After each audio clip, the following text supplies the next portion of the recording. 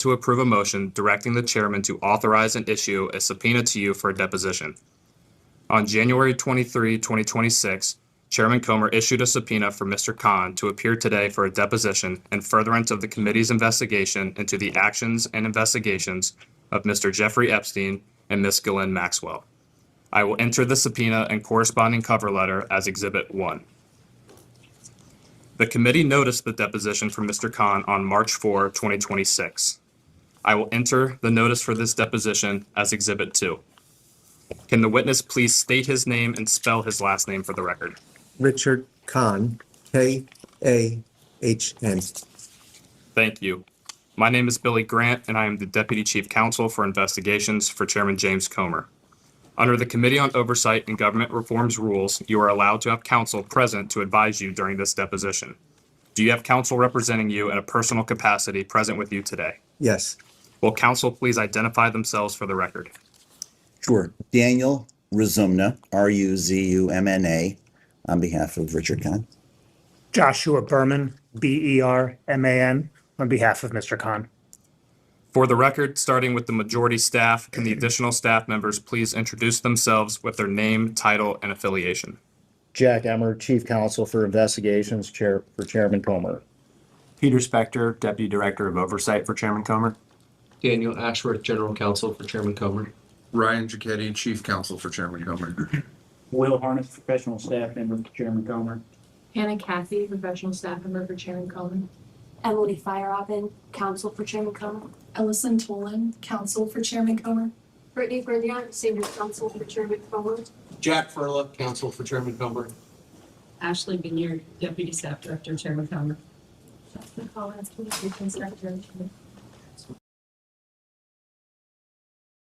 And would the members of Congress please introduce themselves? James Comer from Kentucky. James Walkinshaw, Virginia. Thank you all. Mr. Kahn, before we begin, I would like to go over the ground rules for this deposition. The questioning will proceed in rounds. The majority will ask questions for an hour, and then the minority will have an opportunity to ask questions for an hour if they choose. To the extent members have questions for the witness, they will be propounded during their side's respective rounds. The clock will stop if you need to confer with counsel, your counsel is speaking, and when members or staff are speaking during the opposing side's round of questions. We will alternate back and forth until there are no more questions. Do you understand? Yes. There is a court reporter taking down everything I say and everything you say to make a written record of the deposition. For the record to be clear, please wait until the staffer questioning you finishes each question before you begin your answer, and the staffer will wait until you finish your response before proceeding to the next question. Further, to ensure the court reporter can properly record this deposition, please speak clearly, concisely, and slowly. Also, the court reporter cannot record nonverbal answers, such as nodding or shaking your head. So it is important that you answer each question with an audible verbal answer. Do you understand? Yes. Exhibits may be entered into the record. Majority exhibits will be identified numerically. Minority exhibits will be identified alphabetically. Do you understand? Yes. We want you to answer our questions in the most complete and truthful manner possible, so we will take our time.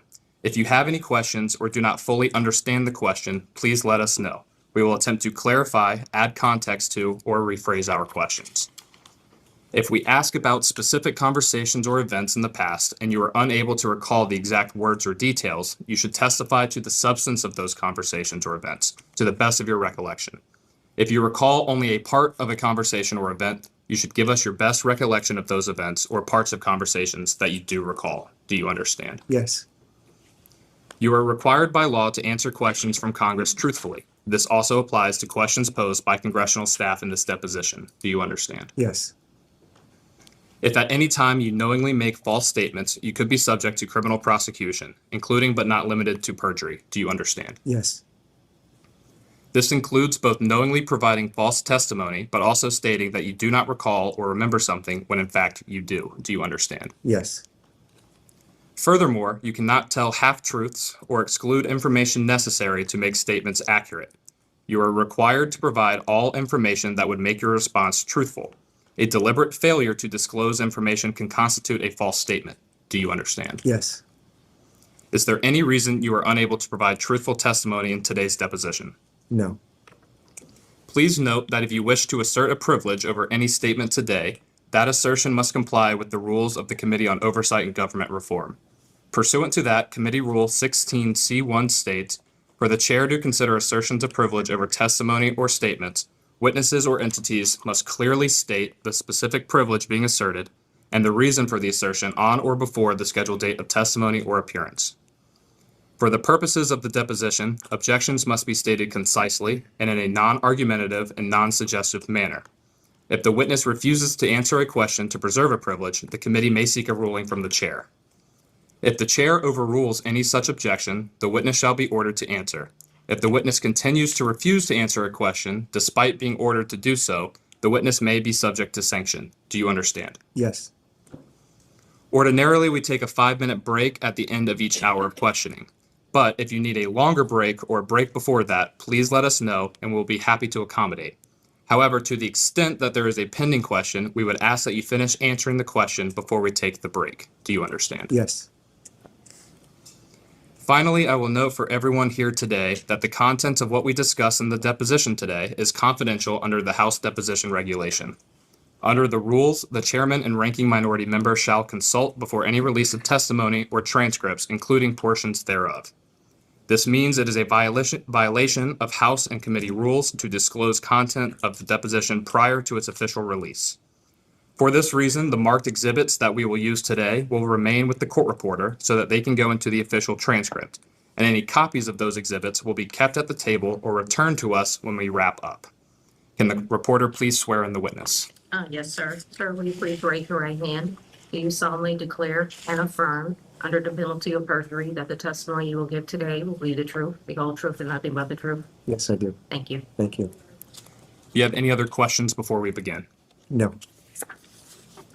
Mr. Kahn would like to make a statement before we begin. It's an opening statement. I have to give a copy to the court reporter as well. We'll mark this statement as Exhibit 3. I would like to thank the committee for the opportunity to testify and thereby try to set the record straight on a number of important points. Because I expect the committee has many questions, I will keep this statement brief. First, in the years that I provided outside accounting and bookkeeping services for Jeffrey Epstein, I was not aware of the terrible and unforgivable things that he did to women and girls. My relationship with Epstein was strictly on a professional level. We did not interact socially, and I never attended any of his parties or his social functions. While Epstein was alive, I never observed any sexual abuse or trafficking of women and never received a complaint, either by one of Epstein's victims or anyone else, of such abuse or trafficking. Epstein told me that his 2006 arrest was a mistake, that he did not know the woman was underage, and that nothing like that would happen again.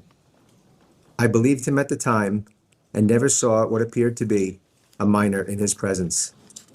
Had I learned of any of his horrific behavior, I would have quit work immediately. Second, in the work that I performed on behalf of Epstein or his companies, I did not see anything that suggested to me that Epstein was abusing or trafficking women or otherwise acting unlawfully.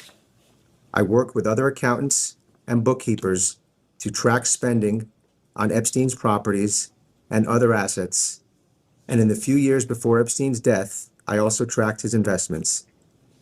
With homes in the Virgin Islands, New York, Palm Beach, Paris, and New Mexico, and with several planes and a helicopter, Epstein had substantial yearly expenditures and a large staff. We tracked the expenditures as meticulously as possible, including gifts by Epstein to women and men.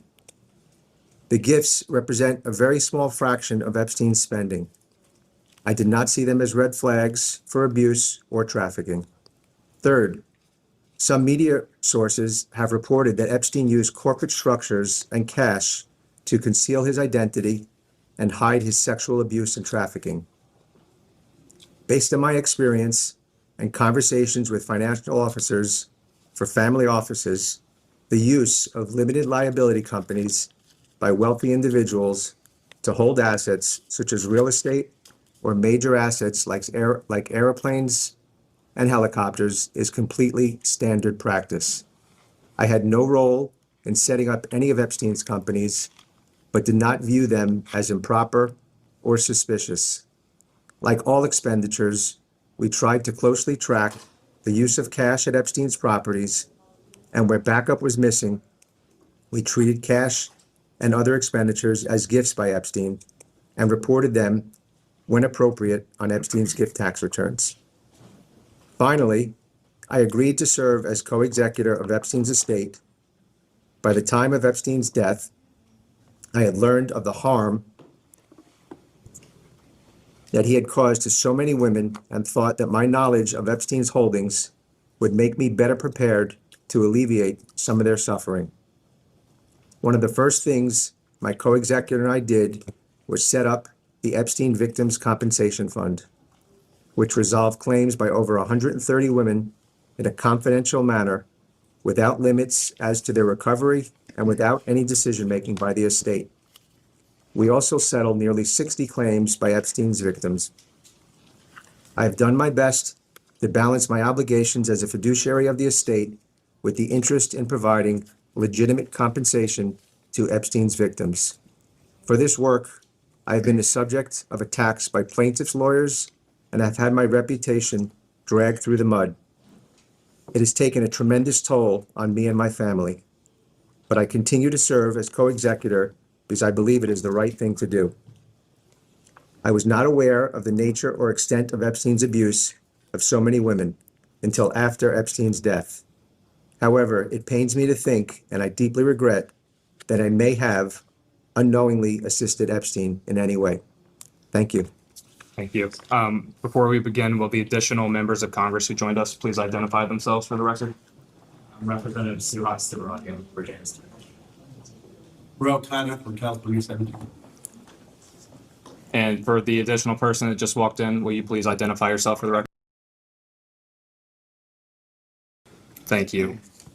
The clock reads 10:11 a.m. and the majority's time will begin now. Mr. Kahn, thank you for appearing here today. I'm going to get started with just some brief background information on you. Can you tell us where you went to college? I went to Syracuse University, And what degree did you graduate with? an accounting degree. Did you, after graduating from Syracuse, did you obtain any other professional degrees or licensures or anything like that? I later obtained a master's degree in taxation from Pace University. And what year was that? I don't recall the exact year, maybe late 90s, 99.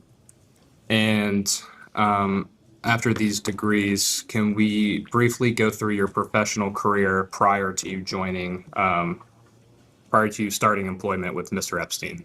Yes, Can you just walk through that for us, please? certainly. After college, I worked for 3 public accounting firms. The first firm was Coopers & Lybrand, which at the time I believe was a Big 4 accounting firm. The next firm I worked for was Richard Eisner and Company, a mid-sized firm. And then I worked for a small firm called KNHN. And when did you join, or when did you first become employed with Mr. Epstein? I interviewed for a job with Epstein in October of 2005. And when did you first meet Mr. Epstein? I met him in October of 2005. I don't recall the date, and I believe I started employment about 2 weeks later. And when you first met him, can you explain where that was and what you were doing? Yes, I was at the time, I had reached out to recruiting firms looking for an accounting or a CFO job. And I believe I was looking at the Times and came across a recruiter who advertised for a job as a accountant bookkeeper. And I did not know when he said to me that I was going to have an interview who it was. And I found out about 30 minutes before the interview that I was going to be interviewing with Jeffrey Epstein. And my first interview with Epstein was at his townhouse. I don't recall the date or the time, but it's sometime in October 2005. And what did you discuss during that interview? I don't recall the exact conversation. I believe the interview lasted about 10 minutes with Epstein asking me questions about my previous employment. Did you know anything about Mr. Epstein prior to that interview with him? I believe in the 30 minutes before the interview, I saw that there was one article about him. I think it was, maybe it was the International Man of Mystery article. Was anyone else present during your interview with Mr. Epstein? Not that I recall. Anyone greet you at the door when you walked in for your interview with Mr. Epstein? It certainly wasn't him, so someone must have, but I don't recall who that was.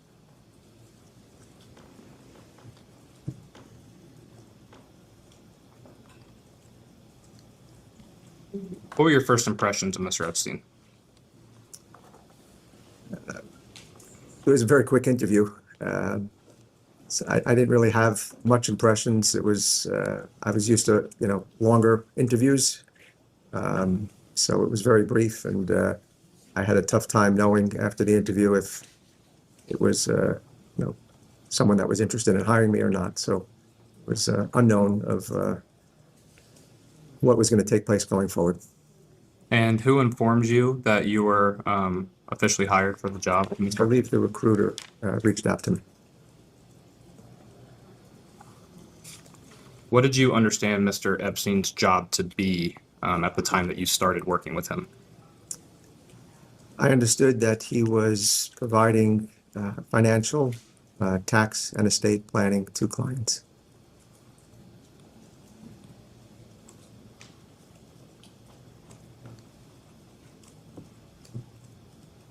Did you know anything about Mr. Epstein's background when you first started working with him, as in, his past of where he had previously worked, where he went to school, things like that? I believe I knew that, and I don't know, maybe it was from the coworkers that told me that he worked at Bear Stearns previously. And I also understand that he did not finish his college education. And at the time of you first beginning employment with Mr. Epstein, did you already understand him, Mr. Epstein, to be a wealthy individual? I knew he was a wealthy individual from at least some of the assets he had, homes, planes. But at the time I began working for Epstein, I was pretty much focused on bookkeeping and dealing with his insurance and investments outside of stocks and bonds. So at that point in time, I was not preparing asset summaries for him and was unaware of his net worth or the value of his brokerage accounts. And you mentioned handling his investments outside of stocks and bonds. What sort of investments would those be? If Epstein wanted to invest in a newspaper or a magazine, if he wanted to invest in a private company, I would usually be the point person to maybe look at the financial statements before he made the investment or while he was holding the investment to monitor the investment on his behalf. And did Mr. Epstein ever invest in any newspapers or publications? I believe that Epstein invested with Mort Zuckerman in Radar magazine. Any other publications?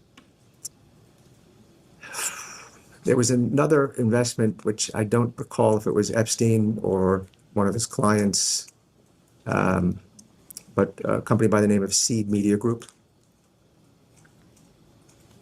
And what did Seed Media Group do, to your understanding? I believe it originally was doing scientific analytics and then maybe pivoted into a magazine. I don't recall the specifics, but that is my general understanding.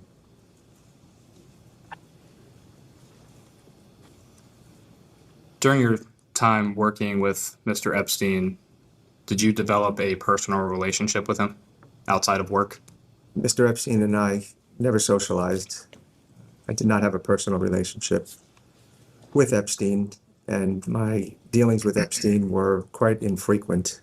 I would typically meet with him about every 3 weeks for anywhere from 30 to 90 minutes. And our conversations were 90% regarding, the questions I brought in and was looking to get answered regarding his accounting and financial situation.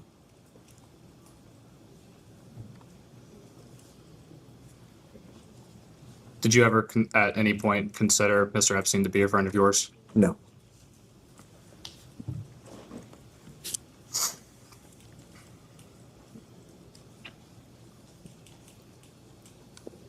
And you mentioned that you would meet on approximately a 3 weeks or so cadence in person. Outside of those physical face-to-face meetings, how often would you otherwise communicate with Mr. Epstein? I would say that 80% of my communication with Epstein was on email. And the remaining was phone calls. I could probably count on one hand the amount of times I called Epstein. It was always him calling me. And that was the extent when he would call me on the phone, email, and then in-person meetings. And the in-person meetings, where would those most frequently occur? After 2010, I began in 2005. The in-person meetings were always at his townhouse in New York.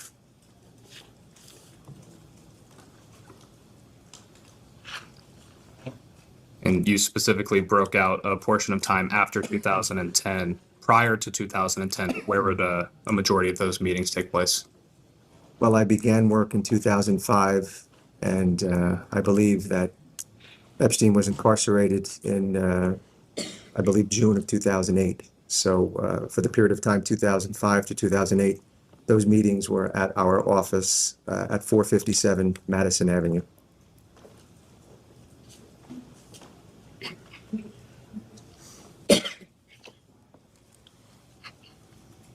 And did the nature of your relationship with Mr. Epstein ever change over the course of your years of employment with him? My relationship with him was always strictly professional. We never had a personal relationship or socialized, so I don't believe it changed at all.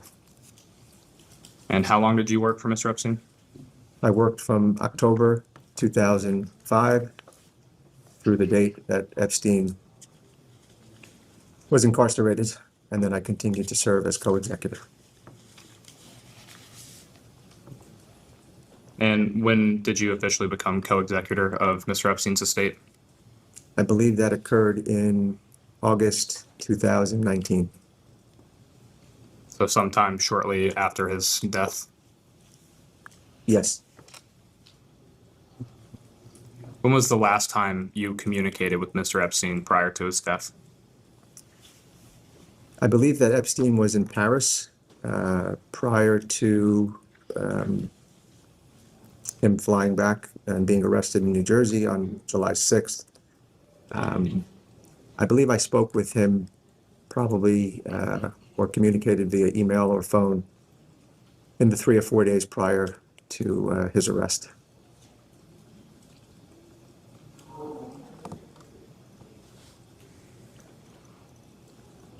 Do you know why Mr. Epstein was in Paris at that time? No. And at the time of that last discussion, what were the two of you discussing? I recall this from seeing recent media reports, but we were discussing his pursuit of a property in Morocco. And what about that pursuit of the property in Morocco?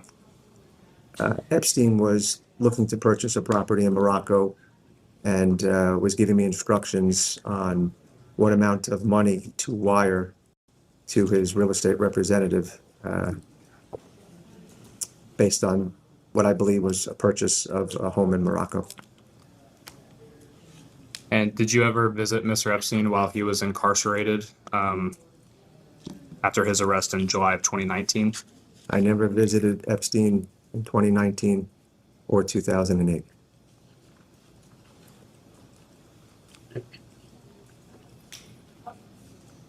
When was the last time you saw Mr. Epstein in person?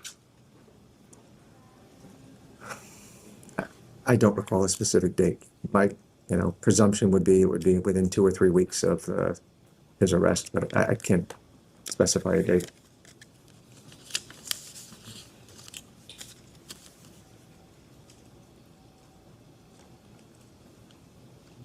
And understanding you can't specify a date, do you know why you met with Mr. Epstein in person at that time? My meetings with Epstein were, as I said earlier, usually every 3 weeks, and I was handling a lot of things on behalf of Epstein at the time.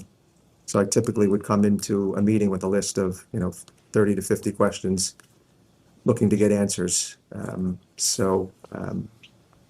purpose of almost every one of my meetings was to try to, work down my list and get answers to things that I was working on. And those 30 to 50 questions you would, often ask, what types of questions would you be asking at that time? If an employee was looking for a raise and they came to me, I was going to ask if he was interested in giving a raise, if he was doing construction at a property, and the contractor was looking for payments per the agreement. I wanted to make sure he was comfortable with the work in place. If I was renewing his aviation insurance policy, I wanted to let him know what the premiums were for the next period of time. Those were some examples. Would some of these questions involve disbursements of payments to or from entities of Mr. Epstein's to various employees as well? I'm not sure I understand what your question is. As part of these 30 to 50 questions that you would ask Mr. Epstein, you mentioned that you would talk about raises or construction projects and their payments, insurance policies, and renewing them. Would you also discuss any type of payments that you would okay to go from one of the entities of Mr. Epstein to individuals on the payroll? Well, if the individual was on a payroll, the payment would be the same every week unless that person was asking for a raise.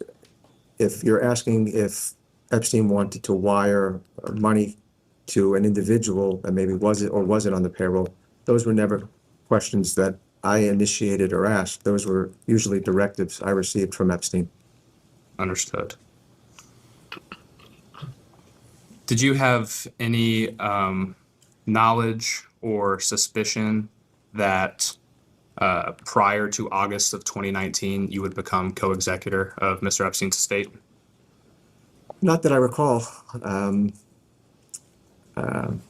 There were earlier documents, I believe, that I was in, but I don't recall that I would be the co-executor, the named co-executor, when he changed his documents a few days before his death.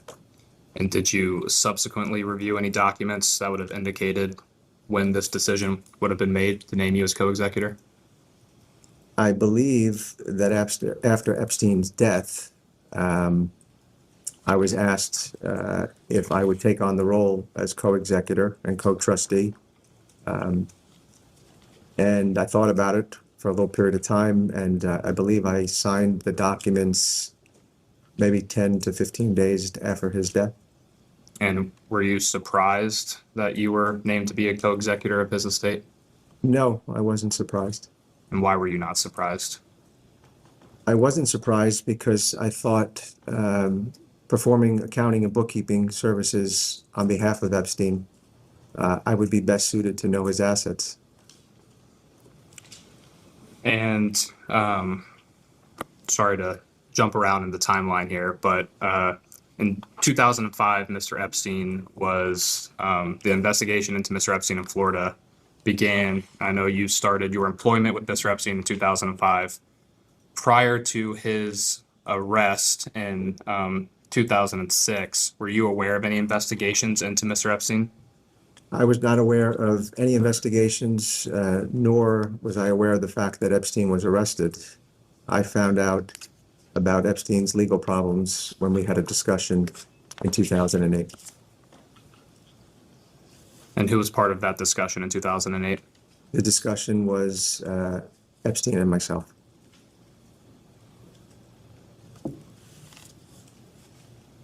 And what did you discuss? Epstein said he wanted to talk with me and mentioned that he was having legal problems in Florida. And he mentioned that he was with a woman that turned out to be a minor and that he was going to be charged with soliciting a minor for prostitution. Epstein then told me that it was a mistake that he was with this minor and that it would never happen again. Where did this conversation occur? I don't recall where it occurred. But that's the conversation that I recall. Was it, do you recall if it was in person or over a phone or anything like that? I don't recall.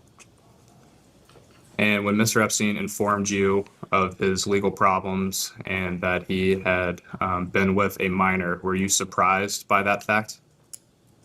Yeah, I was surprised. I've just been working for this man for a few years.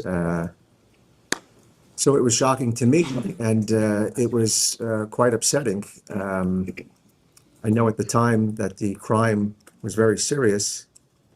However, his sentence was rather light. I believe he served 13 months, of which he was allowed to leave the county jail 6 days a week for 12 hours a day.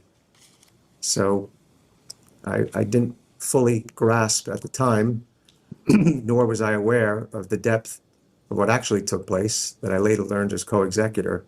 But at the time, I unfortunately and regrettably trusted Epstein that this would never happen again, and I decided to stay working for him. And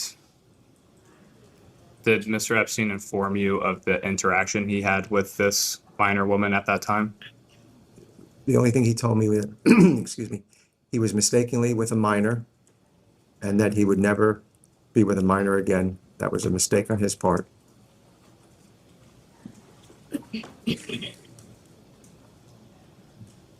But no specifics about what he was doing with this minor? No.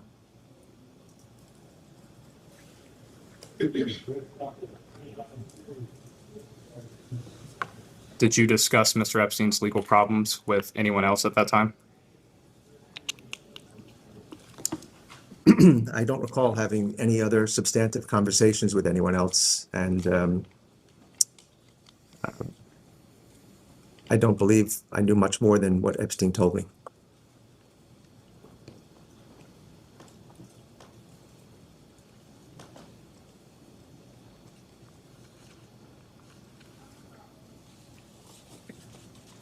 You didn't discuss his legal issues with anyone else that you worked with?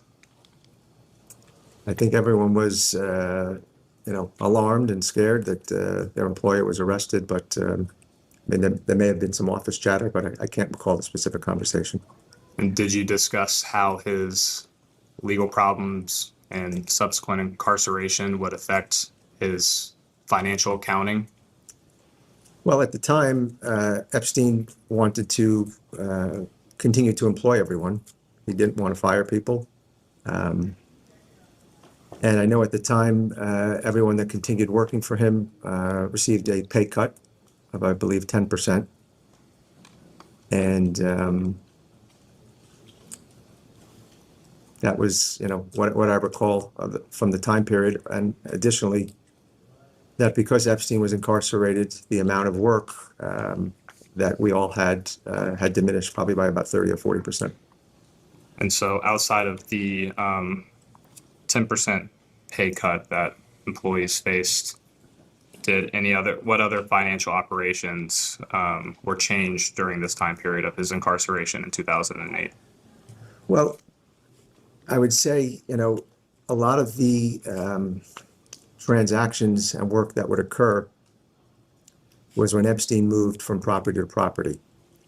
So, for example, if Epstein was in New York and heading down to the U.S. Virgin Islands, to his islands, The property managers would want to make sure that the house was meticulous and that the landscaping was perfect and there was food in the refrigerator, and they were able to accommodate Epstein and whoever he was traveling with. So there was a lot of work done in anticipation of Epstein moving from home to home, which would lead to more expenses and me having more interactions with the household staff if they needed an increase on their credit line or they needed cash to pay for bills or get things ready or purchase flowers. So in that regard, because he wasn't moving around from property to property, the amount and volume of transactions and work was diminished. And did you receive a pay cut during this time? Yes, 10%? yes, every employee did. And what was your pay at this time? I believe my salary was $180,000 or somewhere in the $180,000 range. It could have been 185 or 190. I believe my starting salary was $180,000.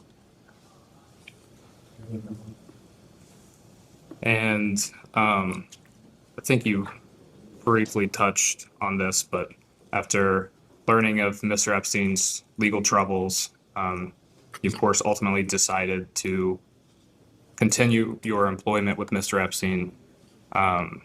Did you ever consider leaving or discuss leaving your Yes. employment? Yes, 100%. I apologize for not alluding to that earlier.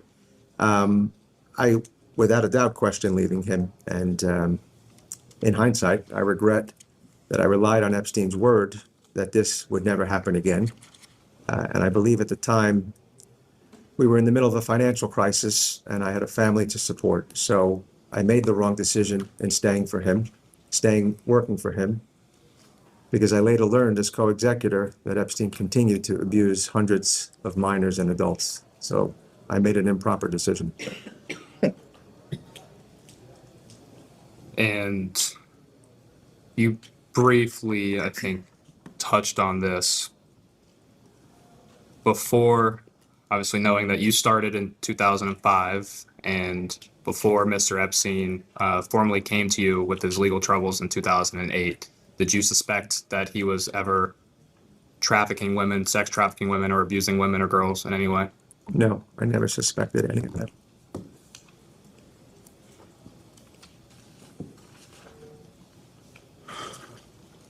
Did anyone in Mr. Epstein's orbit ever express concern to you about Mr. Epstein and his dealings with women before his 2008 conviction?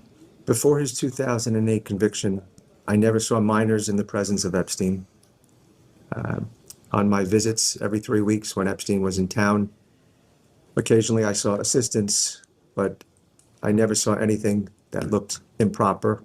In addition, no woman has ever come to me and said that she was in danger, that she was being sexually abused or sexually trafficked.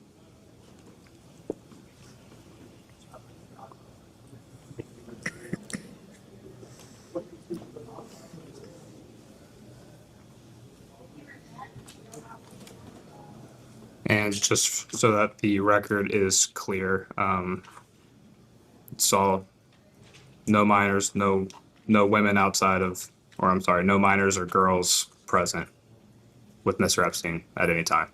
No, I'm not saying that I never saw minors. I'm saying, let me rephrase that. I never saw minors in Epstein's presence. Period, correct. Yes, that's what I'm saying. What I'm saying is that occasionally, when Epstein was in the office, I did see his assistants, and no one ever approached me, communicated with me, and said that they were in danger or that they were being sexually abused or trafficked by Epstein. Is it fair to say the assistants were adult females? Correct, yes. When did you become aware that Mr. Epstein had to register as a sex offender following his arrest and incarceration in 2008? I believe I became aware, I assume, after he was to be released from jail.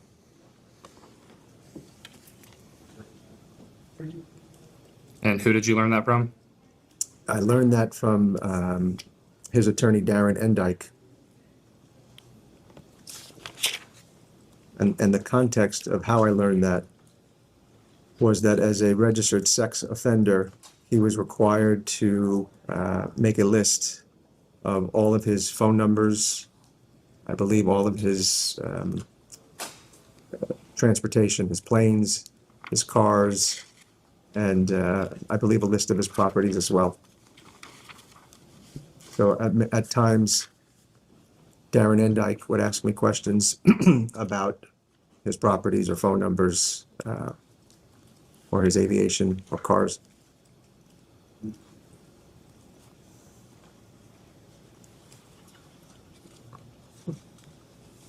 What sorts of questions regarding the phone numbers, cars, properties, and aviation vehicles would you be answering or I providing? believe there was a base list that Mr. Endyke had, and if Epstein had purchased a new car, I assume it would have to be added to the list. So he might say to me, you know, has Epstein sold or purchased any cars in the last, you know, I don't know the period that he was reporting.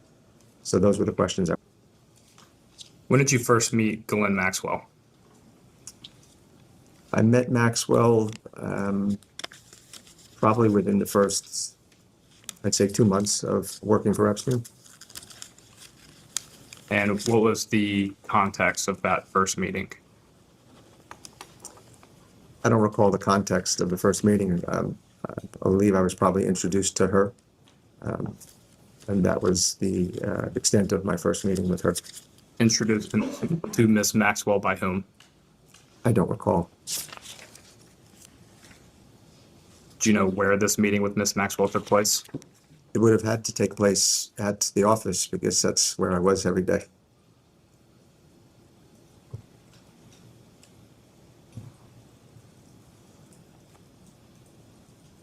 And what did you discuss with Miss Maxwell in your first meeting? As I said before, I don't recall the conversation, but my dealings with Maxwell when she was working in Epstein's office were predominantly regarding, she was a signatory on Epstein's accounts, and I would receive from Epstein's properties stacks of invoices of which I would review. And after I reviewed them, I would either bring them to her if she was at her desk or leave them on her desk for her to sign the checks and review them as well. Were you surprised that Miss Maxwell was a signatory on accounts? I knew Maxwell to be the equivalent of, Epstein's chief of staff. So, that was, I was explained that she was, number 2 to Epstein. So no, I wasn't surprised.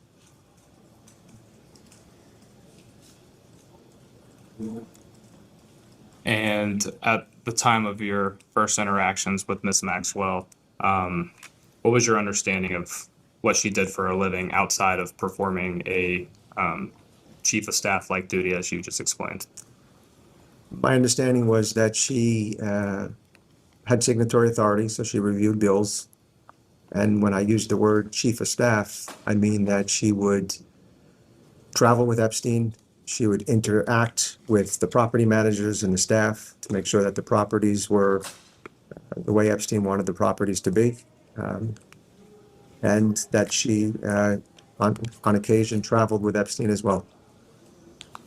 And throughout your relationship or employment with Mr. Epstein and working with Miss Maxwell, did her role as sort of a chief of staff or a number 2 to Mr. Epstein, did that ever change? Yeah, I believe that she was no longer involved in Epstein's day-to-day operations sometime in, I want to say, the 2009 to 10 range. Do you know why her role changed in that 2009 to 2010 range? I was never informed why her role changed, no.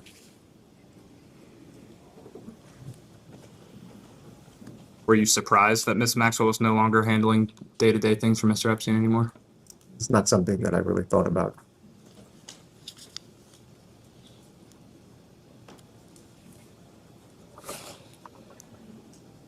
a person you would review invoices for and provide them to for final sign off. You didn't think about why she was leaving her role or her involvement in the day-to-day of Mr. Epstein?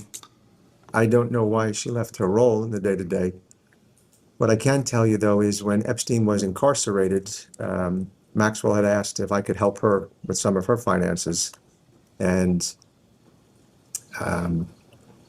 I helped her organize her finances, sometimes during my working day and sometimes after work.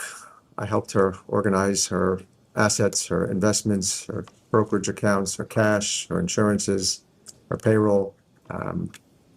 And I did that for a period of time. And after a period of time of doing that work, I was not paid by her, and I felt like my work was not appreciated.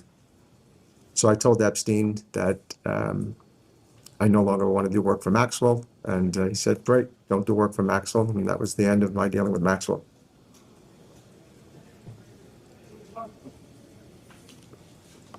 Did you ever have the impression that Miss Maxwell and Mr. Epstein had a romantic relationship with each other? I was never aware of Epstein's romantic relationships, but there was, I'd say, office chatter, or people said that at one point in time they did have a romantic relationship, but I can't say I know that with confidence. Do you recall who would have been engaging in this office chatter talking about their relationship? Could have been any of the 6 to 10 employees that were in the office. I don't know.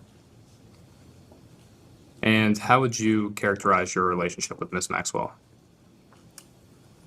Our relationship was, cordial, but as I said just previously, at the period of time where Epstein was incarcerated and I was doing work for Maxwell, working very hard and not being paid, I felt my work was underappreciated, so I had no desire to deal with her at that point in time anymore.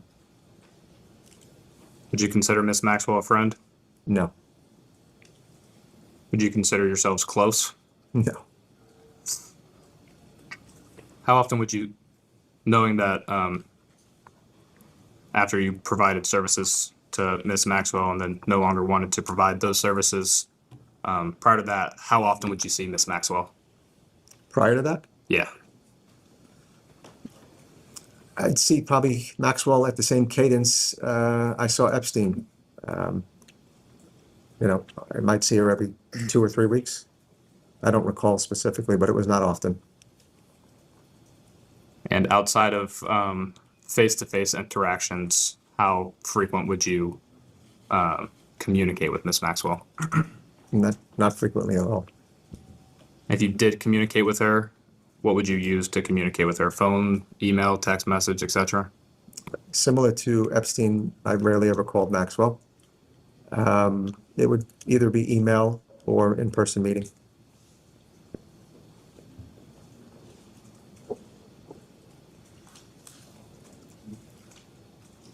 Did Ghislaine Maxwell ever try to introduce you to any women or girls during her time in Mr. Epstein's orbit? No. Did Miss Maxwell ever ask you to introduce her to any women or girls in your orbit? No.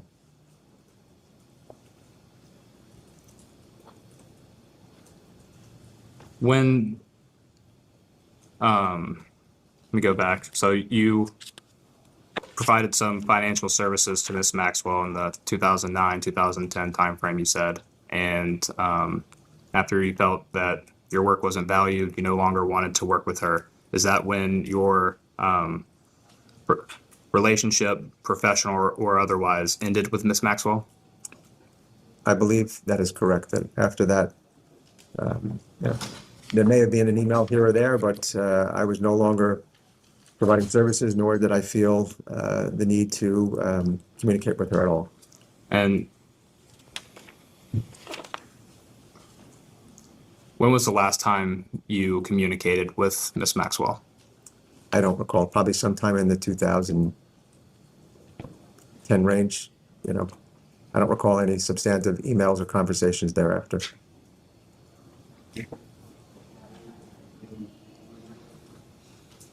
Prior to Miss Maxwell leaving Mr. Epstein's orbit in the 2009, 2010 timeframe, was Miss Maxwell heavily involved in Mr. Epstein's business dealings? When you say the word business, do you mean financial stocks and bonds, or do you mean his properties and caretakers? Let's start with the first one, stocks, bonds, investments, I etc. don't recall Maxwell being involved with his investments at all. And then with his properties, assets, airplanes, vehicles, That was the majority of what I understood her role to be, yes. and she was primarily performing functions of a signatory on invoices and payments.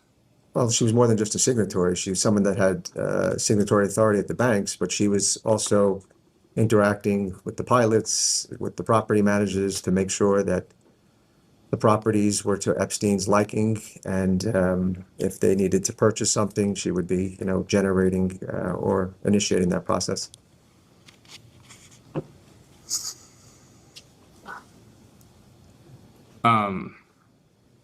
You mentioned there were 6 to 10 people in your office in this, I guess, pre-2009, 2010 timeframe. Is that correct? Yes, yes, that is correct. And with those 6 to 10 people in your office, would they have routinely communicated with Jeffrey Epstein? Could you explain what you mean by routinely? Were they on their own accord having conversations, meetings, phone calls, emails with Mr. Epstein? I can't speak on behalf of others. I will say that for the time that I worked in Epstein, was my client, everyone had their own relationship with Epstein. So, my involvement with Epstein would be regarding whatever I was working on at the time, his properties, his construction projects, his planes, later in my employment, his investments. But another individual or an accountant might be talking about his investments. The meetings when we were working at 457 were more one-on-one with Epstein.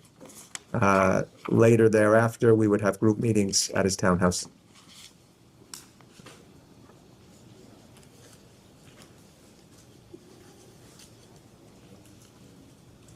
And who would be at those group meetings at his townhouse?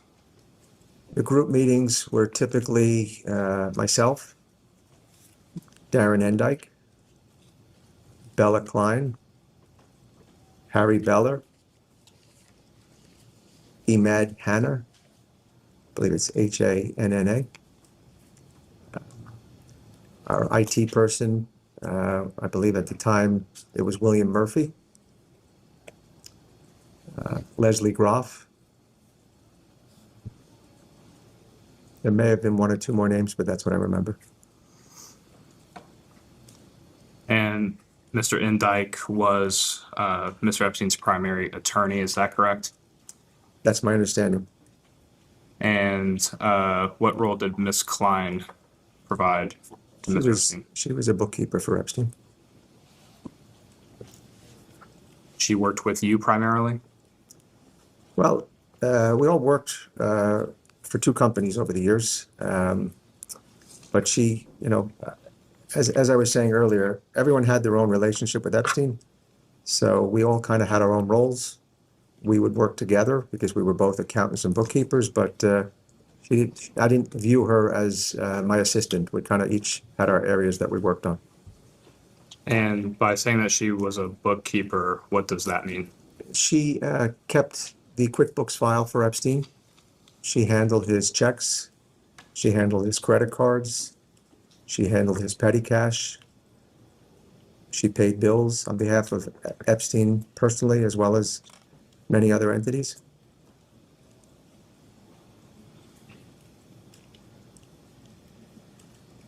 How did her role differ from your role? So that was her role. So I didn't do any of that stuff.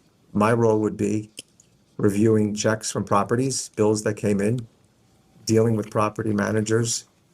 As I said earlier, reviewing his investments, dealing with Epstein's insurance for himself and for his employees, his health insurance, his dental insurance, his property insurance, his aviation insurance, his life insurance. I dealt with construction projects when Epstein was decorating a property, somehow I inevitably always was involved with the architect, engineer, or designer. I was involved with Epstein. If he was hiring employees and hiring a recruiter, I would be the point person. So I did many functions, but none of the functions that Bella Klein did. And Mr. Beller, what was his role? Mr. Beller's role was specific to Epstein's investments in stocks and bonds and derivatives. Mr. Beller provided the accounting for Epstein for his personal investments as well as his clients. And Ahmad Hanna, what was his role? Ahmad Hanna was like a project controller. So, he would focus on big projects and really interface with the employees. And some of the stuff that I mentioned that I did, Ahmad Hanna used to do previously, but when he left employment, I started doing that. So if Epstein wanted to purchase a car for himself or for an individual, Ahmad Hanna would handle that. But I later assumed those responsibilities when he was no longer employed. And as a project controller, I presume that includes things like purchasing vehicles. What else would that include? Purchasing vehicles, if at one point in time, Epstein was doing a lot of construction on his island, Little St. James, and they set up, I guess what you call a batch plant, where they were making cement live on the property. I guess it was more cost effective. So Epstein must have hired 30, 40 people at the time, and he was involved dealing with the construction manager and making sure that the costs were in line and setting up budgets and timelines for the start to the finish of that project.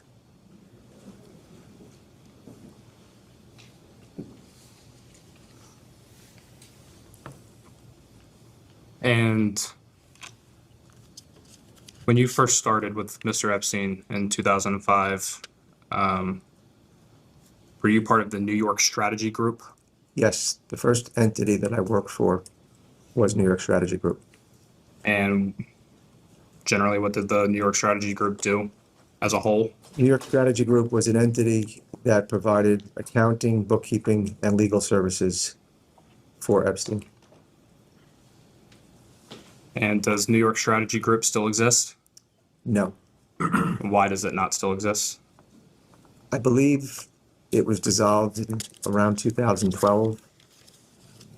I don't know why it no longer exists, but I do know that the two entities that followed after New York Strategy Group were HBRK Associates, which I was part of, and that was the accounting and bookkeeping services.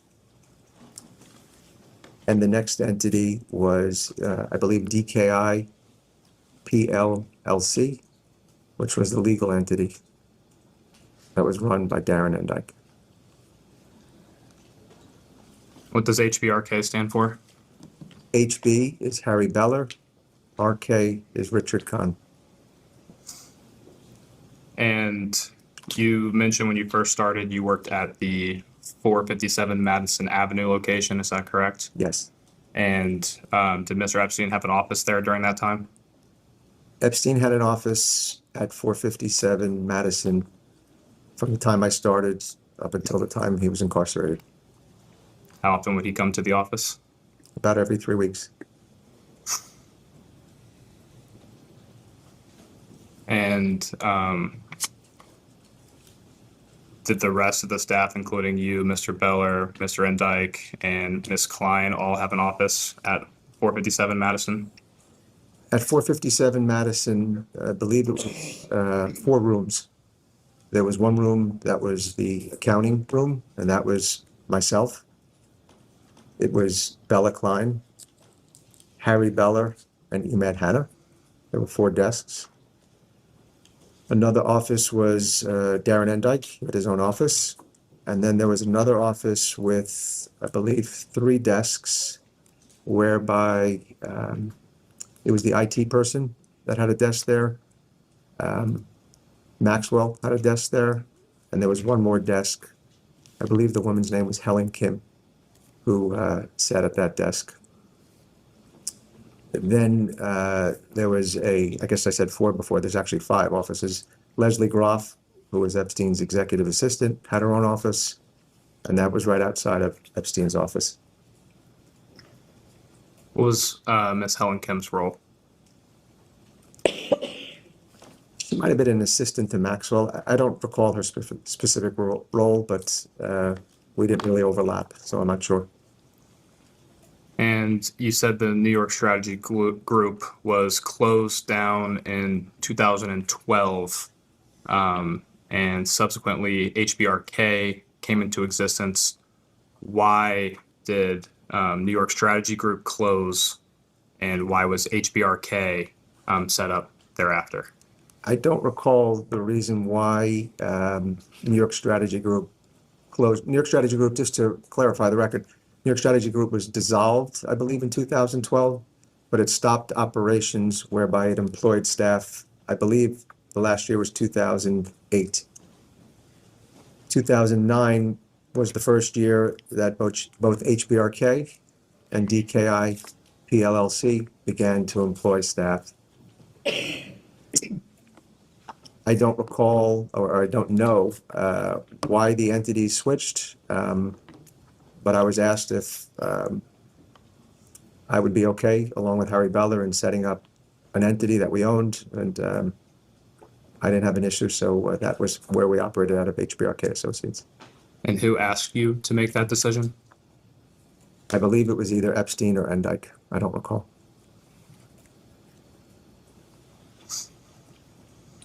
And whose idea was it to name the company after yourself and Harry Beller? I believe Epstein said, you guys are going to form a company. Why don't you pick a name? So I believe we decided, not Epstein or Endyke. And where, as in, maybe backtrack, what office space did you operate out of when HBRK started? So when HBRK started, we were still working at 457 Madison. At the time, 2009, Epstein was incarcerated, and the rent was very high. So we had a lease that was very expensive, and we were trying to break the lease. As Epstein was incarcerated and we were in a recession, we were trying to be more cost efficient. So I believe we continued working at 157 Madison until around May or June of 2010. And where did you locate to after that? For 2 years thereafter, both HBRK and DKI PLLC worked out of a apartment building at 301 East 66th Street. And which apartment were you based out of inside of that building? There were 2 apartments. I don't recall which one I was out of, but I know the 2 apartments were 10B and 10F. And what was the layout of the apartments in which HBRK operated in? HBRK's apartment was a 1-bedroom apartment, which had a living room, dining room, and 3 desks were set up. The 3 desks in the living room, dining room were Harry Beller, Eman Hanna, and at the time, William Murphy, but then we had a subsequent new IT person. And in the bedroom were Bella Klein and myself.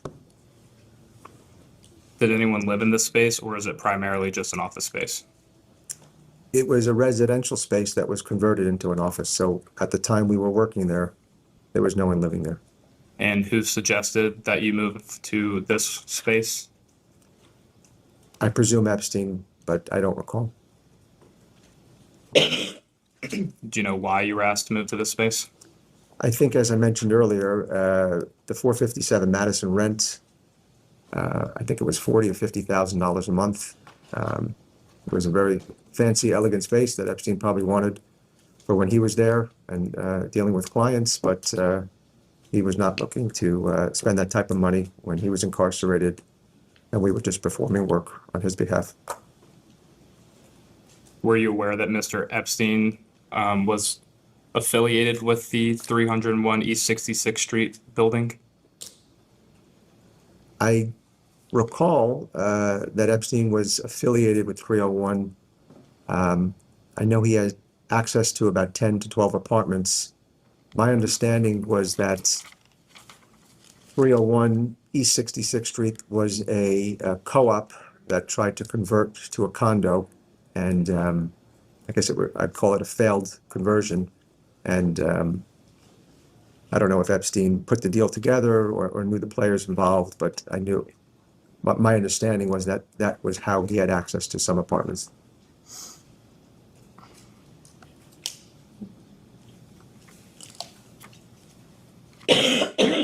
Did Mr. Epstein pay the salaries for HBRK?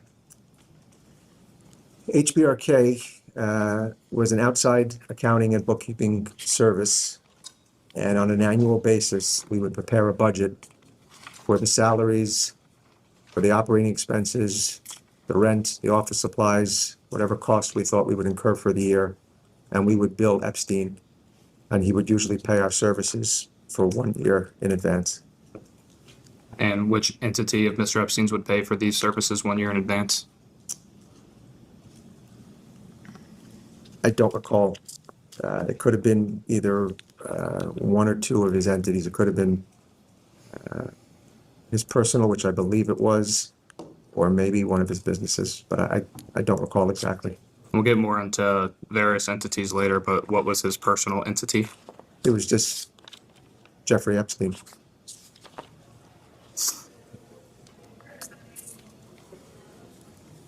How did Mr. Epstein act around women in your presence?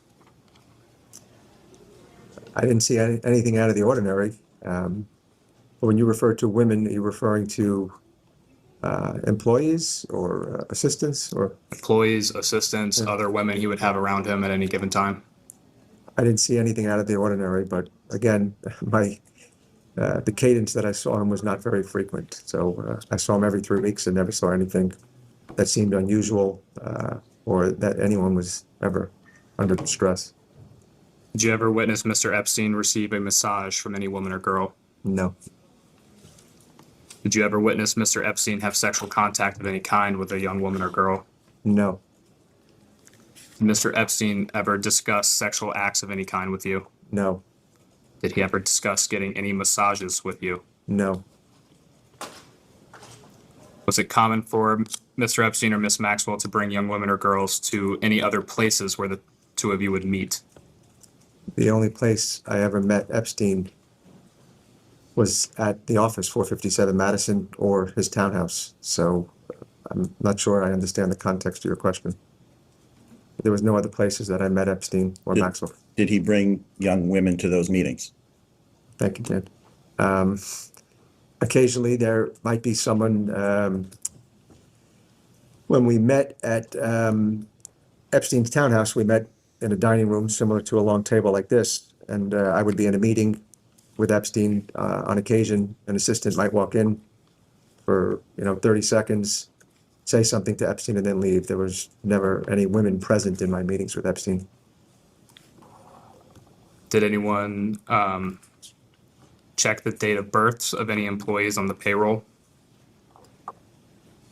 When we received, we would I usually would hand out a employment package to new employees, and I would receive their information with date of birth. And if they were on the insurance plan, I would receive their personal information as well.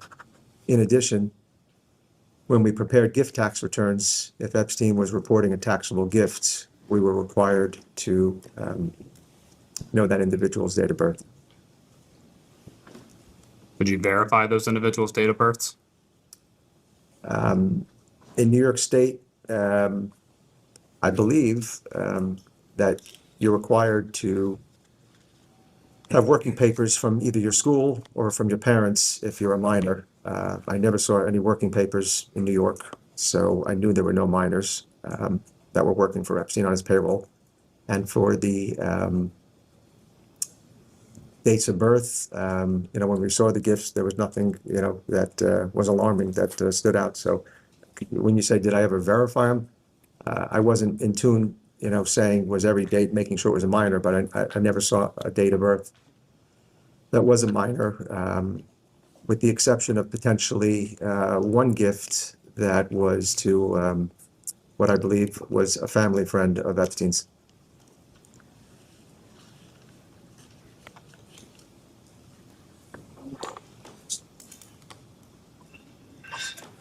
And who was that family friend of Epstein's? Epstein made gifts to, and she was reported on his gift tax returns. And do you recall what that gift was at the time? That she was a minor. Yeah, I believe he purchased for her gift cards, American Express gift cards. Do you know how much value was for those gift cards? Probably somewhere in the $10,000 to $15,000 range.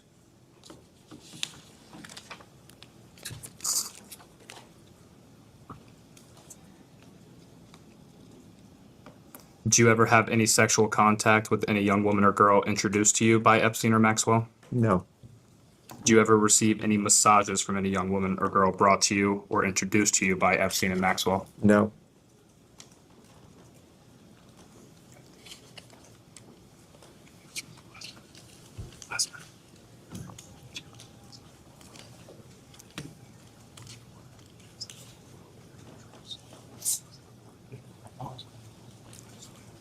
We will conclude our first hour there and go off the record.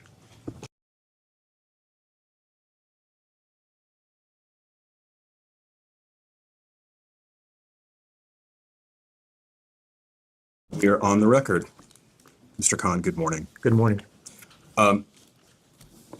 I understand from your testimony in the previous round that you first became aware of Jeffrey Epstein's arrest in Florida through a conversation you had with him in 2008. Is that correct? Yes, Do you recall the date of Mr. Epstein's arrest? his arrest, I do not know the date. I know when he was incarcerated. I believe it was June 30th, 2000. I'm going to ask the court reporter to mark as Exhibit A an email. It's a thread initiated by you to Mr. Epstein. I'll give you a moment to review it.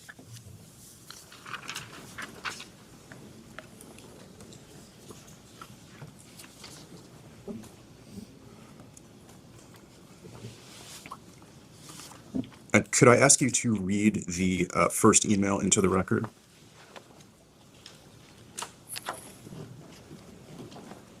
When you say the first email from the bottom, At the bottom, yes, the one dated July 28th, 2006. bottom up, Yes. it says, I know it has been a challenging week. I support you 100%. If there's anything I can do for you, please let me know. And the email is sent by you to Mr. Epstein, correct? Yes. And what were you referring to there when you talked about a challenging week? I don't recall. So I'll represent to you that Mr. Epstein was arrested on July 23rd, 2006. Okay. Is there anything you could have been referring to in that email other than his arrest? I don't recall this email, so it's hard for me to make comment on what I knew. It appears from this communication that you've actually learned of Mr. Epstein's arrest in July of 2006 rather than 2008, as you testified in the previous round. That's not correct. I testified to what I recall to a conversation I had in 2008. This email does not say, I know that you were arrested and it's been a challenging week. It says, I know it's been a challenging week and I support you. It does not say in this email, I know you were arrested. So I'm not going to testify to that. Is there any other challenge you could have been referring to in this email, apart from his arrest? As I said when I testified a few minutes ago, I don't recall this email, so I don't know what I was referring to. I would like to return to the subject of the point in time when you started working for Mr. Epstein. Did you have a title? I think Epstein referred To me and others from HBR Care, actually it was at the time New York Strategy Group, as accountants and bookkeepers. You were asked during the previous round about Mr. Epstein's net worth, and I wanted to return to that topic as well. If I understood correctly, you said you didn't have complete visibility into that question at the onset of your employment, but I understood from your testimony in the last round that there came a point in time when you did. Is that fair? So I believe the question earlier was Epstein was a wealthy man. And I testified that I understood he was a wealthy man because he had many homes and he had planes and other assets. And I said at the time, I was not handling his individual stocks and bonds or asset summaries. So I didn't know what his net worth was. I just knew he was a wealthy man.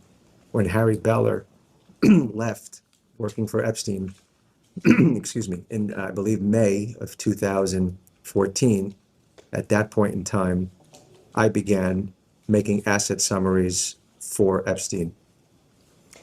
Okay, so let's start at that point in time. What was Mr. Epstein's approximate net worth? One additional clarification, the asset summaries that I was preparing only included Epstein's liquid assets, his investments in stocks, bonds. It might have been loans receivable. It might have been maybe an investment in a private company that was valued on a frequent basis, but it never included his homes. He never wanted to see his homes on there. So I can't accurately say it was a net worth statement. It was, a good portion of his assets, but not a total financial picture. Okay, so we can break those apart. Liquid assets, what was the value as you understood? Again, I don't recall what, at any given point in time, his liquid assets were worth. I do know he had hundreds of millions of dollars in stocks and bonds and investments. And I do know, as serving as co-executor, that when we filed his Form 706 estate tax return, it had somewhere between 500 and 600 million in assets. And I'm sorry, just to clarify, I understood your testimony in the previous round with respect to your appointment as co-executor. You were not surprised at that appointment because you did have visibility into the value of his assets. Is that correct? I thought Epstein would want me to serve as his co-executor, and I chose to serve as co-executor because I thought I knew his assets best.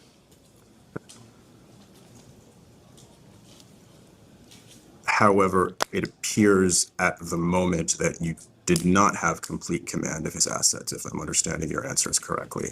I don't think he said that at all. I think Okay. he said he doesn't recall in 2014 what the assets are worth. He Right. told you what they were worth at the time of the estate becoming formed. So I'm not sure your question. So I'm sorry, I just want to make sure we're clear on what your understanding was at these various shifting points in time.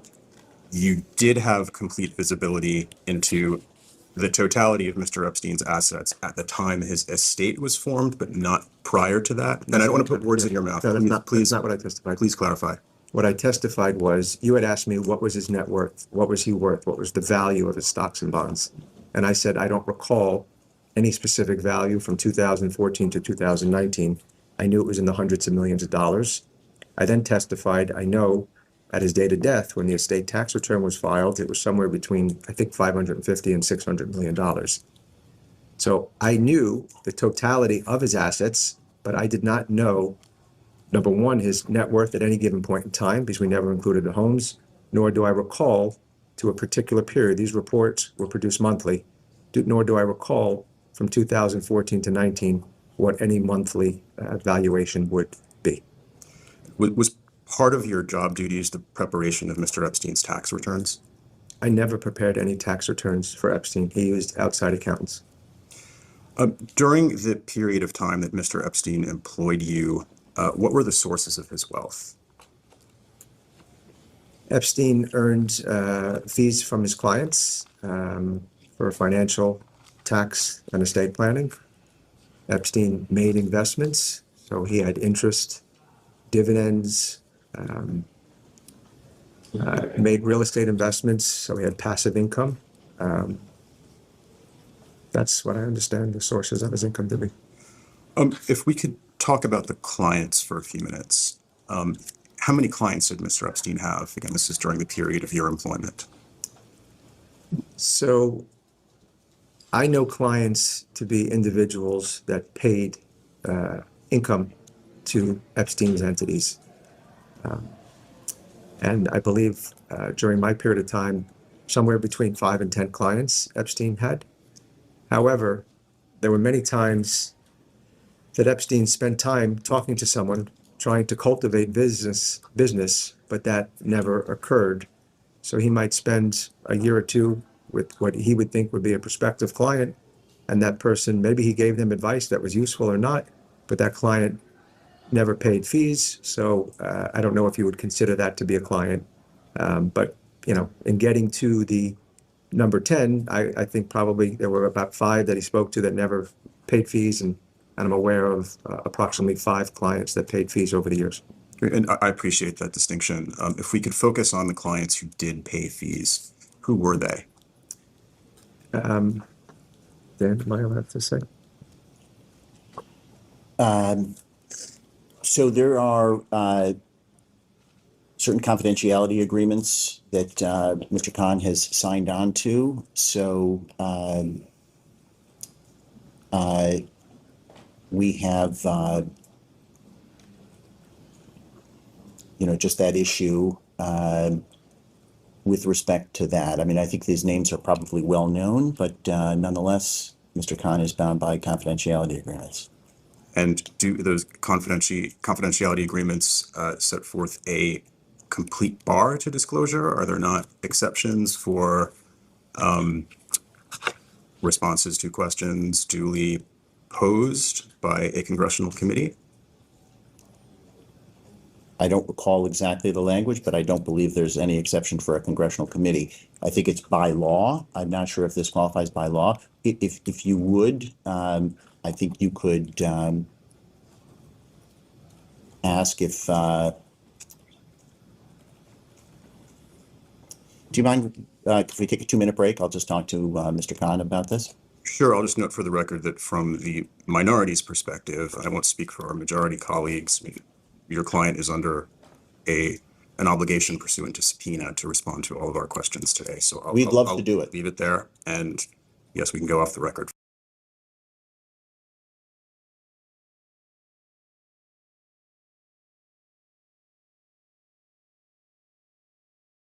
And John, you can ask that question again. Again, my question, Mr. Kahn, you referred to 5 clients of Jeffrey Epstein who paid fees to him during the period of your employment. And so I would ask you to identify those 5 clients. The first client that paid fees that I'm aware of is Les Wexner. The next client that paid fees was either Glenn Dubin individually or his entity Highbridge Capital. The next client was an individual named Stephen Sinofsky. I believe Rothschild paid fees. Rothschild, is that an individual or an entity? I don't recall. It might have. I don't recall how the income was received, but I believe it was from, I believe maybe Ariana Rothschild or one of her affiliated entities. And Leon Black, I believe, was the 5th. Thank you. If we could break those down, I'd just like to ask you about the services that Mr. Epstein provided to each of those 5, starting with Les Wexner. I am not aware of the services that Epstein provided to Les Wexner because I was not involved in working with Epstein or anyone from New York Strategy Group on that account. I had no interface with Les Wexner and Epstein's fee income.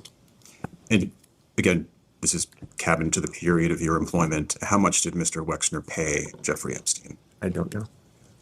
And then Glenn Dubin, same questions.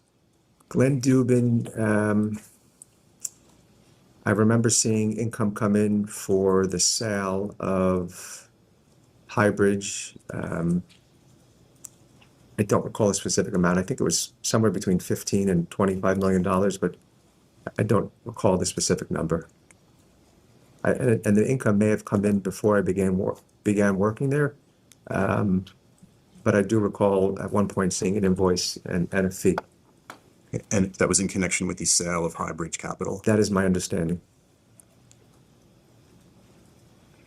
And the services that Mr. Epstein provided to Mr. Dubin in connection with that sale were what? My understanding, again, I was not involved in that work, but my understanding was that he advised on the sale of Highbridge Capital to JP Morgan. And then Leon Black. Leon Black, I was involved in the work on that account, and Epstein provided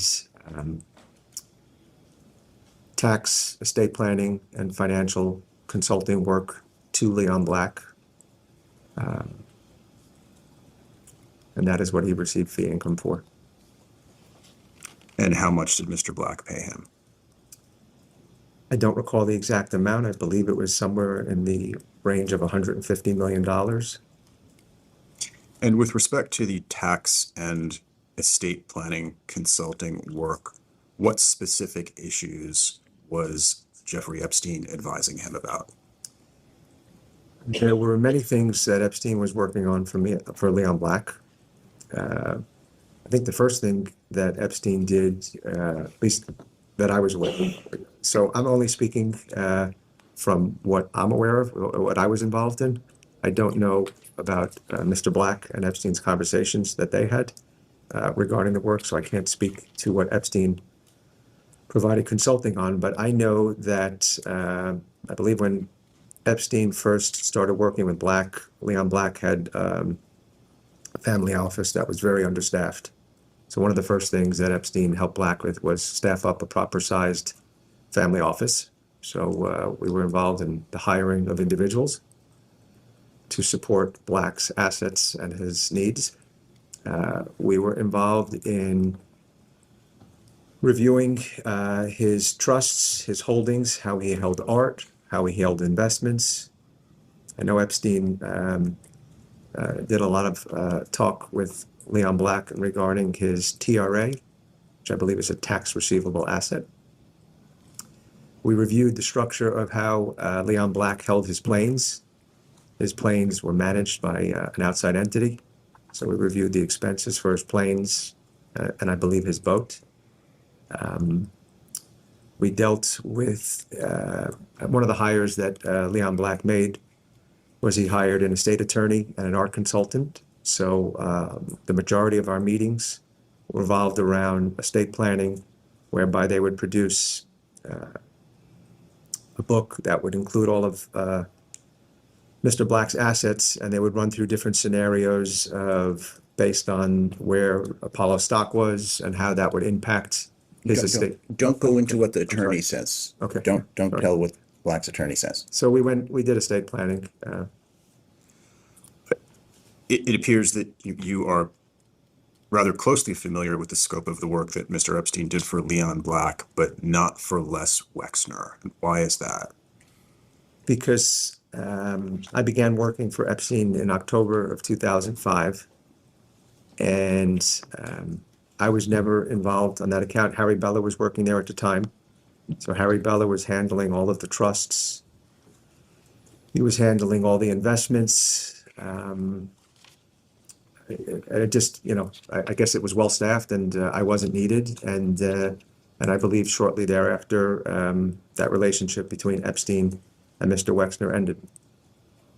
What was your understanding as to why that relationship ended?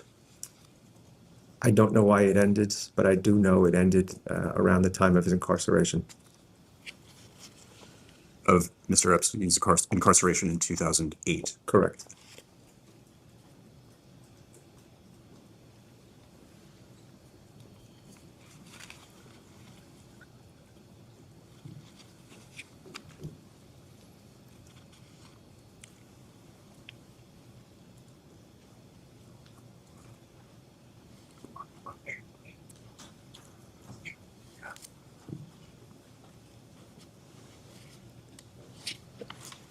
And then just to round out the list, Mr. Kahn, Steven Sinofsky, do I have that right? That was one of the names I mentioned that Epstein received fees from. Who is Mr. Sinofsky? I don't know, let me rephrase that. At the time, I didn't know who he was. I've seen subsequent press reports in the last 6 months to a year. I understand that Mr. Sinofsky used to work at Microsoft. However, I have no knowledge of what work Epstein did for Mr. Sinofsky to receive those fees. And then lastly, Ariana Rothschild. My understanding for that was that Epstein was doing estate planning on their behalf, and I did attend a few meetings with Miss Rothschild's team, along with some of Epstein's staff. Do you know how much money Mr. Sinofsky paid Jeffrey Epstein? I believe it was $5 million. And what about Ms. Rothschild? I think it was 20 or $25 million.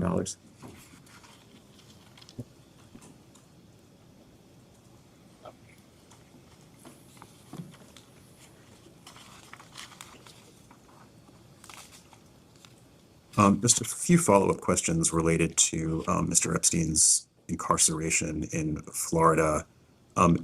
Did you or anyone else ever make any payments in connection with Epstein's incarceration or work release?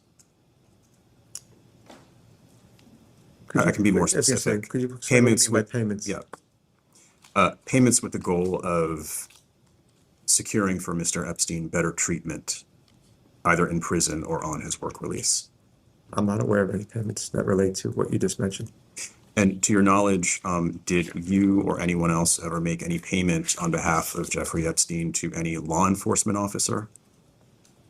Not that I'm aware of, although I do believe when Epstein had office hours in Florida, he was required to have, I don't know what the right term is, a guard or someone that was present either in his office or outside his office.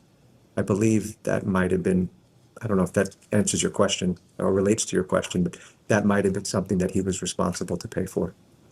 Were you involved in making that payment? I don't recall. Was any payment ever made by you or anyone else on behalf of Jeffrey Epstein to Alex Acosta? Not that I'm aware of. And did you ever become aware of Jeffrey Epstein paying the fees for attorneys for victims in the Florida case? Could you repeat that? I'm sorry. Sure. Did you ever become aware of Jeffrey Epstein paying for the attorneys who represented victims in the Florida case? I don't recall. I wasn't that familiar with that at the time. I'd like to shift gears and talk a little bit more about 301 East 66th Street, the building where I understand you had an office for a period of time.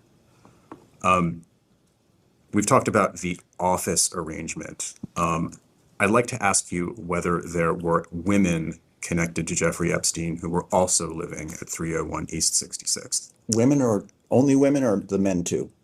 Start with the women. At the time, Epstein had, I believe, 10 to 12 apartments at 301 East 66th Street. So let's just say for this example, there were 10 apartments. The offices 10B and 10F were two out of the 10 apartments. I believe there was a period of time, and I'm not speaking to a specific year.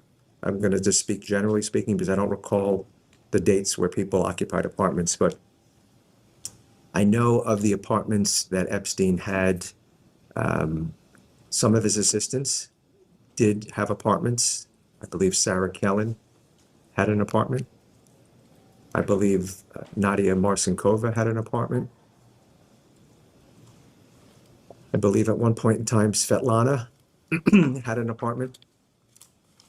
I believe at one point in time, an employee of Eva Dubin's, maybe a housekeeper, had an apartment.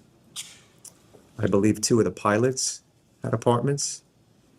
I believe that Lynn, his housekeeper from 90 71st Street, had an apartment.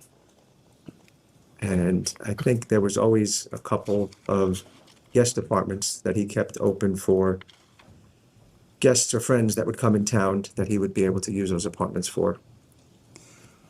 If I could back up for a second, you said that Mr. Epstein had 10 to 12 apartments in the building.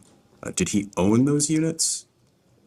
That's a good question. I don't believe he owned those apartments, and I was not familiar with the arrangement. What I understood was that on a few of the apartments, Epstein paid rent. So let's just say, for example, $2,000 a month. And on the remainder of the apartments, Epstein was billed annually, and he would pay for the operating expenses of those apartments. So, for example, the equivalent as if it was a condo, he would pay the common charges and the real estate taxes, and I believe the utilities may have been included in that payment as well. So we were billed annually for the majority of the apartments. So it's fair to say that he covered the cost of housing for the people who occupied those units. Yes, with a few exceptions. There were a few individuals over time that did pay rent. Okay. Did any of the women you just identified pay rent? I believe over a period of time, there were some women that paid rent. Who? I believe Jen Kalin and Karina Shuliak paid rent at one point in time.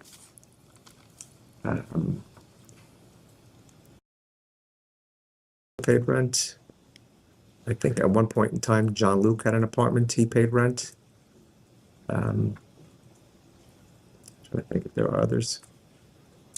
Maybe there was one other apartment, but I don't recall who that was. As to the individuals for whom Mr. Epstein did pay rent, was it your job to make those rent payments on his behalf? The individuals that paid rent directly to the management company. The rent didn't come to Epstein. But when Epstein was billed, as I mentioned earlier, at the end of the year, I believe Epstein's New York entity, NES LLC, paid the costs of the apartments at 301 East 66th Street. Was that you or Bella who do that? Bella, the bill would come to me by OSA Properties. I would review the bill, Epstein would approve it, and Bella Klein would make the payment. I am going to ask the court reporter to mark as Exhibit B an email thread between yourself and Leslie Groff dated November 7th, 2014.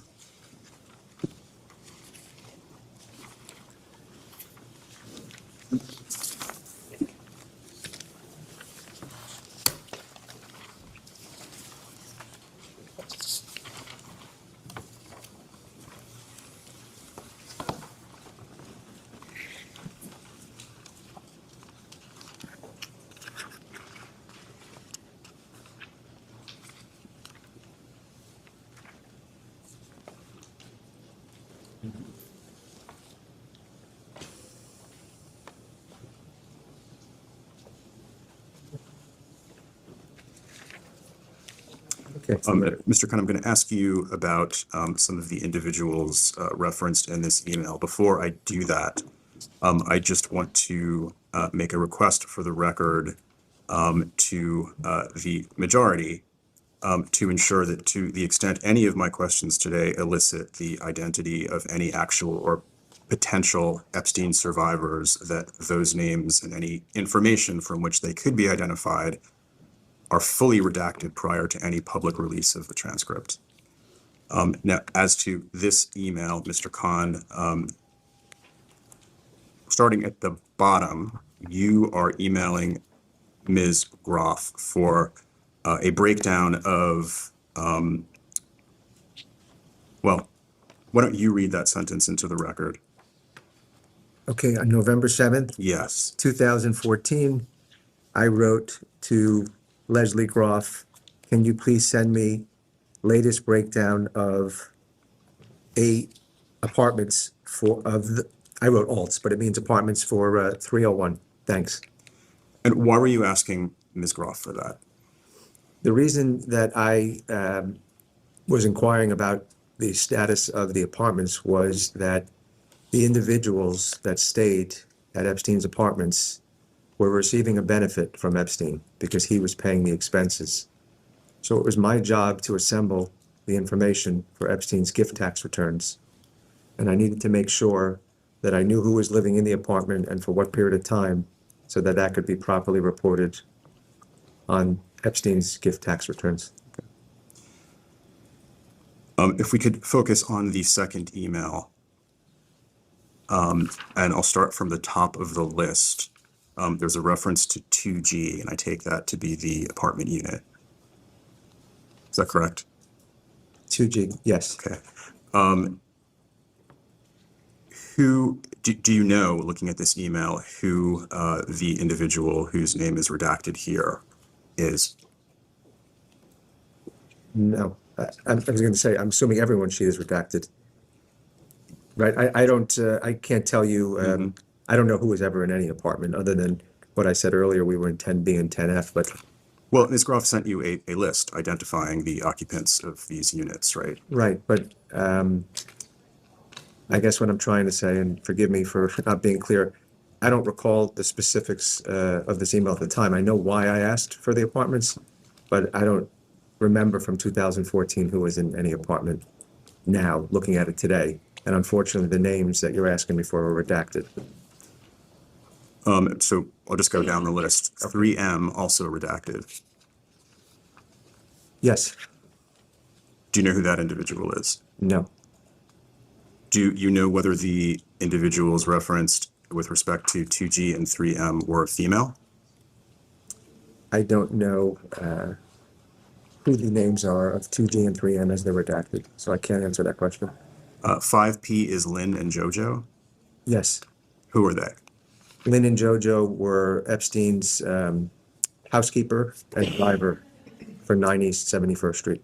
And 7J is Jean-Luc. Yes. And who is that individual? I believe Jean-Luc was a friend of Epstein's. Okay, and I will return to him at a later point today. 8A, guest apartment. 8C, JE Brother Kids. Who is that referring to? I think when I was pondering before, I thought maybe there was another apartment that paid. I believe that Epstein was paying for his brother's apartment. Joyce might be a reference to Mark Epstein's first wife. And Epstein was providing apartments for his kids, possibly. That's what I assume from this. Moving further down the list, 8H, name redacted. Do you know who that individual is? No. Do you know whether that person was female? No. 10F, also redacted. Do you know who that individual is? No. Do you know if that person was female? No.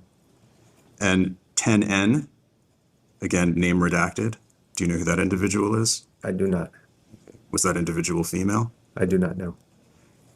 11E, once again, redacted. I do not know who that individual was. Okay. And 11J, also redacted. In the parentheses, redacted, I do not know who, I do not know what the redaction relates to.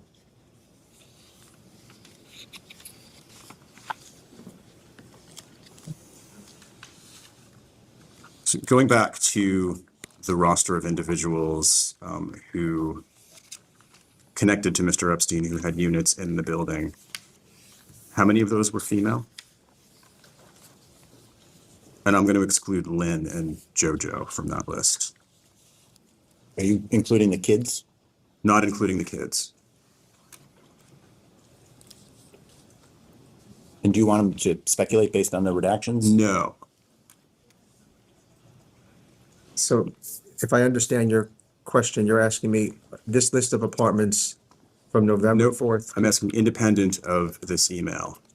What women do you recall having been in the building, women who were connected to Jeffrey Epstein? What women do I recall living in the building at any point in time? At any point in time? Okay. Thank you for clarifying. Sarah Kelly, Mhm. Nadia Marcinkova, Svetlana, I don't recall her last name, it's with a P. I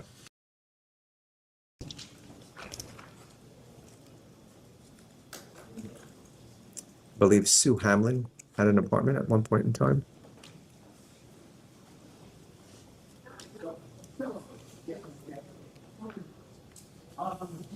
There may be a few more names, but I don't recall. That's what comes to mind.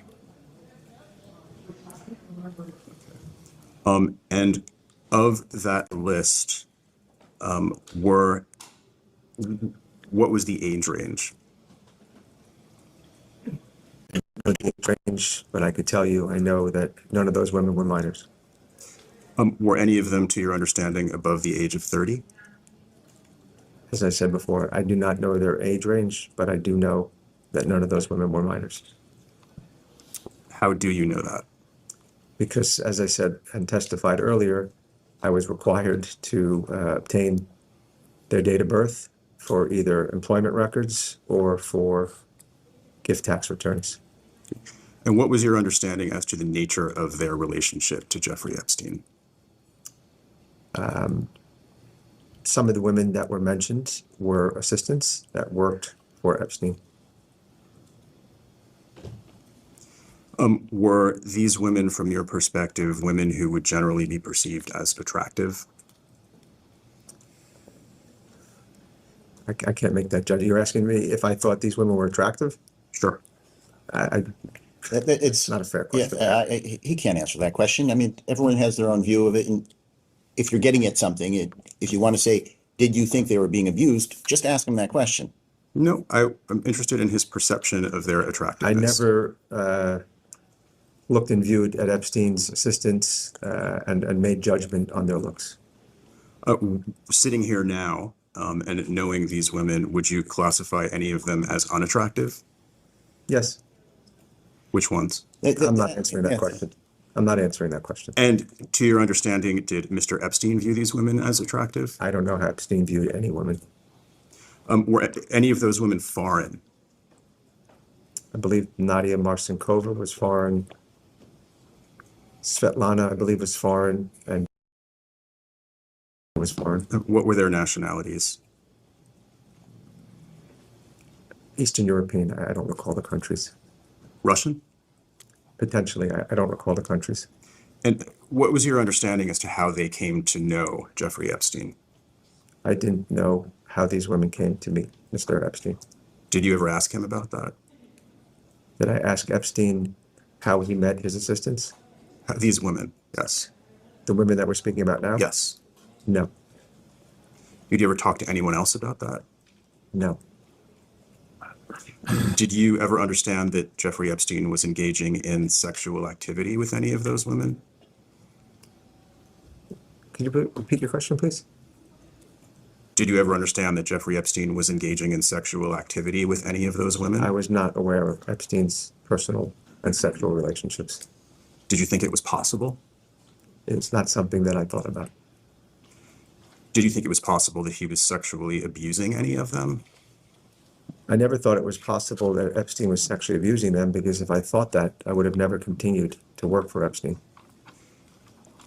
Did you believe that the relationship between these women and Jeffrey Epstein was platonic? I knew that these women worked for Epstein as assistants. I made no judgment if these women were girlfriends. What I knew is that none of these women were minors, and I also knew that none of these women ever came to me and said that they were in danger or that they were being sexually abused or trafficked by Epstein.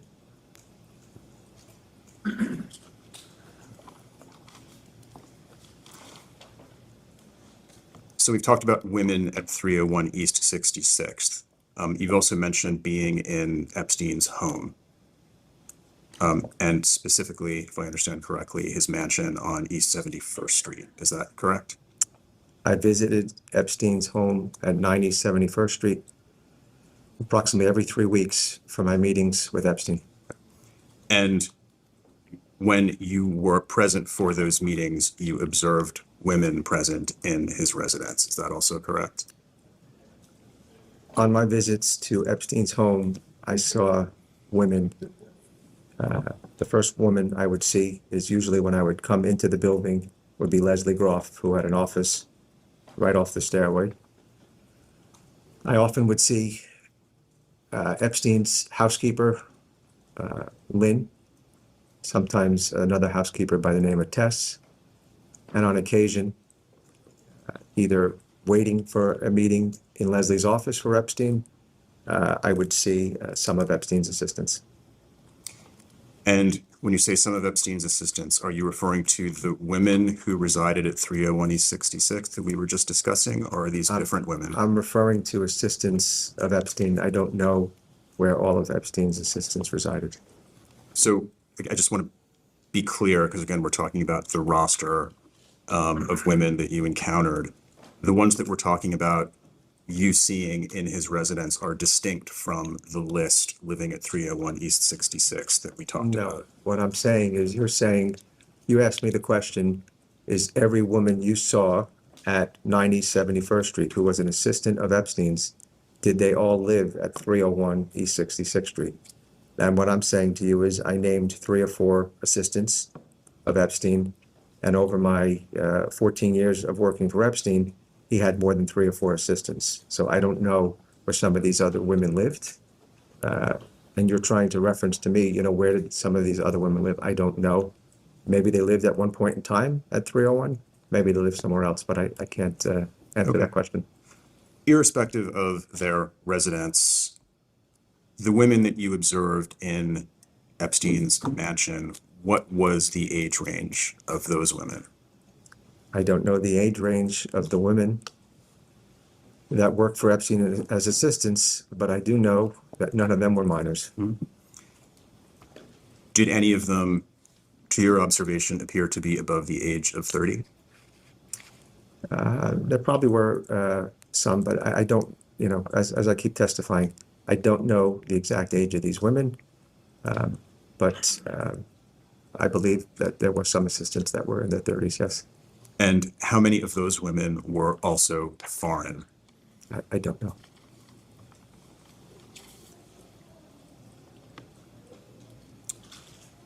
Did you ever travel on Mr. Epstein's plane?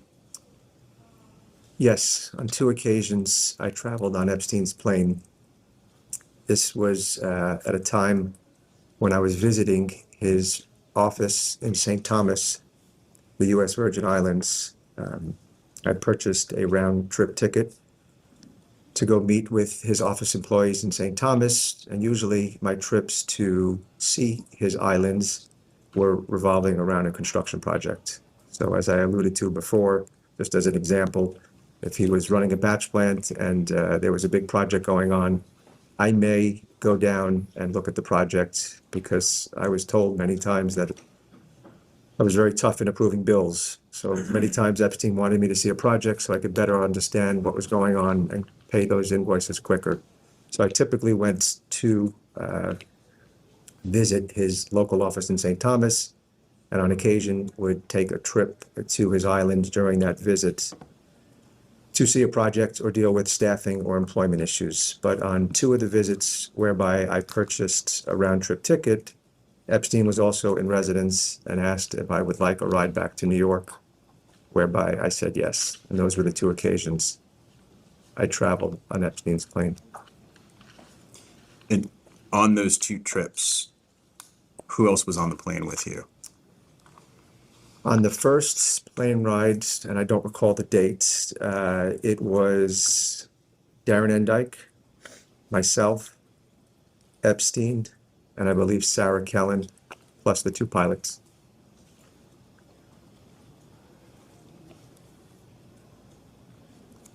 And that's both trips? Oh, I'm sorry. Sorry about that. The second trip, it was myself, Epstein, an assistant, and the 2 pilots. And who was the assistant?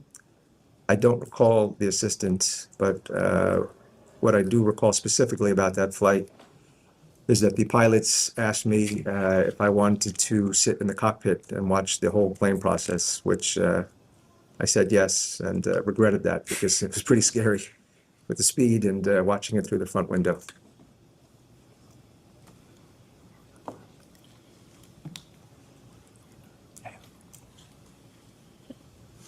I believe you have some questions for him. Yes. Thank you for your cooperation. I'm Representative Suhas Subramaniam from Virginia. Some of this may be a little redundant, but I appreciate you bearing with me. Did Jeffrey Epstein or anyone associated with him ever ask you to assist with anything illegal, or you may have construed to potentially be illegal during your time working for him? Not that I'm aware of, no. Were you ever asked to do anything illegal yourself at any point? Not that I'm aware of.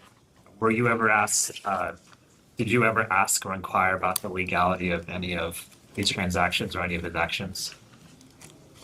Could you be more specific with your question, please? In your capacity while working for him, did you ever inquire with either Jeffrey Epstein or any of his associates, including Darren and Dyke, about the legality of anything going on with Jeffrey Epstein at any point? Are you asking if I ever saw a transaction that was alarming that I asked him a question about? Yes. Not that I'm aware of. Did you ever see any transactions that you found alarming or found suspicious in any way? I never saw a transaction in Epstein's books and records that said payment for sex, or I don't recall ever seeing any payments that said, for massages. So there was never anything in his ledger that alluded to that, if that's what you're asking. And just to follow up to that, I'm not referring just to sex trafficking, but anything illegal, not just sex trafficking. Not that I'm aware of. And did you ever provide any financial advice or assistance to any women associated with Jeffrey Epstein, such as tax advice or just any informal financial advice? About 4 or 5 of Epstein's assistants had asked if I would do a favor and prepare their tax returns. Do you remember who they were? I believe it was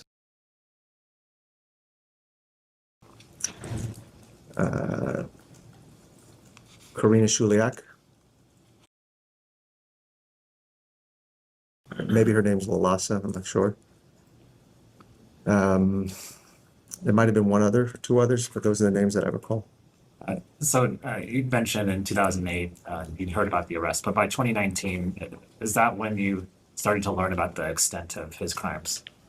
When the Miami Herald article came out, it was alarming because there was a lot more depth to what took place in 2008. And at the time, this was the time when we had just gotten dropped by Deutsche Bank. So after he was dropped by banks, did you help him try to find new firms that would open accounts for him? When Epstein was dropped by Deutsche Bank, I tried to help Epstein open up cash and brokerage accounts. Did you ever help him withdraw cash amounts that wouldn't trigger federal reporting, specifically because that amount wouldn't trigger federal reporting? I never had signatory on any of Epstein's accounts, with the exception of HBRK, which was my company. There was a company, a design company, that I had signatory authority for the sole purpose of processing payroll. I never signed any cash withdrawals from that. And at one point in time, one of his trusts, I had signatory authority, but all of his other accounts, I never had signatory authority until the last 6 months when Epstein was alive.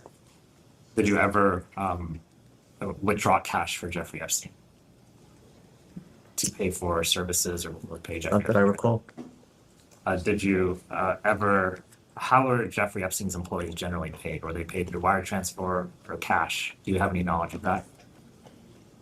Epstein had assistants that were on payroll, and those were the employees. My assumption was those were the employees that were working full-time. But Epstein may have had other assistants that were not full-time that he may have paid via cash or wire transfer, but I'm not aware of that because I didn't travel with these individuals. Were you ever in any financial transactions involving public figures such as politicians, political leaders, or heads of state? Could you please repeat that? Were you involved in any Or were you aware of or involved in any financial transactions involving Jeffrey Epstein or any public figures, political leaders, or heads of state? Public figures, financial trend. Such as wire transfers, such as business dealings. Would Leon Black be considered a public figure? I would think anyone in like a government or anyone who's a public figure, Politician. An American politician? any or foreign. politician around the world. The only thing that comes to mind is that I believe Epstein invested in an entity, or I don't even know if it was his partner or what the original origins of, but with Ehud Barak. And then were you aware of any financial transactions while you were employed there involving Jeffrey Epstein and the Trump family? Either before you'd been employed or after? Never aware of any transactions between Epstein and the Trump family. Thank you. Ms. Walkinshaw. Thank you, Mr. Kahn. I'm James Walkinshaw from Virginia, and I want to start by introducing Exhibit C, which is an email chain between Jeffrey Epstein and a redacted individual from September 13th, 2017, with the subject line Visa Thank you. Switzerland. We have a copy of it there. As I said, it's an email between Epstein and a person whose identity is redacted. The redacted sender emails Epstein asking what she should put down. Excuse me 1 second. Could you mind if I read it for a second? Sure, First? go ahead.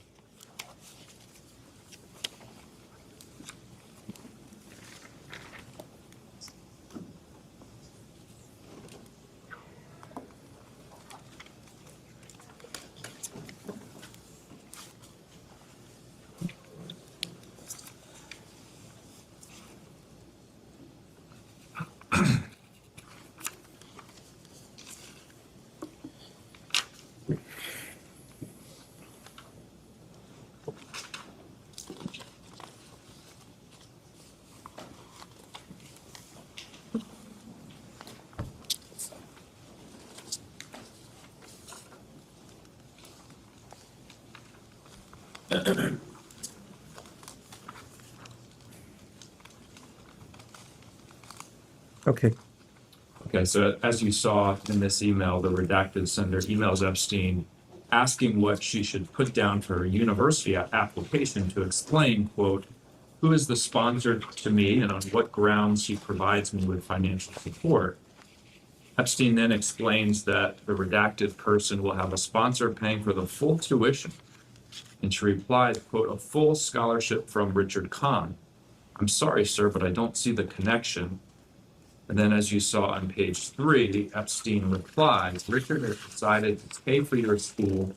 That's all you need to know. He gives out scholarships, smiley face. And Mr. Kahn, have you seen this email before today? Do you No. recall seeing this email? No, I've never seen this email. Okay, so you're not familiar with this? I believe I'm familiar with the transaction, Situation. Okay, but I'm not familiar with the email. okay. And do you know who the sender is? Who is Epstein corresponding with here? It might have been a woman by the name of, Do you remember surname? I believe it is with, I don't recall her last name. Okay. What was your relationship to her? What is your relationship to her?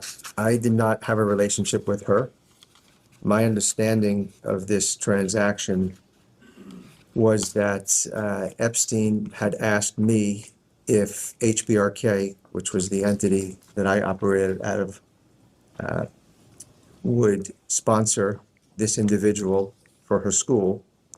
This woman was attending school in Switzerland for, I believe it was a finishing and hospitality school, and that Epstein was going to potentially hire her after the school, but he asked if my entity would pay the invoice for her school. Had you ever met her? I don't recall ever meeting this woman. Okay. And beyond what you described, what did you understand Epstein's relationship to be with her? I did not know Epstein's relationship with her. And you didn't ask? I didn't ask. What I was explained to understand was that Epstein was paying for tuition for this woman to attend a hospitality school. And I knew that from previously employing through HBRK individuals that provided hospitality services, where we called them property managers. We kind of overviewed all of the properties. Our entity, HBRK, has hired those individuals before. I thought that that's what this transaction related to. In the email, Epstein says that you, quote, give out scholarships. What did you understand him to mean by that? And I don't was that true? I don't think that's an accurate statement that I personally give out scholarships. The entity, Your business, HBRK. HBRK, I don't recall, other than this, ever giving out a scholarship. So saying that HBRK or Richard Kahn gives out scholarships is not accurate. What I understood was that HBRK was funded, as I testified earlier. Usually we were funded for 1 year in advance. So for example, if the annual budget for HBRK was $900,000, we would earn $75,000 a month times 12 is $900,000. So that Epstein at times thought that HBRK was sitting with unearned revenue. So at times Epstein would ask HBRK to pay an expense out of the unearned revenue, and on occasion HBRK paid an expense. This to me was one example of him looking to pay for education for a woman attending finishing school in Switzerland. Okay, I want to introduce Exhibit D, which is emails between Mr. Kahn and another redacted individual from September 14th, 2017, with the subject Gleon forms.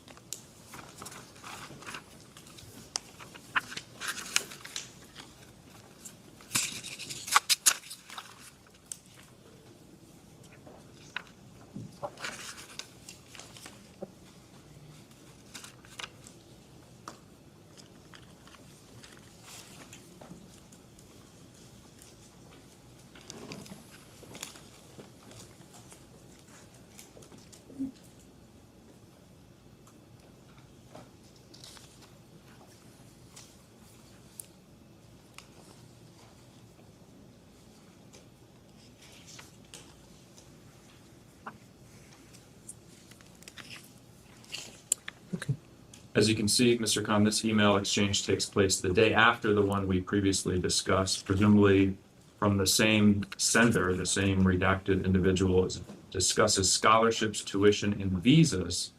And Gleon is a university in Switzerland. Have you seen this email before today? I believe so. Okay. And you know who the sender is? I believe it's the same woman. Thank you. Perhaps, okay. And again, did you have any knowledge or understanding of Epstein's relationship with her? Does this jog your memory in terms of their relationship? I did not know Epstein's relationship with this woman. What I understood at the time was that Epstein wanted to pay for this woman's education. And from my perspective, at the time, this woman was attending a finishing and hospitality school. And it was something that HBRK had hired previously, a property manager to oversee his entities, and nothing with this transaction stood out to me or was alarming or implied sex trafficking. Okay, I'm going to turn it over to Mr. Kahn and hear my question get started. I'll give you more time if I don't take it. Ro Khanna, thank you for coming. Is it true that Jane Doe 4, the citation is Doe versus Jeffrey Epstein, 1:19 CV 07675, Southern District of New York, received a financial settlement directly from the estate, as her attorney is claiming?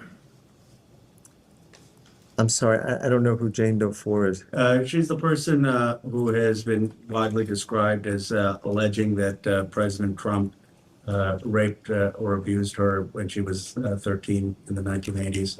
And her attorney is out there, has said that she received a settlement from the estate. Congressman, may I just tell him who Jane Doe 4 is, just so Yes. it refreshes him? Okay, I believe I understand who you're referring to. If you don't mind, may you please repeat the question? Is it true that she received a financial settlement directly from the estate? Her attorney said that she has. I just wanted. I believe that Jane Doe 4 received a settlement via mediation with the estate, I believe in 2025. And her attorney saying she received that settlement because she was a victim of Epstein and President Trump. Is that accurate? I don't recall the mediation statement or the lawsuit in particular, but I don't have recollection of President Trump. I know that she alleges that Epstein abused her, but I don't recall President Trump. And I guess it would only be the mediation statement that would be. I believe she filed a lawsuit, so there was a complaint, which I believe is public. So if I'm not speaking correctly, we could look at the complaint and see if she makes that allegation. But I don't recall from the mediation statement that, I don't even actually, now I'm thinking about it, I don't even know if she made a mediation statement. So I don't have any recollection of her making allegations against President Trump. And do we know why she was ineligible to receive the compensation from the Epstein Victims Compensation Program? The Epstein Victims Compensation Program, in my view, is a great success. And I'm very happy that that was the first thing I did as co-executor to set up that program. There were 136 claimants that were paid over $121 million. But there were also many individuals that were deemed ineligible for compensation. I believe what you're implying is she was deemed ineligible for compensation. With the Epstein Victims Compensation Program, as co-executors, we wanted to have no involvement. We said that the program could pay out unlimited funds from the estate. There was no limit to any award. Jordy Feldman, who ran the Victims Compensation Program, did not share with us the individuals' packets that they submitted with their allegations against Epstein and or the estate. So I don't know, I never saw the packet.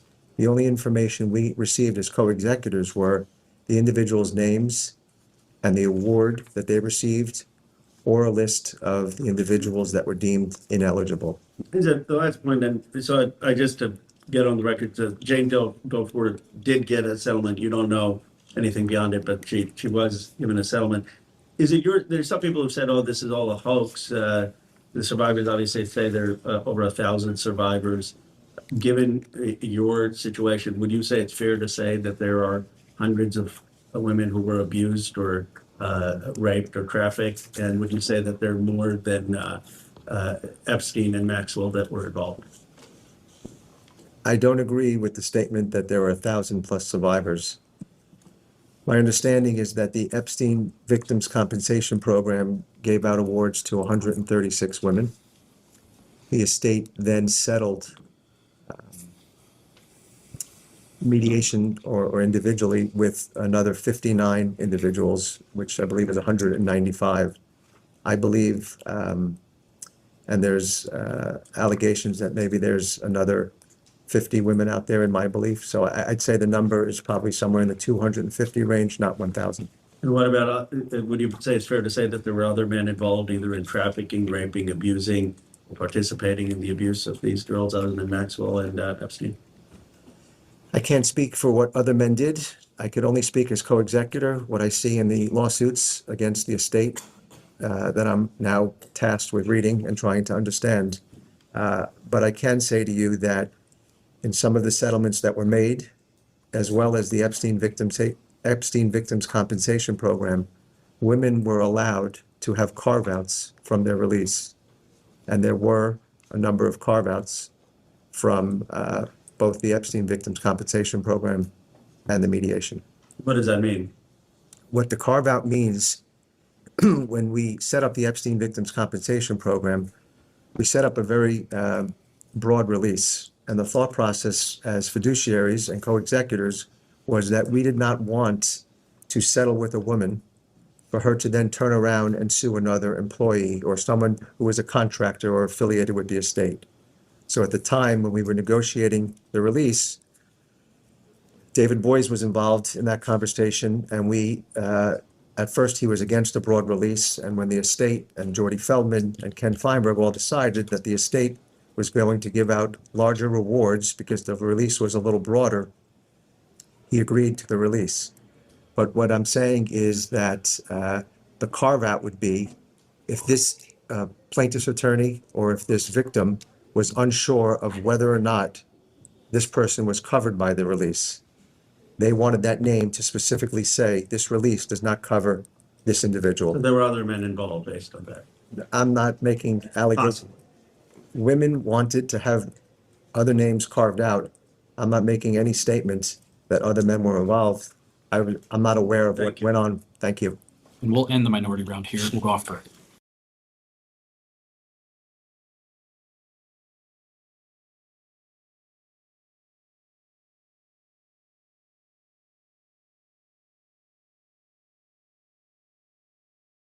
We'll go back on the record. Mr. Kahn, and it's 1:02 p.m. Mr. Kahn, towards the end of the last hour, there were discussions about the estate settlement fund for victims and survivors of the crimes of Mr. Epstein, and it was mentioned that there were carve-outs for other individuals. Could you please inform us of who those individuals are that were carved out? Yes. My recollection is that from the Epstein Victims Compensation Program, I'm aware of 2 carve-outs. There may have been a few more, but these are the 2 that I'm aware of. One was Alan Dershowitz, and the other carve-out was Prince Andrew. Regarding the mediation, there were 2 additional carve-outs. One was Leon Black, and the other was Jess Staley.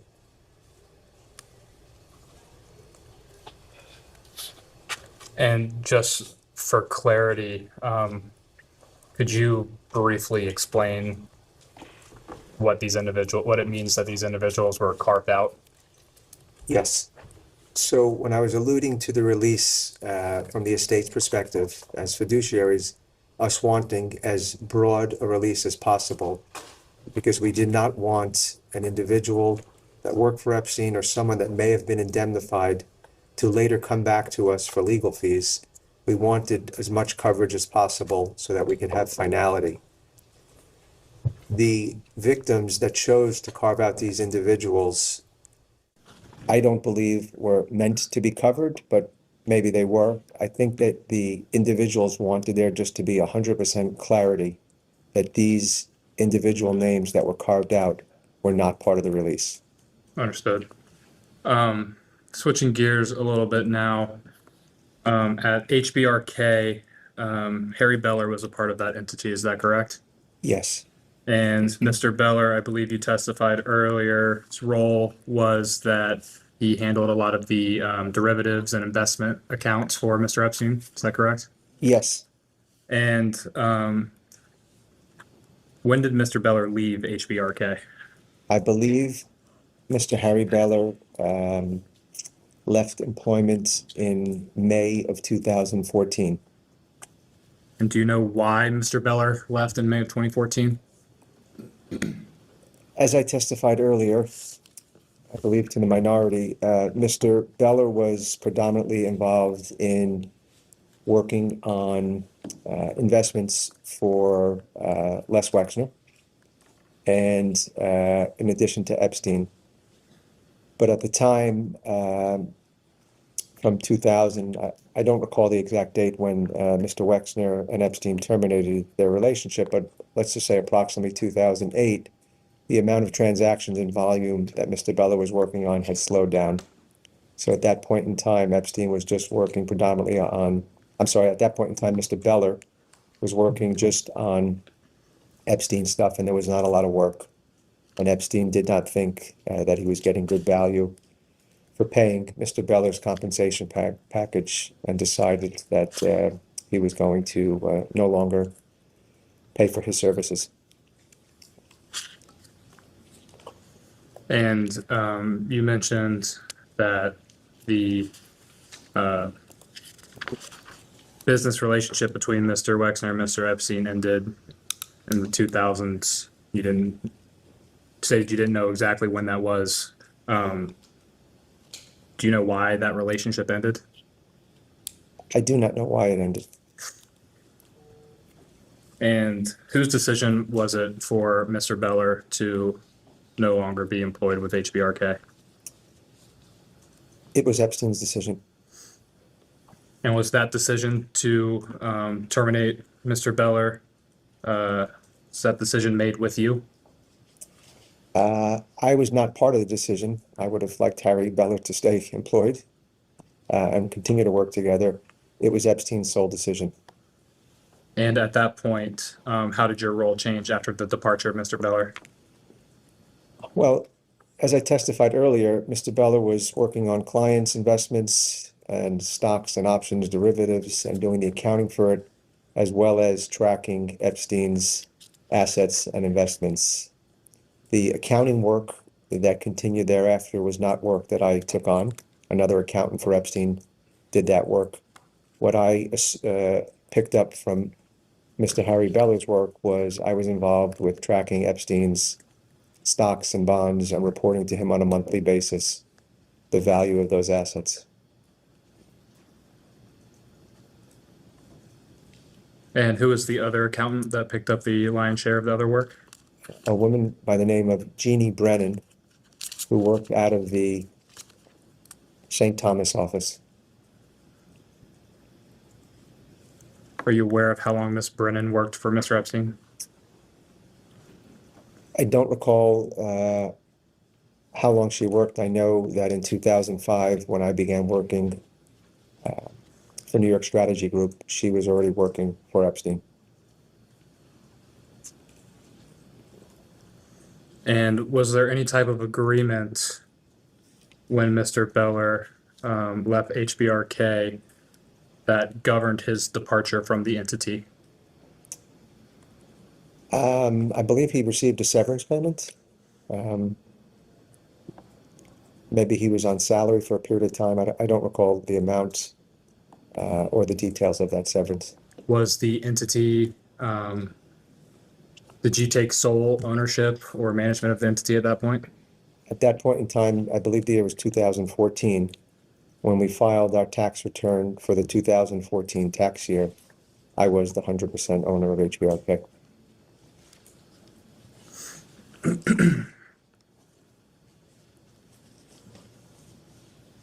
How did HBRK's business change with the departure of Mr. Beller? I don't think it changed much because majority of the work that Beller was focused on had already diminished over the years, with Mr. Wexner no longer being a client of Epstein's. So, as I said before, I picked up a portion of it, and Jeannie Brennan picked up a portion, but HBRK still continued to do accounting and bookkeeping services on behalf of Epstein and a number of his other entities. And how well would you say that you know Mr. Beller? At the time that we worked together, we had, both a personal and work relationship. By personal relationship, what does that mean? That we might see each other outside of work. Social events, thing of that nature? I only recall one or two circumstances, but we were friendly, and we are both Jewish, so during certain Jewish holidays, we wish each other a Happy New Year, or, speak along those lines. So I only remember one or two events outside of work, but we had a friendly relationship, more than just coworkers. Do you still have a relationship with Mr. Beller? Unfortunately not. You say unfortunately not. Why do you still not have a relationship with Mr. Beller? Because when I took on the role of co-executor, there were many lawsuits that occurred, and I believe that Harry Beller was subpoenaed, and part of it, it just made it a little challenging for us to continue to communicate.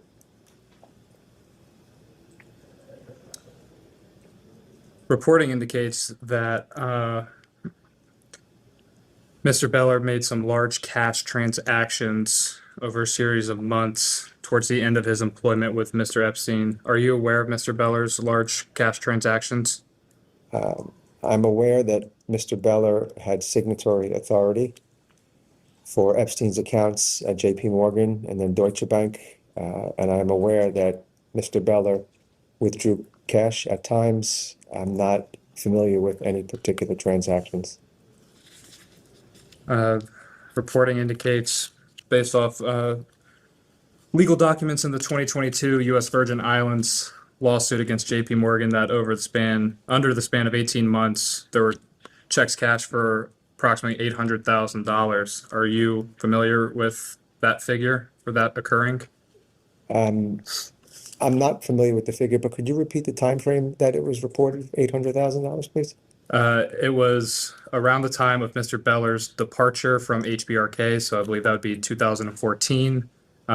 These figures were found out as part of the 2022 U.S. Virgin Island lawsuit against JP Morgan, and the SARs that were unsealed as part of that case showed that in under 18 months, Mr. Beller had cashed checks for approximately $800,000.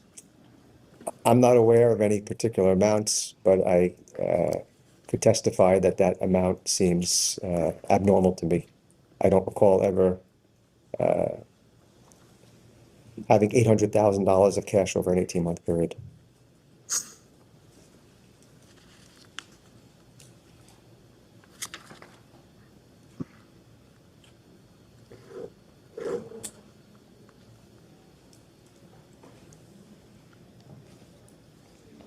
Between the years of 2013 and 2014, so towards the end of Mr. Beller's working arrangement at HBRK, he sent checks in the value of tens of thousands of dollars signed by himself to members of his family.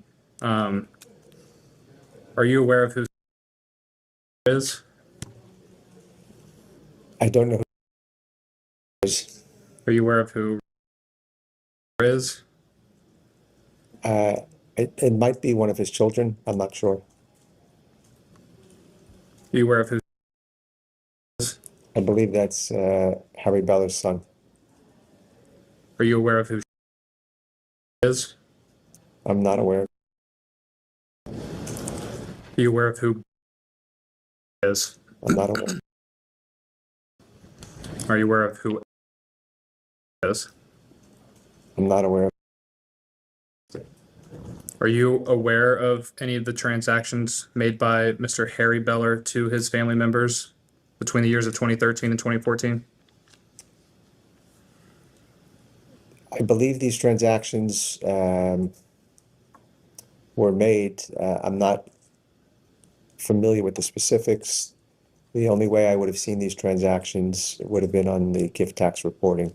But sitting here today, I don't recall what we reported in you said 2013? 2013 to 2014. I don't recall the specifics of those gift tax reports, but if I would have seen those checks, they would have been coded to gifts, and we would have recorded them if they were over the annual gift tax amount.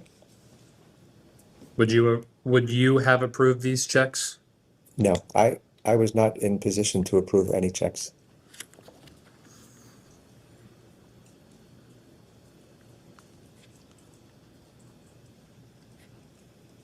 Do you have any understanding of why Mr. Beller may have sent checks to individuals within his family from Epstein-related entity accounts? I don't have any understanding of why Mr. Beller would have sent those checks. However, I can say that in all my dealings with Harry Beller, he was an honest and straightforward person. So my presumption would be that he had Epstein's approval to send those checks and that did not do it in a fraudulent or improper fashion.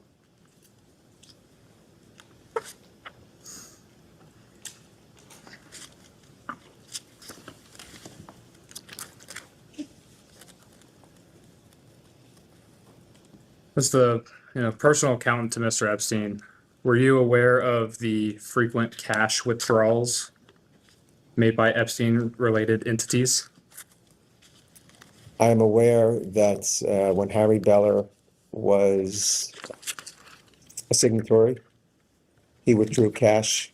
I don't recall the frequency, and when Harry Beller was no longer working, that Darren Endyke withdrew cash.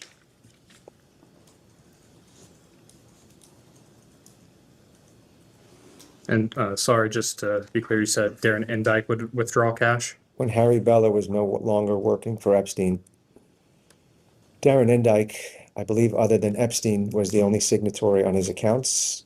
So Darren Endyke would withdraw cash from Epstein's accounts. And were these cash withdrawals, were they reflected in your accounting records? Yes, every withdrawal would be recorded in Epstein's books and records. And how would those be categorized? When the money would come out of cash, it would go from cash to petty cash. That would be the journal entry for the books and records.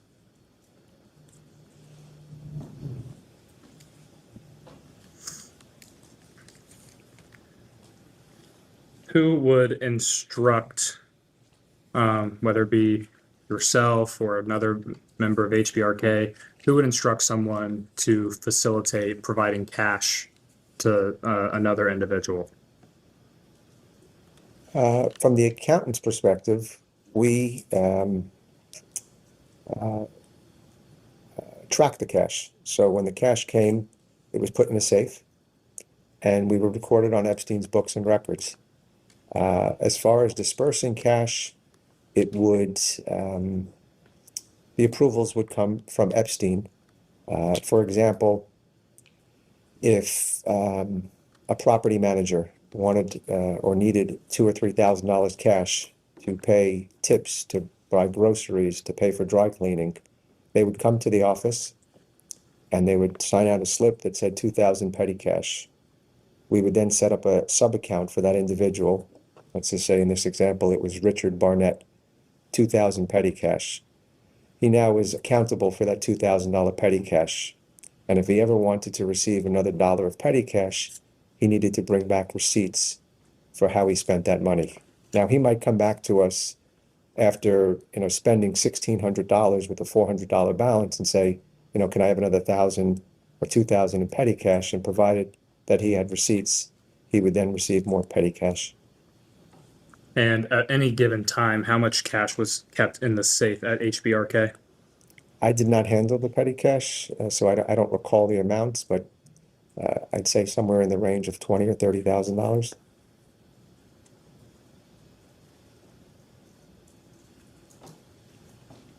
Would you also provide cash for Mr. Epstein to keep in his New York townhome? Epstein would request cash, and for a period of time, when I met with Epstein, I believe I testified earlier that we used to have meetings at Epstein's townhouse, and it was usually a group of us that would attend, and then as individuals were no longer working for Epstein, for example, Emad Hanna or Harry Beller, the group got smaller. So for a period of time, I was asked when we would come from HBRK office to bring Epstein cash, and he was given the cash, but I don't know if Epstein, used the money and spent it. We typically, I would see him every 3 weeks.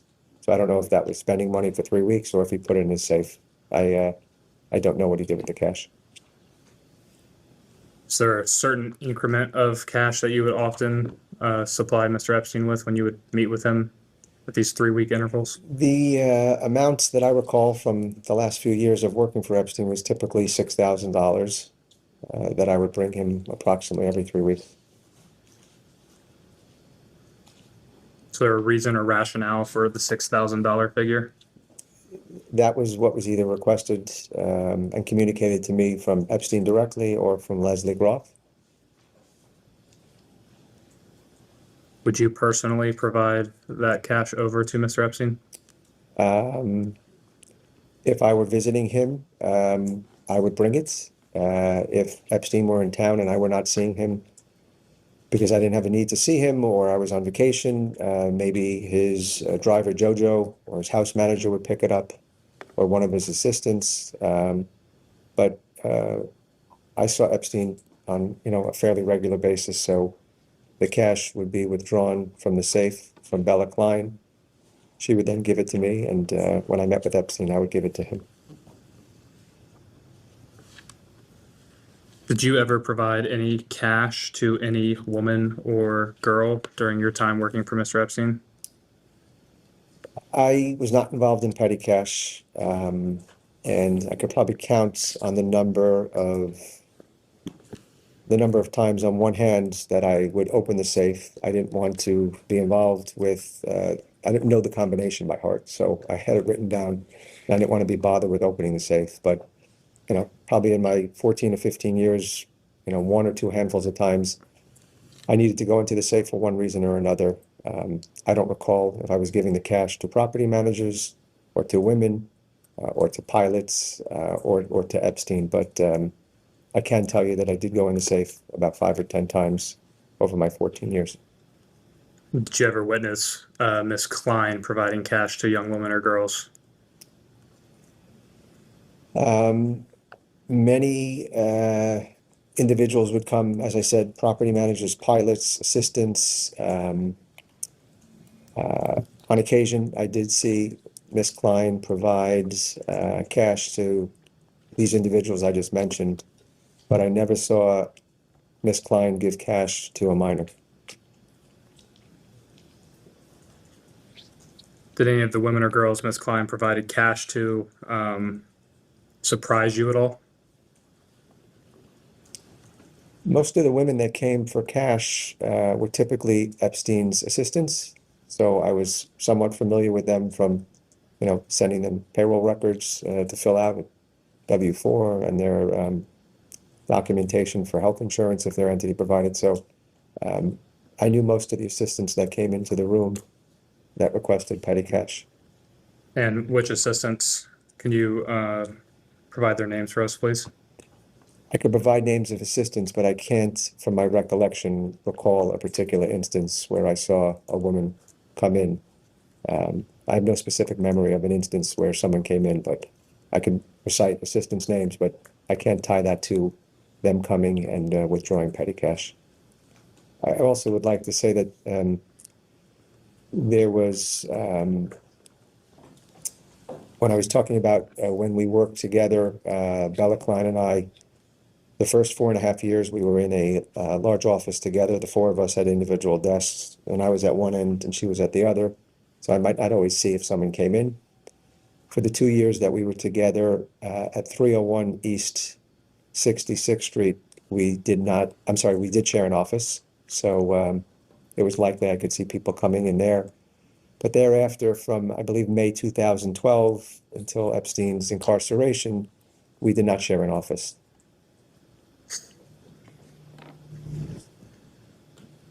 Do you know why Mr. Epstein needed access to so much petty cash? Well, Epstein used petty cash for many reasons. First, as I alluded to earlier, the property managers requested petty cash for expenses relating to the home.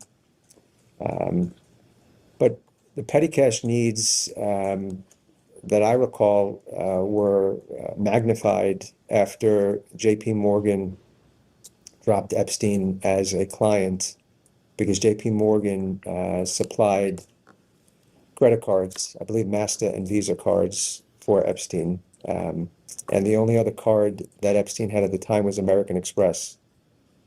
And for a lot of vendors back in 2013 and 14, they didn't always accept American Express. So it was difficult for us to obtain new credit cards. So cash was used more than when we had credit cards, from my understanding. But the property managers used it for expenses relating to the house, whether it was groceries. At one point in time, I know we had a chef that withdrew a lot of cash to buy food that was prepared. The assistants used it for shopping errands, as well as for buying stuff on behalf of Epstein. Our office used petty cash for if someone was going out and buying office supplies or meals, and the pilots used it predominantly for travel and for tipping. And you mentioned that it was difficult for Mr. Epstein to obtain new credit cards. Why was that? It was after JP Morgan dropped him. I believe he had a difficult time obtaining credit cards due to his prior conviction or pleading, I'm sorry, of soliciting a minor for prostitution.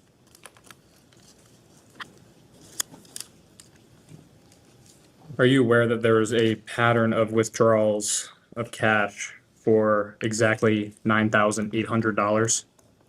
I was not aware of the amounts or the cadence of withdrawals. I was not involved in the process. You didn't review any type of statements that would show withdrawals and withdrawal amounts? The QuickBooks file had every transaction recorded, so it was in the QuickBooks file, but it was just not an area that I worked on.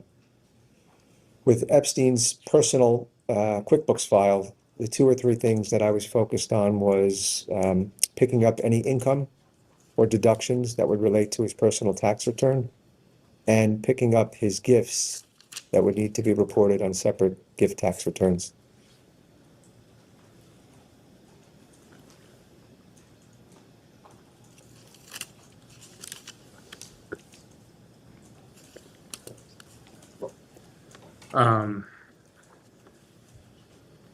Isn't it possible that some of the cash used by Mr. Epstein was for some sort of deductible reason? Deductible? No. The petty cash, again, the assistants, if they went to a store and bought him a sweater, that's not deductible. If they bought groceries for his home, that's not deductible. If the pilots were traveling, none of his aviation was ever, we never took business expenses on any of his aircraft, so that was not deductible. HBRK's office expense, that could be a potentially deductible expense at our level, but not for Epstein. It was all related to personal items, so I don't believe that anything relating to petty cash was deductible or relatable to his personal tax return. Would he not use petty cash as a way of providing a gift to someone? Well, thank you. That's a good point. Yes, if he gave cash to someone, thank you for the clarification. If he gave cash to someone and we didn't know what it was for, he may give cash to someone and say rent. If he was paying that individual's rent, it would go in the gift tax reporting. If he gave petty cash to an individual and said reimbursement for a sweater you bought for Epstein, that would go on Epstein's personal stuff. But thank you for the correction. Yes, if a gift was given in cash, it would go on his gift tax reporting.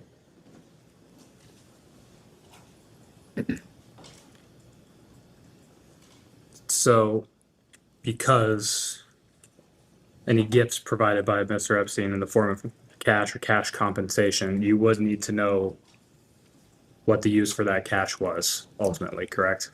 No, if we had proper coding, again, if it was for a woman's rent, if it was for buying a sweater for a woman, if it was meals, if he was paying for taxis or for transportation, we had an explanation, and if it didn't relate to Epstein, it got reported in the gifts. But if Epstein gave a woman or a man a gift, and it said, $3,000 cash, and we did not receive an explanation, we took the conservative approach and put it in his gift tax reporting because we did not get backup for what it was for.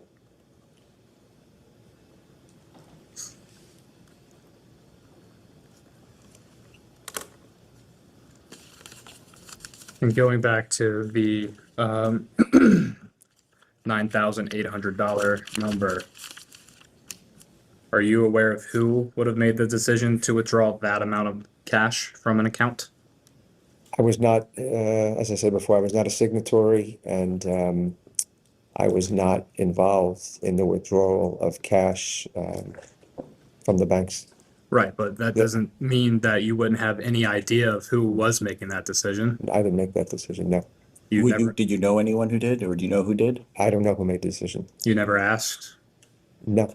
No. I wasn't involved in the in the cash withdrawal process, so it didn't, cross my realm of work. I wasn't involved, and I didn't know, why an amount was taken out of 9,800. I mean, it's not an amount that sounds familiar to me. I remember there were $7,500 withdrawals, but I don't recall $9,800 withdrawals. And no, I was not involved in the process. Could you list out for us the individuals that were signatories or could decide on withdrawing cash from accounts? The signatories, do you want to refer to a specific time period or just generally speaking? I think generally speaking, across all of your years of employment with Mr. Epstein. So the signatories were as follows: Epstein, Maxwell, Harry Beller, Darren Endyke,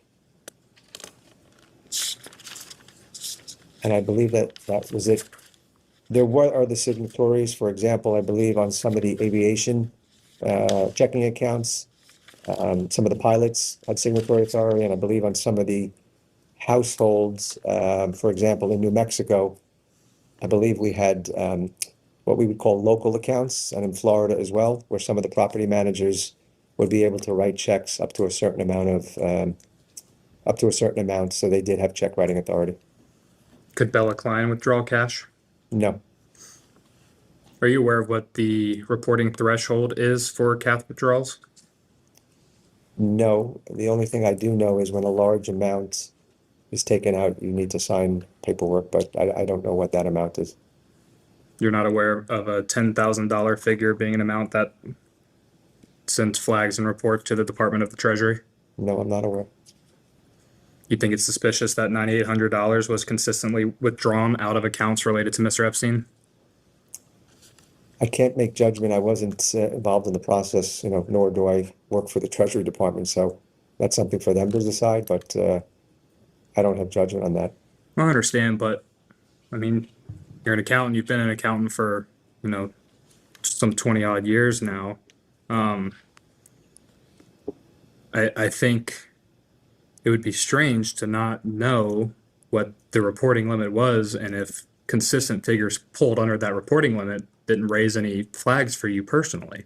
I think he said that he wasn't aware of that because that wasn't within, his realm of responsibility. So I don't, if you want to ask him, were you aware that 98 was taken out once, twice, or however many times, that may be a useful question because I think he can answer that.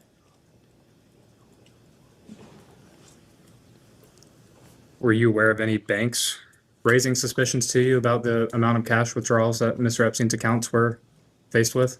No, I do recall that there were transactions that both JP Morgan and Deutsche Bank asked about certain transactions, but I never recall hearing anything from the banks regarding cash withdrawals. And what transactions would those be? I believe that Deutsche Bank, I don't recall the specific transactions, but I know one or two times they would send an email and say, could you please give us a description for what the following wires or payments relate to? And would you always provide a description? Yes, when I would receive an email like that, the first thing I would do is look to the general ledger and see if I knew what it related to. I know one of the times, I believe Deutsche Bank asked, it was a Spanish name, and they said, what does this transaction relate to? And when I looked at the books and records, I found out that related to a payment for work on Epstein's barge down in the U.S. Virgin Islands. So if I found out that information, I would note it and then send it along to Epstein and say, here's 4 transactions. I know the first one relates to a barge. Could you please explain what these other transactions relate to? And he would provide me with backup for what those transactions related to. Did you ever think any of the explanations for those transactions were suspicious in any way? No. Typically he would say, I know a couple that come to mind. He said it was for school or it was a loan or to a friend, but nothing deemed or seemed suspicious to me, no.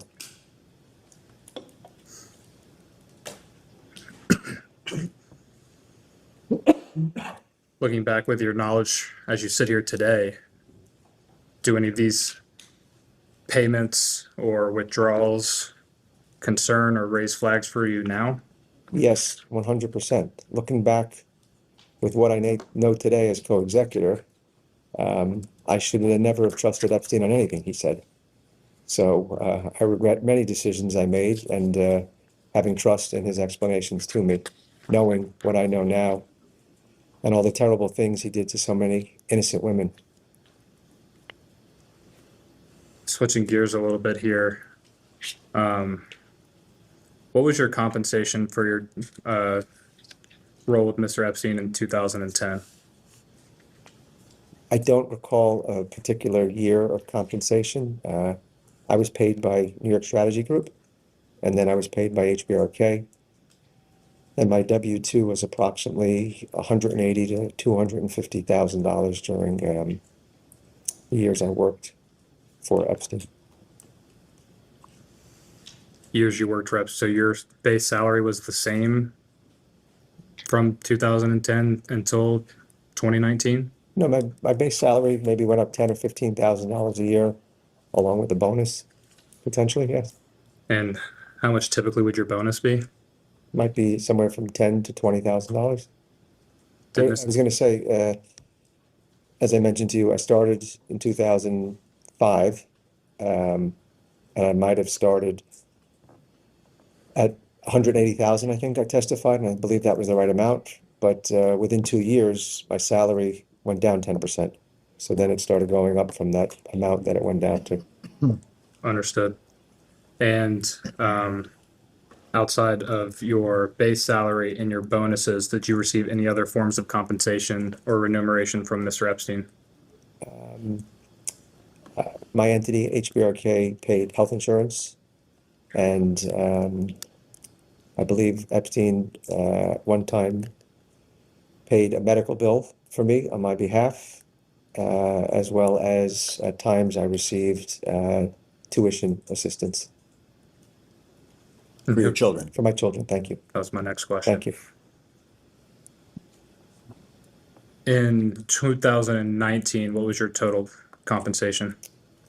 2019 was the 1 year that my W-2 was not in that range of $180,000 to $250,000.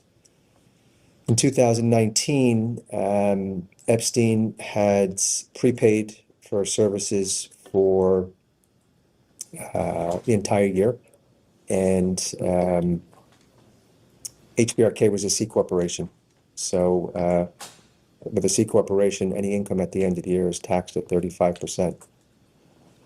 So at the end of that year, we had a large amount of income, and based on advice from my accountant, I said, what's the best way to handle this? Should we have the corporation pay the tax? And then if we want to take it out, we'll be taxed again as a W-2. And he said the best and most tax efficient way is for you to take that additional earned money in your W-2. So in 2019, I think my W-2 was approximately $600,000 and change.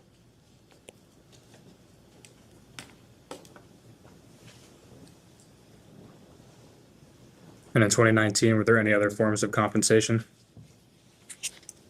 Not that I'm aware of. Did you receive any gifts from Mr. Epstein on a yearly basis? I never received a gift from Epstein. Did you receive any loans from Mr. Epstein? Yes, I received loans from Epstein over the years that I worked for him. Just one loan, multiple loans? Probably 3 or 4. What was the purpose for those loans? Epstein treated these loans for me and probably 10 other employees as retention bonuses. He was giving loans to us similar to the way that a brokerage firm would sign on and bring an individual in. They would give a loan to a new employee. But these loans were typically 9-year loans, and each year annual interest was paid on the loans. And the loans had two outcomes. The two outcomes were, one, either Epstein would forgive the loan, and we would have to pick up forgiveness of debt income, or two, Epstein would ask for the loan to be repaid. And what was the interest rate you received on these loans from Mr. Epstein? The loans, I believe at the time, were the midterm AFR rates. And you mentioned there were 3 or 4 of them. Yes, What years primarily were these loans in? somewhere in the, I want to say 2014-15 range to maybe 2019. And what was the total amount of those 3 to 4 loans, grand total? Approximately $3 million. And how many of those loans were forgiven by Mr. Epstein? While Epstein was alive, none of the loans were forgiven. The loans were being, the loans had interest being paid each year, and none of the loans had ballooned or matured while Epstein was alive.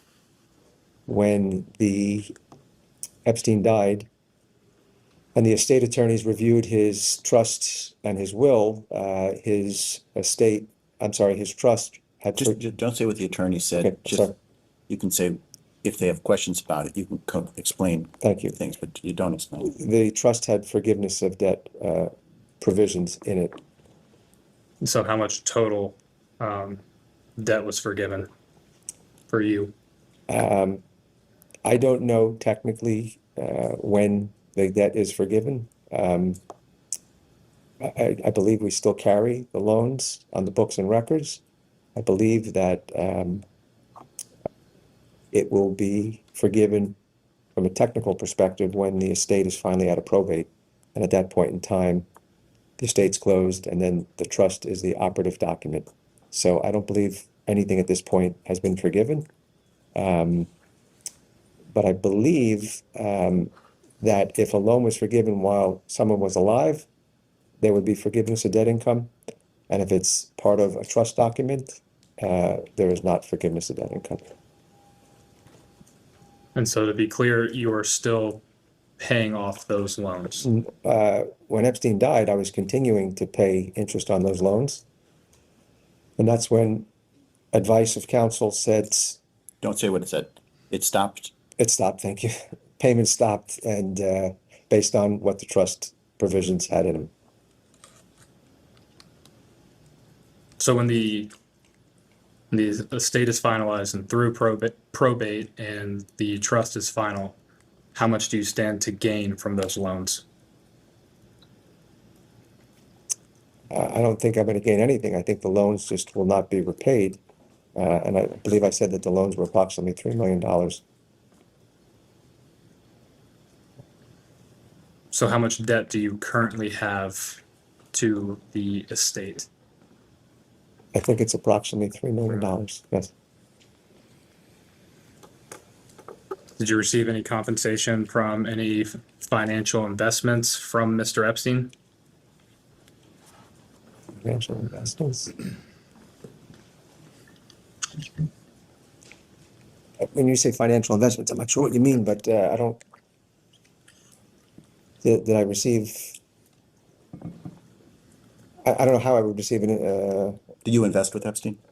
I never invested with Epstein. There was. I never invested with him. There was one deal that he invested in that I also invested in, which was a debt deal where an entity was buying debt, I want to say for 2 or 3 cents on the dollar, and they were trying to sell it for 15 to 17 cents over a 5 to 7 year period. But I personally wrote out an investment. I personally used my own money to invest in that. He didn't make that investment on my behalf.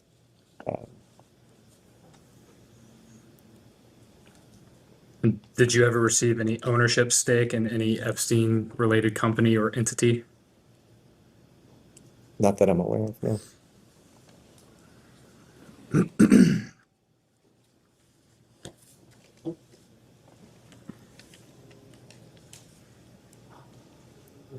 Notwithstanding the final trust of Mr. Epstein, I believe it's called the 1953 trust.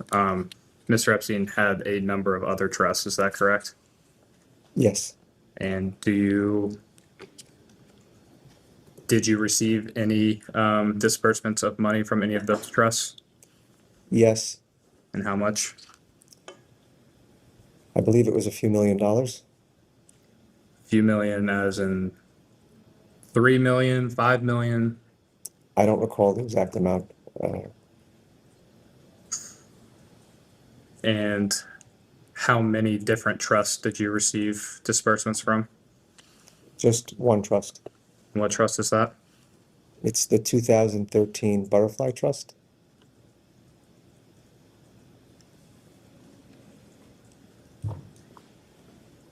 This was in addition to your salary?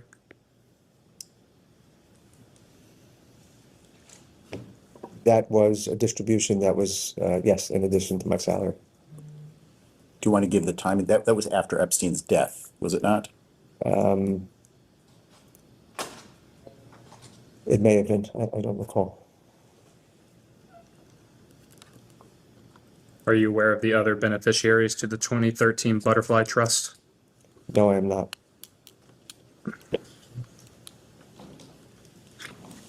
And what was the money for as part of that trust, or what was the rationale for that trust? What was, just so I understand your question, you're asking what was the purpose of why I received this distribution, or what was the purpose of why the trust had money? I guess it's two questions. First one being, why did the trust have money? And then the second question would be, why did you receive the disbursement?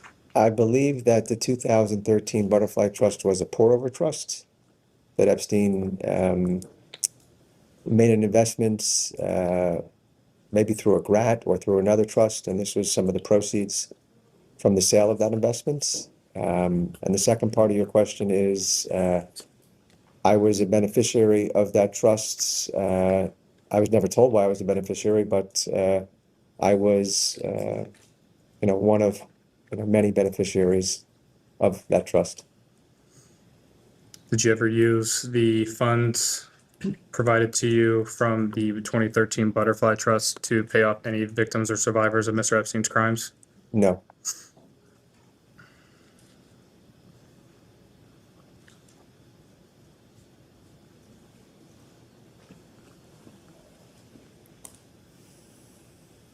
Were you a trustee or administrator on any other trusts, not including the 2013 Butterfly Trust or the 1953 Trust?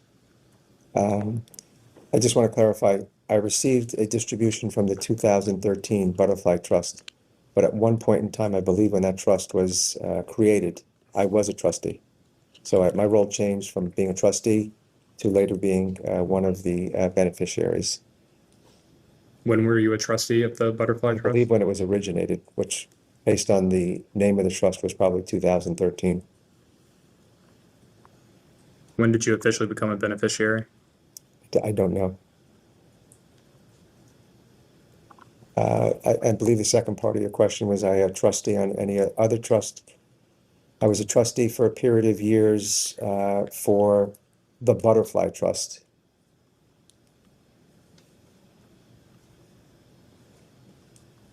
What year was that? I believe that I was a trustee for that trust from 2011 to either 2014 or 15. I don't recall the specific dates. What was the purpose of that Butterfly Trust? I believe that too was a pour-over trust from an investment that Epstein made, and it had proceeds from the profits of that original investment. Did you become a beneficiary of that trust? I don't recall, but I do know that I never received a distribution from that trust, but I don't recall if I was a beneficiary of that trust as well. I do know when I was a trustee, you can't be a beneficiary. So maybe I was a beneficiary, but I don't recall. Are you aware of any other beneficiaries of that butterfly trust? Currently speaking, or previously? We'll say pre-2019 at this point.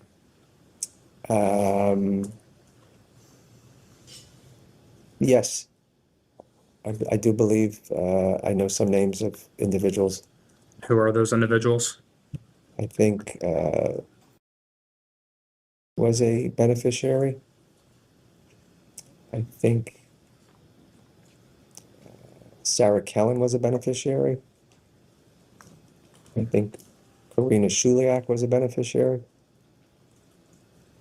I think Sue Hamlin was a beneficiary. I think a woman by the name of, I don't recall her last name, was a beneficiary.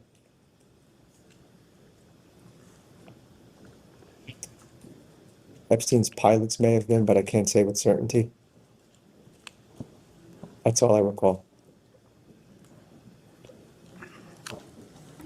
Are you aware of how much money these individuals received in disbursements from this trust? I don't know any particular amount. I don't recall any particular amount, but I believe that over the course of the lifetime of that trust, I believe there was about $1 million in disbursements.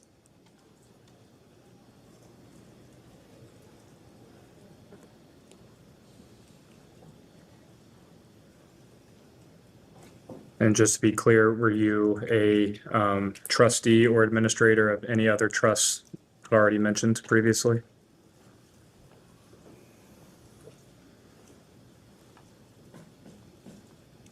Not that I recall. Epstein had other trusts. Many of them were unfunded. Some of his trusts owned title to some of his properties, but those are the two trusts that come to mind.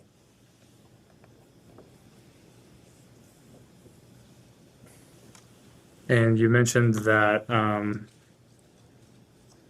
approximately $1 million in disbursements were made from the Butterfly Trust. Are you aware of the total amount of funds that were held by that trust? Is it greater than the $1 million that was dispersed? No, I believe that that trust has dispersed 100% of the assets and has since been dissolved. Just minor point, but I think it's distribution as opposed to disbursement. Thank you. Thank you. I'm not a trust and estate attorney, unfortunately. What is the COUQ Foundation? The COQU Foundation was one of the foundations that Epstein formed. I don't know what the letters stand for. And that foundation was in existence prior to my beginning employment. And what did you understand the role of that foundation to be? I don't believe I was an officer or director. Maybe I was at the end. I don't recall. But I don't know what its administrative purpose was, but I know that it gave away disbursements to 501c3 charities. You know, which 501c3 charities? Many charities. I don't recall. Can you approximate the amount of money it dispersed to those charities? I don't know. I do recall seeing a tax return in the earlier years that the trust had, over $10 million, but it was before my time, so I can't speak to specifics, but at one point in time, I believe it had $10 million in assets. Did you replace Ghislaine Maxwell as treasurer of the COUQ Foundation in 2007? It's possible. I don't recall.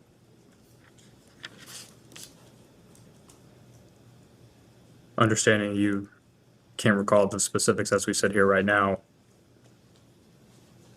do you know why you would have replaced Ms. Maxwell? I don't know.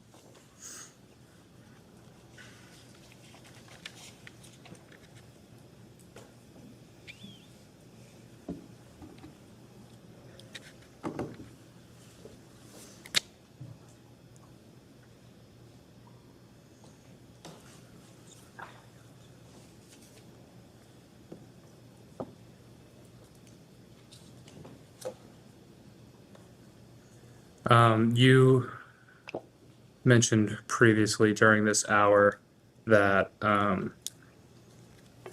knowing what you know now as co-executor of the estate, with reviewing documents that you should have never trusted Mr. Epstein,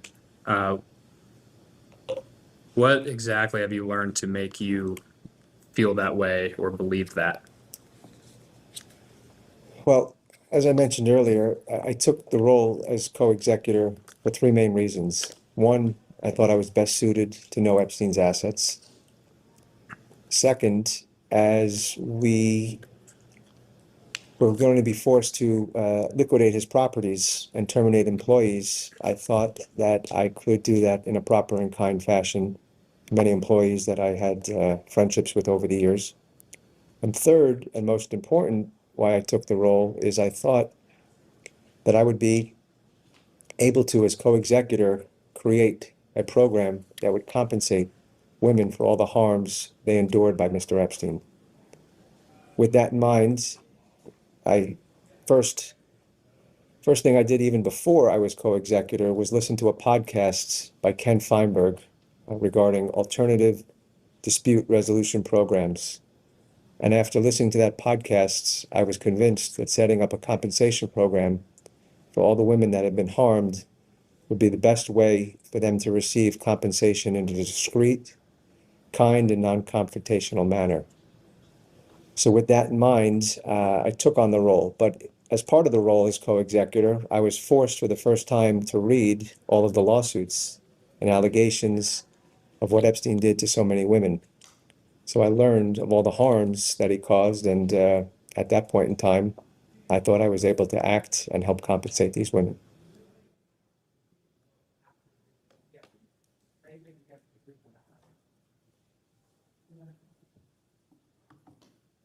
Notwithstanding reading lawsuits or complaints or any other variations thereof, is there anything else that you have learned that informs your decision that you should have never trusted Jeffrey Epstein? Well, going back to when I originally spoke to Epstein, when he first was being charged with soliciting a minor for prostitution, he told me that this was a mistake and it would never happen again, that he would be with a minor. I never saw minors around Epstein, so I was never suspicious that Epstein was with minors. But in reading these lawsuits, I realized that Epstein abused hundreds of women. And at that point in time, if he was abusing hundreds of women, I couldn't trust anything he said to me, because he told me at that point in time that he was never going to do this again. So if I knew now what I knew, let me rephrase that. If I knew back then that Epstein was not keeping his word and not honest and abusing women, I would have left work and reported him to the authorities. And sitting here today, is it your belief that Jeffrey Epstein's financial and estate planning strategy was a purposeful design to obfuscate his crimes? Do I believe that the work that Epstein provided for clients obfuscated his crimes? Is that what you're Well, saying? not just the work he provided for clients, but how he designed his entire enterprise, for lack of a better word, with dozens and dozens of companies and accounts. Do you think that was a design to obfuscate his crimes? No. I think there's a general misconception about Epstein's operating financial entities and setting up LLCs and bank accounts. I believe that setting up LLCs and bank accounts are the ABCs of financial planning for wealthy individuals like Epstein and others. If I was, for example, a real estate developer and I purchased 5 buildings, I would never put 5 buildings in one LLC, for the sole reason that if someone was walking down the street and they tripped and fell in front of one building, they would sue the building. As an owner of a property, I would never want to put at risk those 4 other buildings I owned for that one lawsuit. So segregating significant assets, to me, is common practice for individuals like Epstein and any other wealthy individuals. And one last question or so before we finish our hour up. Did your co-executor, Mr. Endyke, was he part of the decision of planning the victim fund of the Epstein estate? Yes, we worked together on that, and I brought the idea to Endyke after listening to that podcast, and then I knew a friend who knew Ken Feinberg's son, so I got his number and we reached out to Mr. Feinberg together. So yes, Mr. Endyke was part of putting together the Epstein Victim Compensation Program. Was he supportive of this idea? 100%. All right, that will end our hour there and go off the record.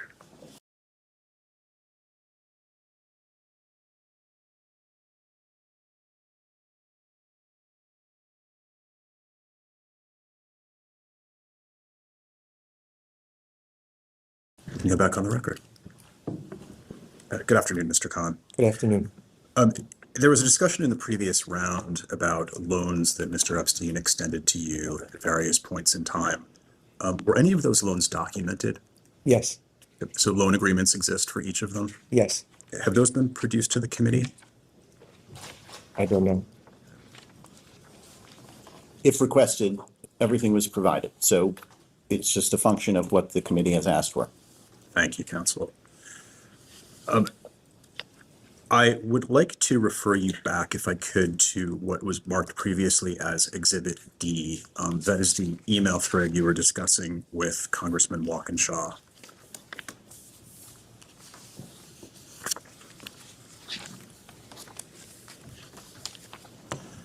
And if I could refer you to the second email down on the first page, that's the page Bates numbered, or ending in the Bates numbers 1286, sent by an unidentified individual on the subject of Ghislaine at 606 EDT. Do you see that?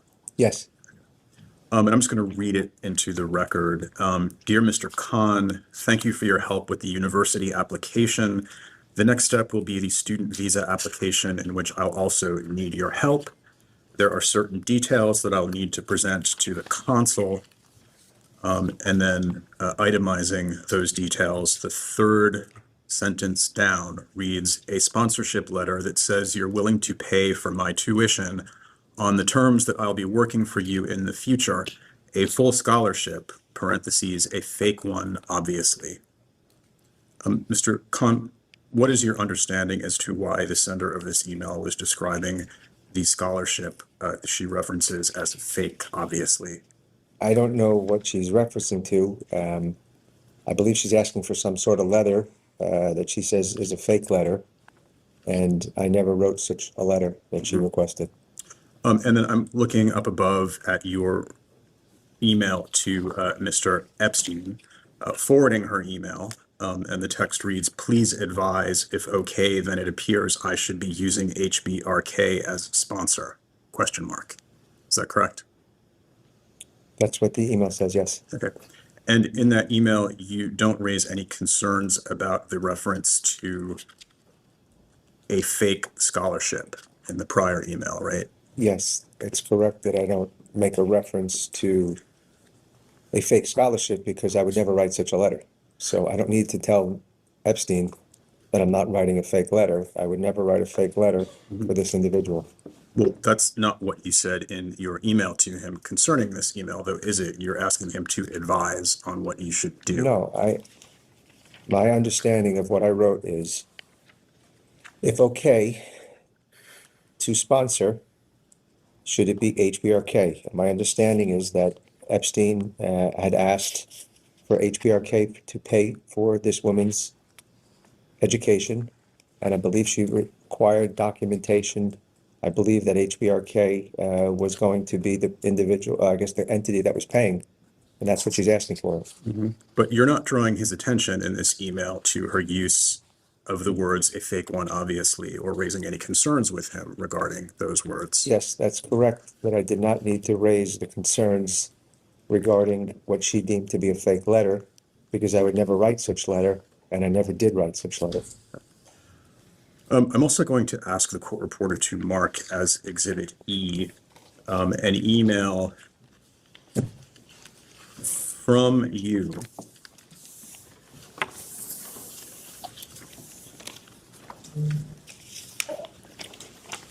attaching an invoice from the law firm Kirkland and Ellis dated December 18th, 2007.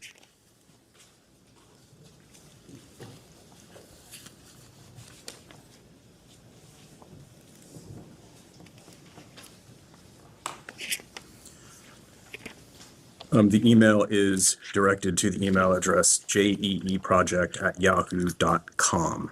Do you see that? Yes, Okay, and was that an email address that Jeffrey Epstein used? in 2008, that was the proper address for Epstein's email. Okay. And as I understand, it's your testimony that you didn't learn about Mr. Epstein's legal case in Florida until you had a conversation with him regarding it in 2008. Is that right? Correct. Okay. Could I draw your attention to the invoice attached to this email, that you attached to this email? And in particular, the entry on the last page referring to matter of DOJ investigation. Do you see that? Yes, Okay. Did you read the invoice before you sent it along to Mr. Epstein? when I received the invoices from Epstein, and he gave me the authority to pay it, I was not reviewing Epstein's legal invoices, and in the majority of the time, I never received the details other than a summary statement. Okay, but did you look at this invoice? The invoice that he sent 18 years ago? You're asking if he remembers? Yes. I don't The invoice recall. referring to a DOJ investigation I don't concerning recall, his sole client. I don't recall what this invoice relates to that he sent for October 31st, 2007. Right. What- Sorry, I just want to make sure the record is clear. Yeah. Did you read this invoice when you received it? When you say, did I read the invoice? Yes. What I'm looking at appears to be a summary page with an amount due. Yes. So when that is- I would Please receive let him this, finish. Sure. when I would, You just keep interrupting. Let him just finish. Easy. Sure. No, it's fine. when I would receive this invoice, what I would do is take the amount that was due, and if there were multiple invoices outstanding, send it to Epstein, looks like I sent him previous payments and say, here's an invoice, here's what you previously paid. Shall I pay this invoice?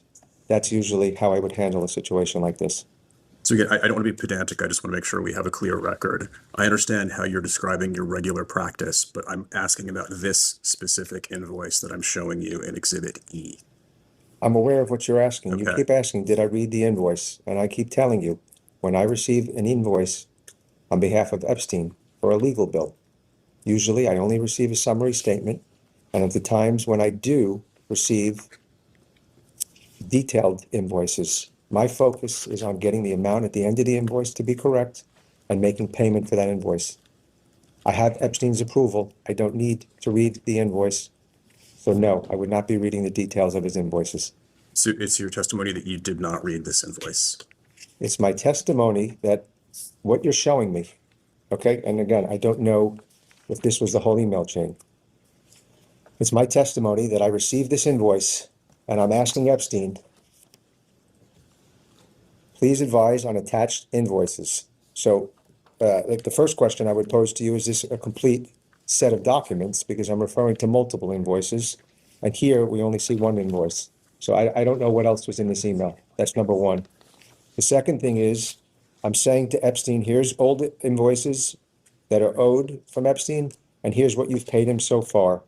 Please give me some guidance. That's what I'm doing here in this email. And the entry that we're discussing does refer to a DOJ investigation in which Kirkland and Ellis was serving as outside counsel, right? I don't know what Kirkland and Ellis was representing Epstein on.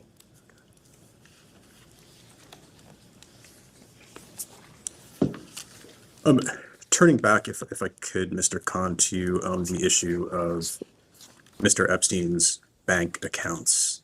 I'm just getting a little bit more specific. Did Jeffrey Epstein ever have any accounts at HSBC?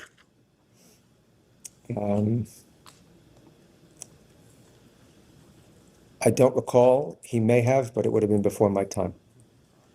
Did you become aware of HSBC dropping Mr. Epstein as a client? As I said, I'm not aware if he had that account, so I wouldn't be aware of them dropping him. Well, you were his accountant. Was it not part of your role to track his bank accounts? What I just testified is that I don't recall Epstein ever having an account. And I said it's possible he may have had an account, but that account was open and closed before my time. So I'm not aware from 2005 when I started that Epstein had an HSBC banking account. I will represent to you that according to the Wall Street Journal, an HSBC account that Mr. Epstein held in France was terminated. Do you have any recollection of that? I don't have recollection of Epstein's Paris bank accounts. Epstein's Paris banking and bill paying was handled by a legal firm in Paris, so I'm not aware of the accounts that he had. But it's possible he may have had an account. I just don't know. Did you ever become aware at any point in time that HSBC had dropped him? No. It's also my understanding that JP Morgan Chase dropped Mr. Epstein as a client in 2013. Is that right? Yes, JP Morgan dropped Epstein as a client, and I believe 2013 was the year, but I don't know 100%. The time frame, it could have been 13 or 14. What is your understanding as to why JP Morgan dropped him? I don't believe that I ever received an explanation. Let me rephrase that. I know I never received an explanation, and I don't believe that Epstein or others received an explanation. Weren't you curious? I didn't receive an explanation. I don't believe that banks give explanations when they drop clients. Did you ask them any questions? Did I ask Epstein questions? JP Morgan. When they dropped us, no. Did it cause you any concern that the individual who employed you had been cut off by a major financial institution? The transition from JP Morgan to Deutsche Bank happened quite seamlessly. It was the same account rep that went from JP Morgan, his name was Paul Morris, and then went from that went from JP Morgan to Deutsche Bank. Paul Morris switched firms and then brought Epstein's accounts over. So I wasn't concerned. He had a new banking relationship, and there was no red flags to me that JP Morgan dropped him. I didn't know why, but I knew that a new bank was taking his business. So if you said to me in 2013, was it concerning? If he never opened up another account, I would say yes, but he quickly had another banking relationship with the same individual that was representing him. So let me be a little bit more specific. I understand that you didn't have concerns, as you just testified, about the transition from JP Morgan to Deutsche, but did you have concerns about JP Morgan's decision to drop him as a longtime client? I did not know Epstein's relationship with JP Morgan and the individuals that he dealt with at the bank, nor was I a signatory, nor was I ever told. So I don't know the details of why they dropped him. So I can't testify to that, but so it's hard to testify that I was concerned when I don't know the details of what actually took place. In November of 2018, the Miami Herald published a series of articles about Jeffrey Epstein, his crimes and allegations by additional Epstein survivors. Were you aware of that Miami Herald series? I did see the article, and I did read parts of it, yes. Did that series cause you concern? Yes, it did cause me concern. Why? Because the Miami Herald article, from what I recall reading, provided more details regarding Epstein and his earlier pleading to soliciting a minor for prostitution. It's been reported that in the wake of the Miami Herald series, additional banks, including Deutsche, dropped Mr. Epstein as a client. Is that right? Yes, I believe that Deutsche Bank dropped Epstein shortly after that article. And what other banks? Deutsche Bank is the only one that I recall.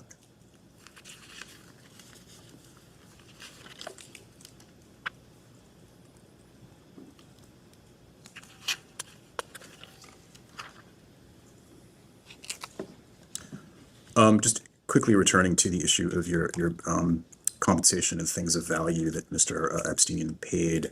As I understand, Mr. Kahn, you were married, Yes, and you were married during the time that you were employed by Jeffrey Epstein. yes. Did Mr. Epstein ever make any payments directly to your wife? He never made any payments directly to my wife. However, the entity that received loans was owned by me and my wife. I'm sorry, what was the name of that entity? I believe it was called Co2 Enterprises. COATUE. CO, no, CO, maybe UTE.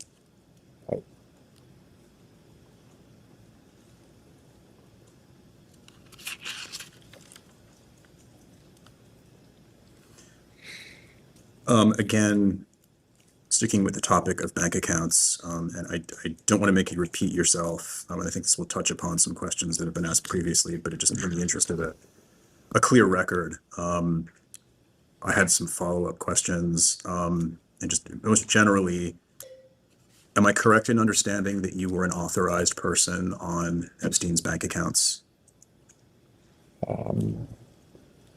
I don't know what the technical term authorized person was. I was never a signatory on Epstein's account, so I could never sign a check. I could never sign a wire, and I could never withdraw cash. But what I was able to do was speak to the bank and ask them if I needed a bank statement. Can you please email me a bank statement? So I believe I had what I would envision as inquiry status, and that was the extent of the authority that I had with JP Morgan and with Deutsche Bank. What about other banks? Those are the two main banks that I recall Epstein having relationships with during my time. So did you have the ability to effectuate payments from those accounts on Mr. Epstein's behalf? No. Did you ever open bank accounts for women connected to Jeffrey Epstein? No, I never opened bank accounts for women. However, a few women, I do recall once asked if they could open up a bank account, and I don't recall if it was the women or Epstein asked if we could use our private bank, either at Deutsche Bank or JP Morgan. So I may have requested, or Bella Klein may have requested an application that was then passed off to these women for them to fill out and complete. So it was basically these women were getting a benefit of his private banking service as opposed to having to go to a branch.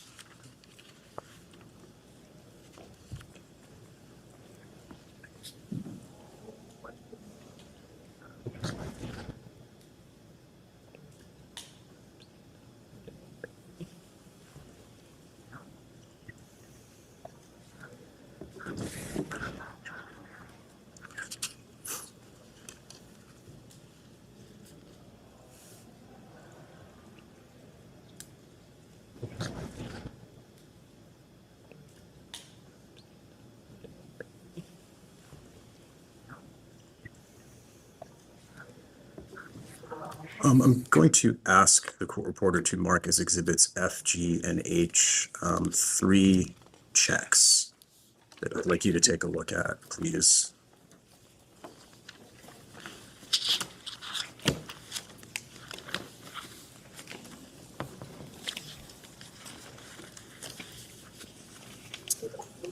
Thank you.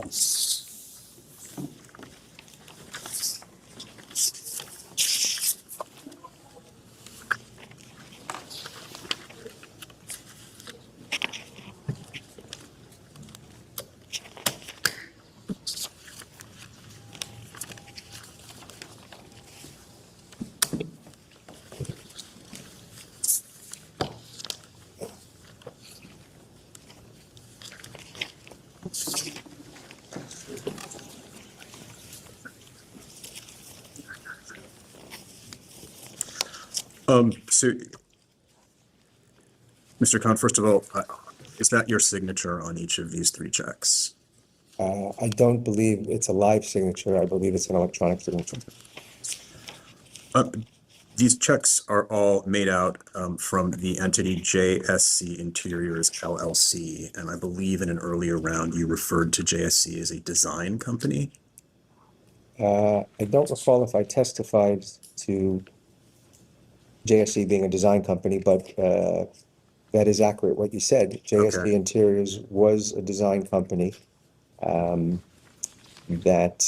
was used by assistants of Epstein in order to have access to the design district in New York, as well as obtain a sales tax certificate for that purpose, so that if Epstein wanted his assistants to pick up samples or do any decorating to assist him, they would have access. So JSC Interiors was a design company. I believe what I testified to earlier was that there were only 3 accounts where I had signatory authority.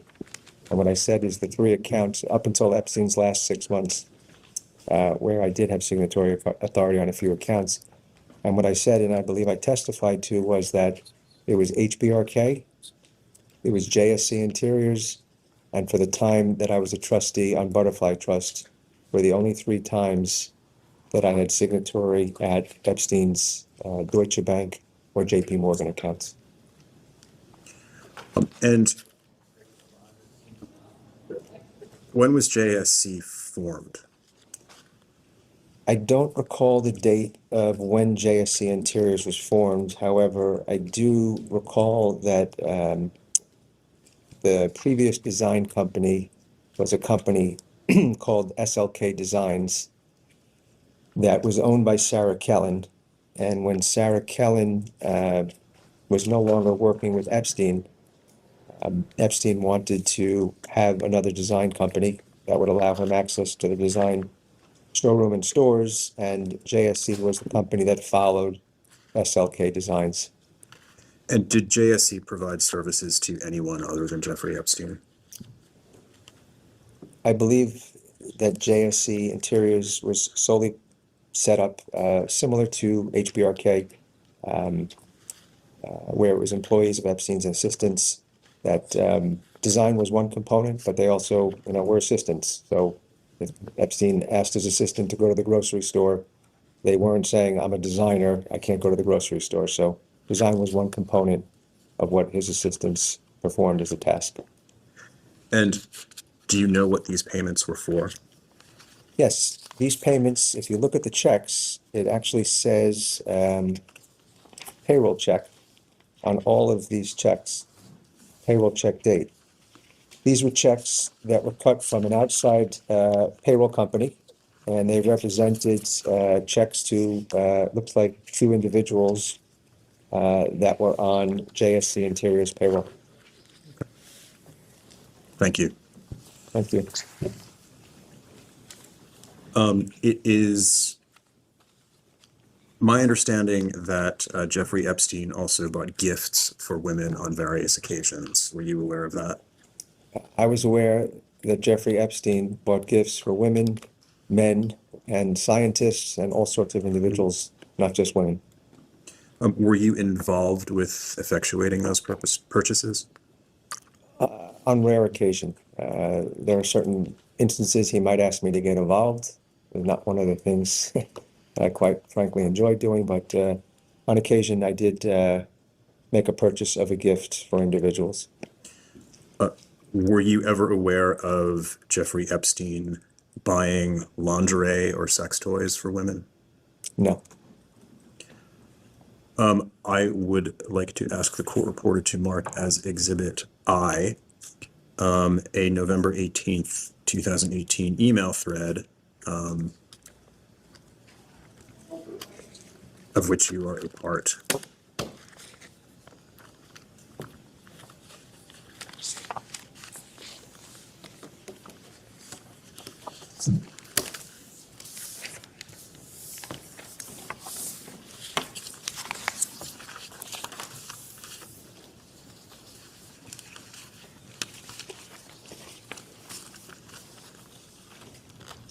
And for the record, it's a thread between yourself and Leslie Groff.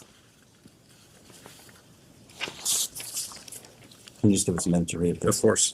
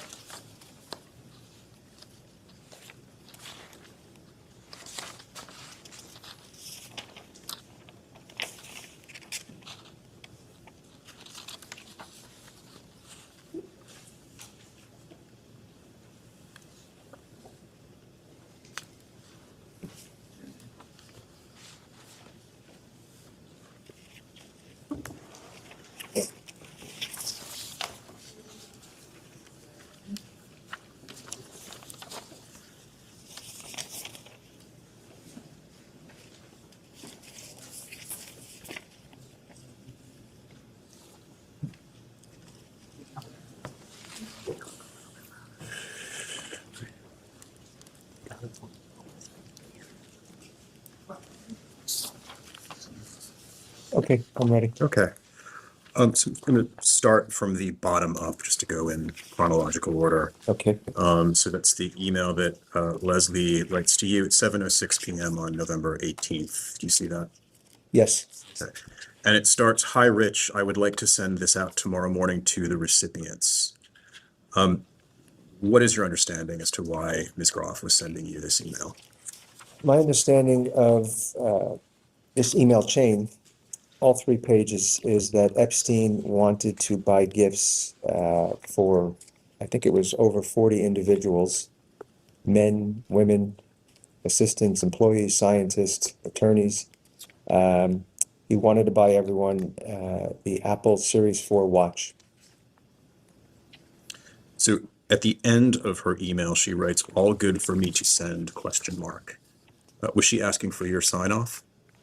No, I never approved this purchase. I never initiated this purpose. I think I was involved for 2 reasons. One, I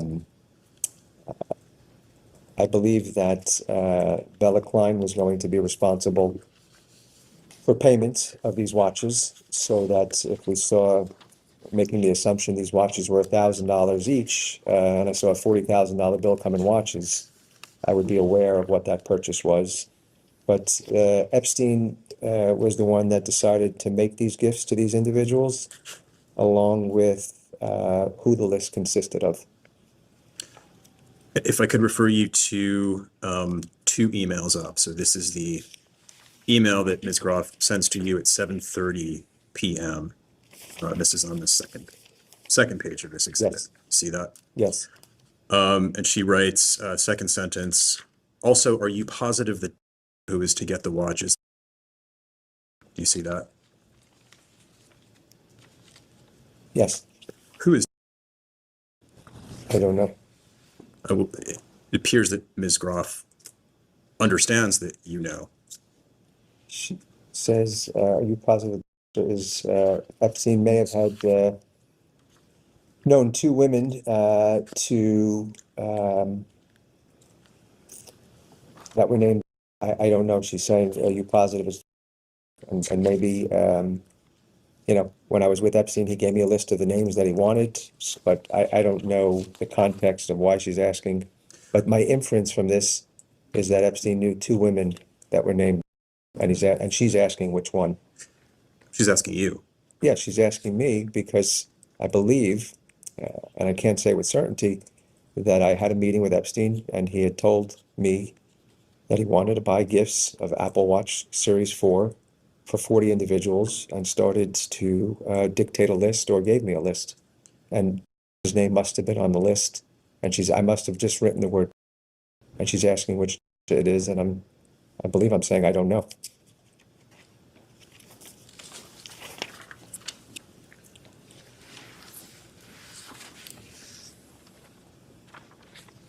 And then looking at your reply to Ms. Groff at 7:32 p.m. I looked Friday and do not have who is referenced on the previous page as Do you have an email from Scott Link's assistant? But I don't know who it is. That's the only reference I have from this email, but I don't know who it is. Why don't you explain who Scott Link is? Thank you. Scott Link was one of Epstein's attorneys. Thank you. And then the second sentence in that email, I believe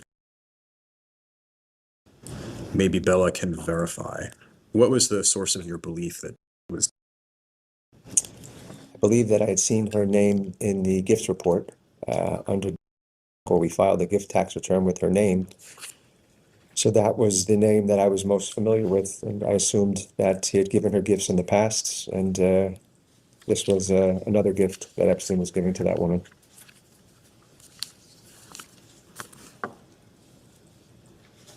All right, nothing else on this exhibit. Thank you. Thank you.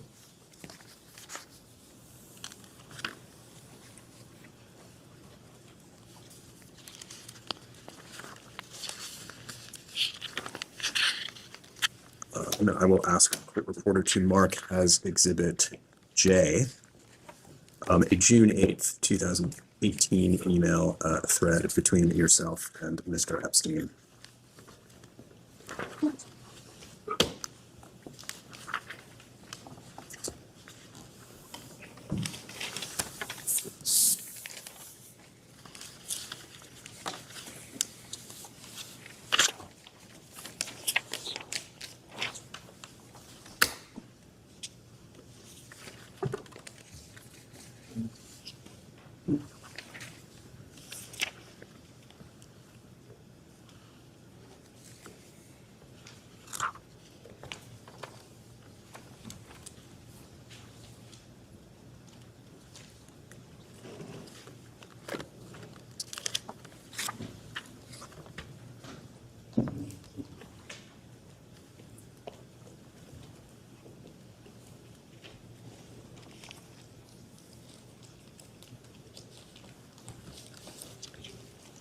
Ready.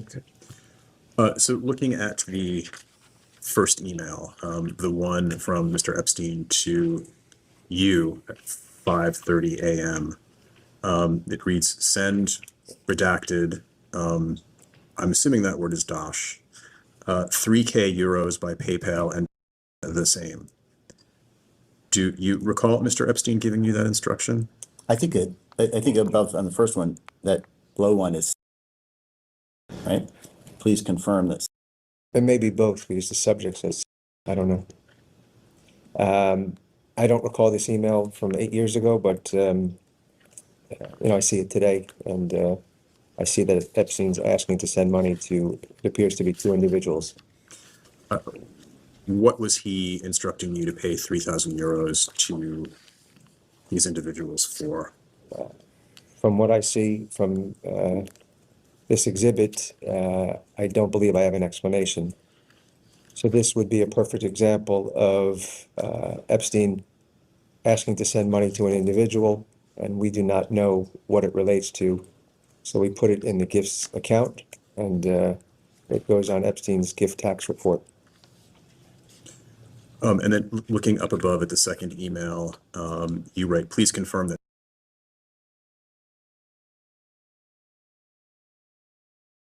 Which I take to be a surname.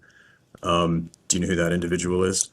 I don't. I would have received that information from Bella Klein, who makes payments and records the ledger, and I'm just communicating information I have for Bella. But no, I do not know who that individual is.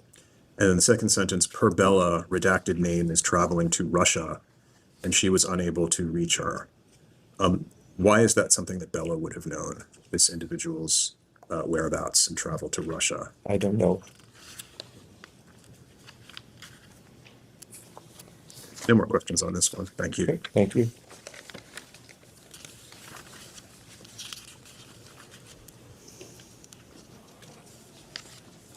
Then I'll ask the court reporter to mark an additional document as Exhibit K. This is an email thread dated May 15th, 2018.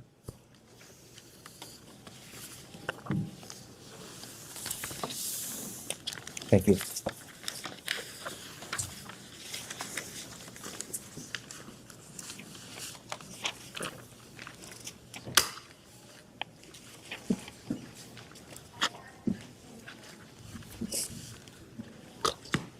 And I'm looking specifically at the first page. My only question on this one pertains to the email at the top. Well, just give me 1 second. Sure.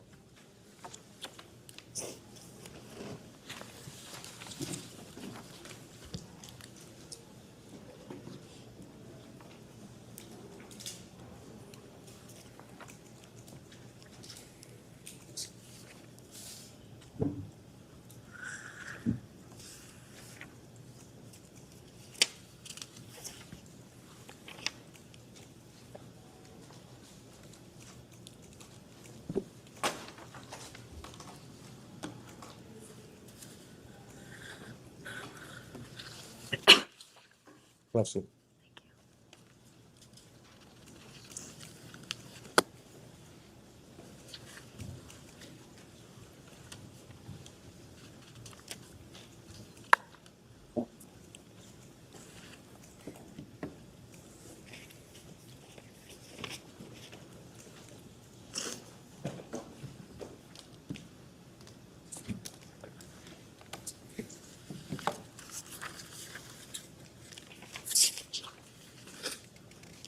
Okay, I'm ready. Actually, I'll start on the second page. This is information provided seemingly in connection with an inquiry regarding an LSJE account at Deutsche. And I'm looking at the line entry for a March 29th, 2018 payment of $25,000 to an Amar Siad. Do you see that? Yes. Who is Mr. Siad? I do not know who Mr. Siad is. And then I'm looking at the first email on the first page, which addresses that question. The response from Stuart Oldfield, Amar Siad is a professional photographer. Does that refresh your recollection as to who Mr. Siad is? Yeah, I do recall, I recall this inquiry in particular, and I believe I referred to it in the previous session when I was asked if the banks ever made inquiries. And I think I referred to this specific transaction, which was the wire on 3/7/2018 for $25,000. The individual's name is redacted, and I said it was a Spanish name and it was for work on his barge. So yes, I do vaguely remember this email exchange and the inquiries. So in this example, just to provide some context, I was able to look up through the books and records the first payment of $25,000. So I did not know what the other three payments were for. I then told Epstein the first one's for the barge. Could you please let me know what the other three payments were for? Yeah. I appreciate that. I'm focused specifically on the payment to Mr. Siad. Okay. I'm just referring you back to the explanation at the top of page 1, noting that Mr. Siad is a professional photographer. And my question was, did that refresh your recollection as to who Mr. Siad is? I do not know. I've never met Mr. Siad, and I only know his name from this, or let me rephrase that. I'm most familiar with his name from this transaction. And when I was asked who he is and what is this for, and he was a photographer and he received a loan. So yes, I do recall these transactions. Were you aware of Mr. Epstein using the services of a professional photographer? Was I aware of that he was using? I don't know what Epstein, I don't know. As I testified earlier, I was not in Epstein's personal world, so I don't know what Epstein did with photographers or what he did with his personal time. I sat in my office and accounted for his books and records, so I have no knowledge of what he did in his personal life.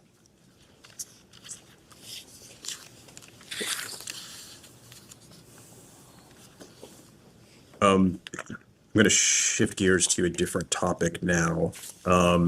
It's been reported in the Wall Street Journal, and I believe elsewhere, that you had a role with respect to marriages that took place between certain women connected to Jeffrey Epstein. Is that right? Did I have a role? The reporting on the marriages in the Wall Street Journal, I believe, is inaccurate, but I did write a letter on behalf of two women at their requests. So I could talk about that, but I don't believe the reporting in the Wall Street Journal is accurate. Which women did you write that letter for? At the request of Jennifer Kalin and Karina Shuliak, I wrote that letter. And who was that letter addressed to? I don't recall. It might have, and I don't know if my recollection is from seeing articles like the Wall Street Journal. It might have been to immigration services, but I don't recall. Yeah. It was not, but they can show it to you. Okay. Yeah. I don't know. I don't know. And had you known those two women prior to writing the letter? Yes. For how long? Since my employment. No. Jen Kalin, I believe, was working with Epstein when I began, and Karina maybe came, I don't know, 4 to 5 years after I began. Did you play any other role in connection with any other couple, female couples that were married? Well, I'd like to just rephrase your question. I never played a role in any couples and their marriage. I never committed immigration fraud. Let me finish, please. It's not my question, though. Okay, I know, I want to let him speak. answer, You're 'cause making, you you're alluding, insinuated something that was not true, and he's just correcting the and record. you're It's also, a yes or no but question. you're referring to an article where I believe the reporting was inaccurate, okay? So what I'd like to set the record straight with is, these two women made a request and asked if I would do a favor and write them a letter of recommendation. These two women provided me with a form letter and later came to my office and advised me on sample lines that I should include in the letter. I agree that the letter was embellished. I saw the letter as no different than me writing a co-op recommendation letter for a friend who I had not seen in 10 years, and I write in the letter how great his kids are, and these are kids that I never met. So the letter was embellished. I did it as a favor and as a request of these two women. These two women never told me that this marriage was a sham. These two women never told me that this marriage was forced. I will tell you, in hindsight, I regret writing this letter because I now know that I unknowingly contributed to these women's pain and suffering.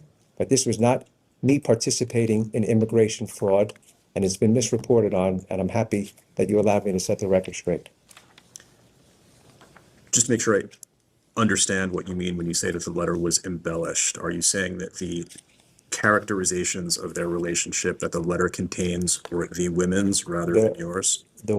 Yes, the letter, when I clearly look at the writing today, 10 years or whatever it is after the fact the letter was written, anyone, at least Dan and Joshua, could attest that is not my writing and those are not my words. Shifting to yet another topic.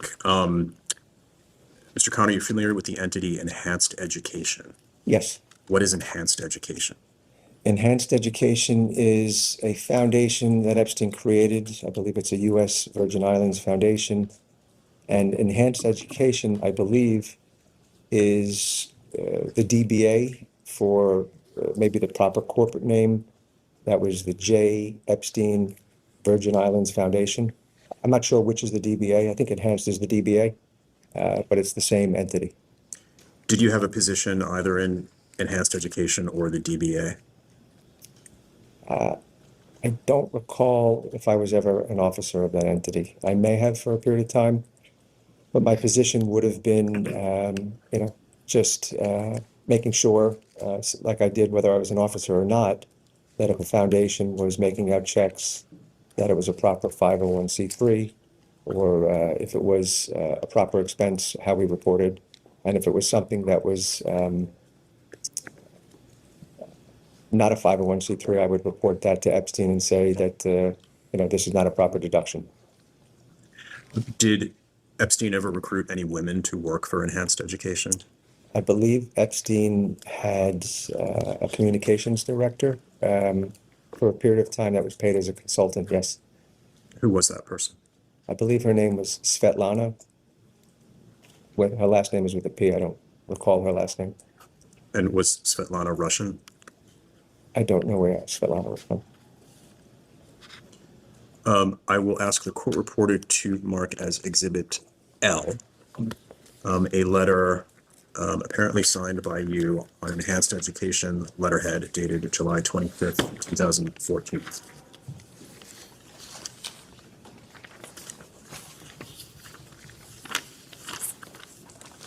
Thank you. Hey, Josh.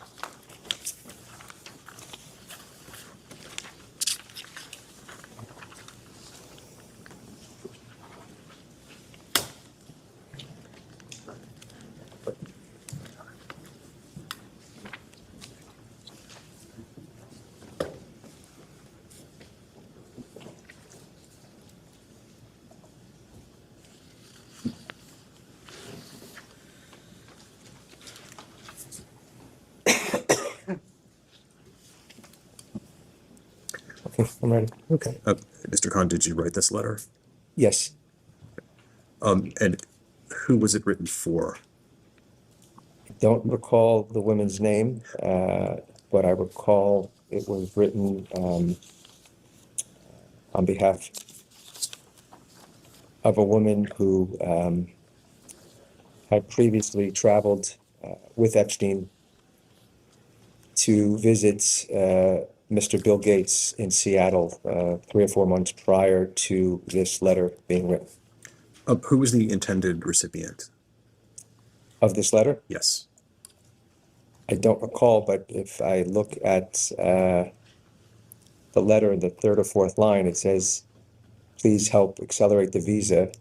So I don't know the legal authority that deals with visas, but I assume that's what it relates to. Did you ever meet the individual who the letter was written for, meaning the person whose name is redacted at the beginning? I don't recall. And were you asked to write this letter? Yes, I was asked to write this letter after it was explained to me that Epstein and this woman had went to visit Bill Gates in, I believe it was March of that year, in Seattle.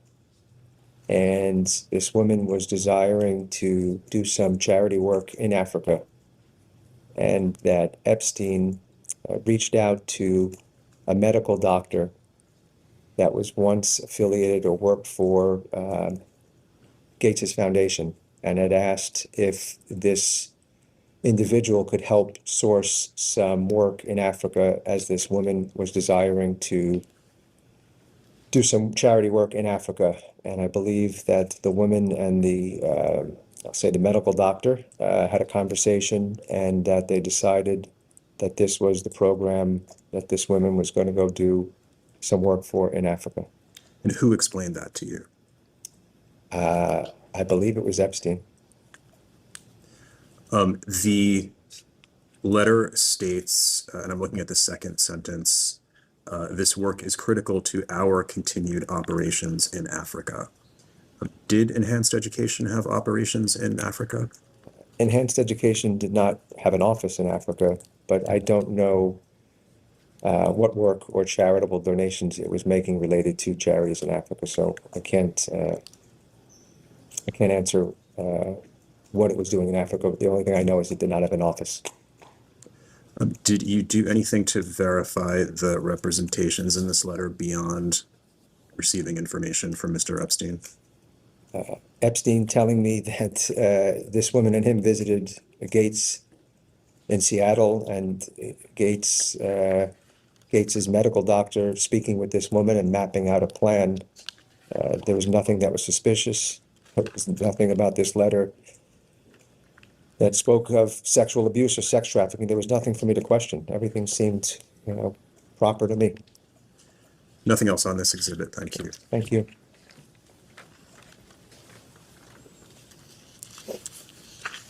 A few follow-up questions. I know you covered this in the prior round with the majority concerning Mr. Epstein's use of various business entities. Again, just want to make sure that we have a complete record here.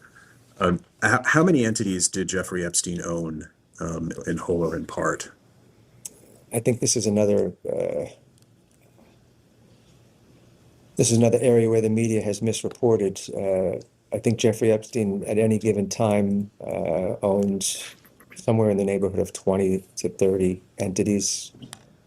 I don't recall even what the media reported, but I think they talk about 50 or 100 entities. And they talk about other terms you're free to ask about, which is incorrect as well, financial maneuvers, financial scaffolding. I'm happy to talk about that if you'd like. Sure. I'll start with just the number that he utilized. To some observers, 20 to 30 seems like a lot. What was the reason that he had? I'm happy to walk you through almost all that I could recall. He had 5 homes. What's the, I'm sorry, go ahead. I'm sorry. Okay. Epstein had 5 homes. Each of the homes were owned in a S corporation that tax reported to the IRS. Each of the homes then had an entity that paid the bills and expenses of that entity, in addition to the payroll of the employees. So that right there is 10 entities. Epstein had, I believe, 3 or 4 aircraft at any given time, between planes and helicopters. So now we're at 14. Epstein made investments, and each investment would go in a separate entity. Epstein had 2 trusts that we spoke about earlier. Now we're at 16. And I could go on and on. I don't recall all of his entities, but every one of his entities was set up. There was no financial scaffolding. I don't even know what that term means. There was no reason to hide anything. Everything was reported on the books and records, and the majority of his entities were tax-paying entities. Therefore, every income, most of his households, there was no income, it was only expenses, but all of the expenses were reported to the IRS. There was nothing we were trying to hide. Correct me if I'm wrong, if I'm understanding correctly, specific entities were set up to serve specific purposes related to Mr. Epstein's expenditures. Is that fair? Each of Epstein's households had an entity that paid the bills and payroll for those households. Each of Epstein's planes also had, expenses. I don't believe the planes had payroll. So yes, every entity that Epstein set up had a purpose. Some of them, were not a business purpose because they were for personal use, but they were all, in my mind, every one of his entities was a legitimate entity. There were no sham entities. I'd just like to quickly walk through some of those specific entities Certainly. that we had an interest in. The first being Southern Trust Company. What was Southern Trust? Southern Trust was the entity that Epstein used for his financial, tax, and estate planning. It was a U.S. Virgin Islands entity. And did Southern Trust ever make payments to women? Not that I'm aware of. The Butterfly Trust we spoke about earlier, and I know you've answered questions regarding that entity. What was its purpose? I don't know what its purpose was, but the Butterfly Trust, as I testified to earlier, was a pour-over trust from an investment that Epstein made, and the proceeds from that investment went to the Butterfly Trusts, whereby I was a trustee for a period of time, and then I was not a trustee for many years. Did the Butterfly Trust make payments to women? Yes. And did you handle those payments? Again, I think this is another area that was misreported on. I believe that it was reported that I were responsible for millions of dollars for payments to women from the Butterfly Trust. I think the Butterfly Trust only had approximately $1 million of distributions, number one, and I was a trustee for a portion of time, probably for less than half of those distributions. So yes, at times, as trustee, I made distributions based on the beneficiaries in that trust, yes. And then LSJE LLC. LSJE LLC was the entity that paid the bills for Epstein's 2 islands, LSJ and GSJ. And did LSJE ever make payments to women? Yes, I believe that improper payments were made to women from that entity. And what I mean by that is, for whatever reason, I don't know, Epstein asked to make a payment from that entity. It was incorrect. And because it was on an entity, LSJE LLC, that was not a tax reporting entity, we were forced to make journal entries and take those personal expenses and put it on his personal books and records so that it could be properly reflected on his gift tax return. And then, as I understand, and again, please correct me if I'm wrong, Mr. Epstein also had a personal account at Deutsche Bank in his own name. Is that right? Yes, Epstein had a personal account. And did he make payments to women out of that account? Yes. I think that's all helpful. I think the question arises if, as you've told us, each of these entities was set up to serve a specific purpose, and as I understand the goal of efficiency, why were payments being made to women from several different entities, which, as I understand, were designed to serve different purposes? Well, I'll speak first to the trust. The Butterfly Trust had no specific purpose. It was a trust that Epstein set up for the benefit of whoever the beneficiaries are. So I take Butterfly Trust out of that. In the three entities we went through, I don't believe that Southern Trust ever paid women. And in the example of LSJ, I am telling you that I believe Epstein made handfuls of payments improperly to women from that entity. Why he chose to do that, I don't know.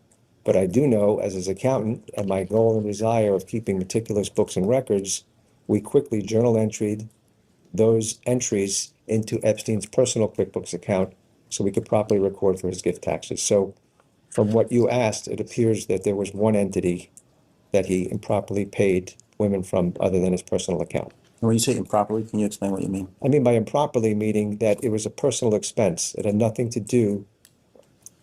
I don't want to misspeak. It possibly could have been.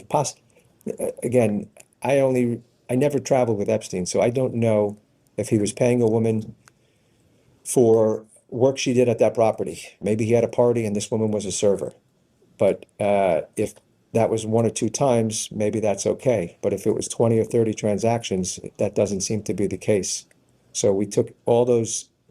I'm not saying the payments were improper. I'm just saying the payment should have been from his personal books and records, because that's where he made his personal payments. And that is where that's the entity we use to report his gift tax reporting. We can go off the record.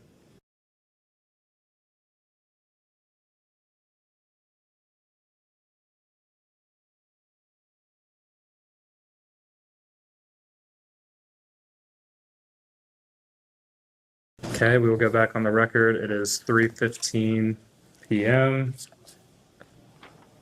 Mr. Kahn, in the previous hour, I believe you touched a little bit on Mr. Epstein's banking relationships, and I just want to go back through some of that just so that the record is clear.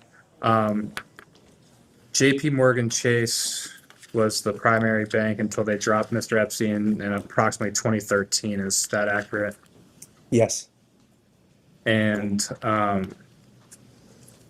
can you just restate the reasons for JP Morgan dropping Mr. Epstein as a client? I believe what I testified to earlier was I did not know the reasons why JP Morgan dropped Epstein as a client. Have you subsequently learned any reasons for why JP Morgan dropped Mr. Epstein? Possibly as co-executor, I learned that they were concerned about him being charged with soliciting a minor, and they were concerned about cash withdrawals. But a lot of the reporting, I'm not sure what to believe and what not to believe. I don't know what's accurate, but I did hear they dropped him because of suspicious cash withdrawals, and I believe they were concerned. I think I'm saying this in context of just clearly that maybe I read reports that he was the only reason the bank stayed on with Epstein, but I don't know what's accurate and what's not accurate. And following JP Morgan dropping Mr. Epstein, which banks did Mr. Epstein primarily move over to? Epstein moved pretty seamlessly from JP Morgan to Deutsche Bank for his main banking relationship.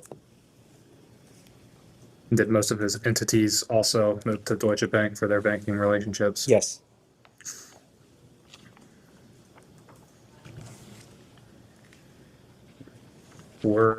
Did you play any role in finding a new bank for Mr. Epstein at this time? In 2014, I was not involved with Epstein's move from JP Morgan to Deutsche Bank. Who would have been involved in that? I don't know if anyone other than Epstein was involved. As I testified earlier, Paul Morris, who was Epstein's account rep at JP Morgan, had moved over to Deutsche Bank, I believe prior to him being dropped. I don't know how much before. And then when Epstein was leaving JP Morgan, he took in Epstein's accounts at Deutsche Bank. And how long did Mr. Epstein bank with Deutsche Bank? I believe he banked from 2014 and Deutsche Bank, I believe, sometime in November or December of 2008, decided to terminate their relationship with Epstein. 2018. Thank you. In November or December 2018, decided to terminate their relationship.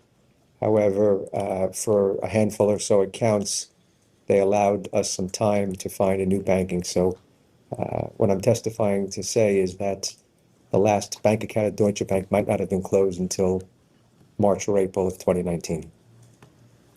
And at which point did you take on a more prominent role in the banking activities of Mr. Epstein? Well, after Deutsche Bank had dropped Epstein, he had asked if I could assist in trying to find him a bank account. At the time, as I testified to earlier, we had 20 or so entities with probably 10 or so payrolls, and I was concerned about making sure that staff was paid and bills were paid. At that point in time, I live on the Upper East Side of Manhattan, and I went to two local branches, two brokerage accounts that are a block away from each other, Fidelity Brokerage and Charles Schwab, and I believe we opened up brokerage accounts at each of those institutions. And this was, I don't recall the time frame, sometime probably in March or April of, or maybe April, or sometime in the first or second quarter of 2019.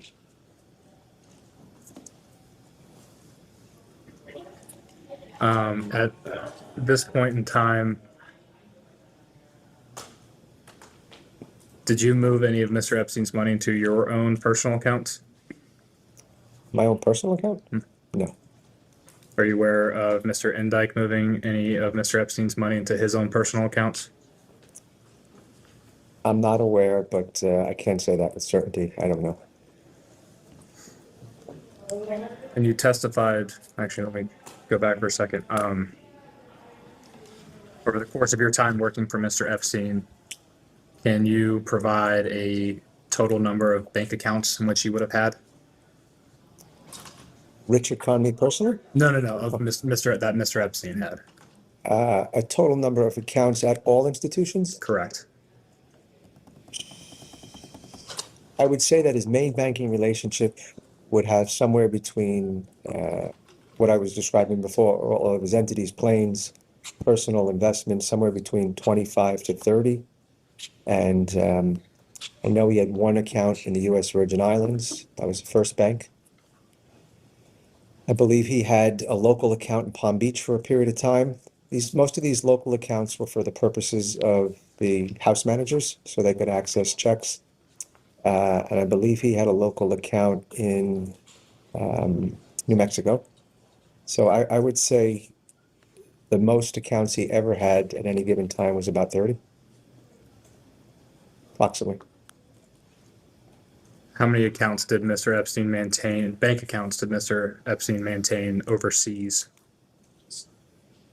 The only accounts that I'm aware that Epstein had overseas were his Paris accounts, which I am not 100% certain whether they were in the name of Epstein or the local attorney. I think some of them were in Epstein's name because I do recall his FBARs, which is financial reporting we're required to do with his personal return, that he had to state the highest value. So he must have had a few accounts in his name, but they were all, my understanding is his accounts were all from Paris and they related to the support of his home there. Mr. Epstein maintained any bank accounts in Switzerland, Not that I'm aware of. Grand Cayman Islands? Not that I'm aware of. Did Mr. Epstein ever hold any Bitcoin or other digital assets? Not that I'm aware of.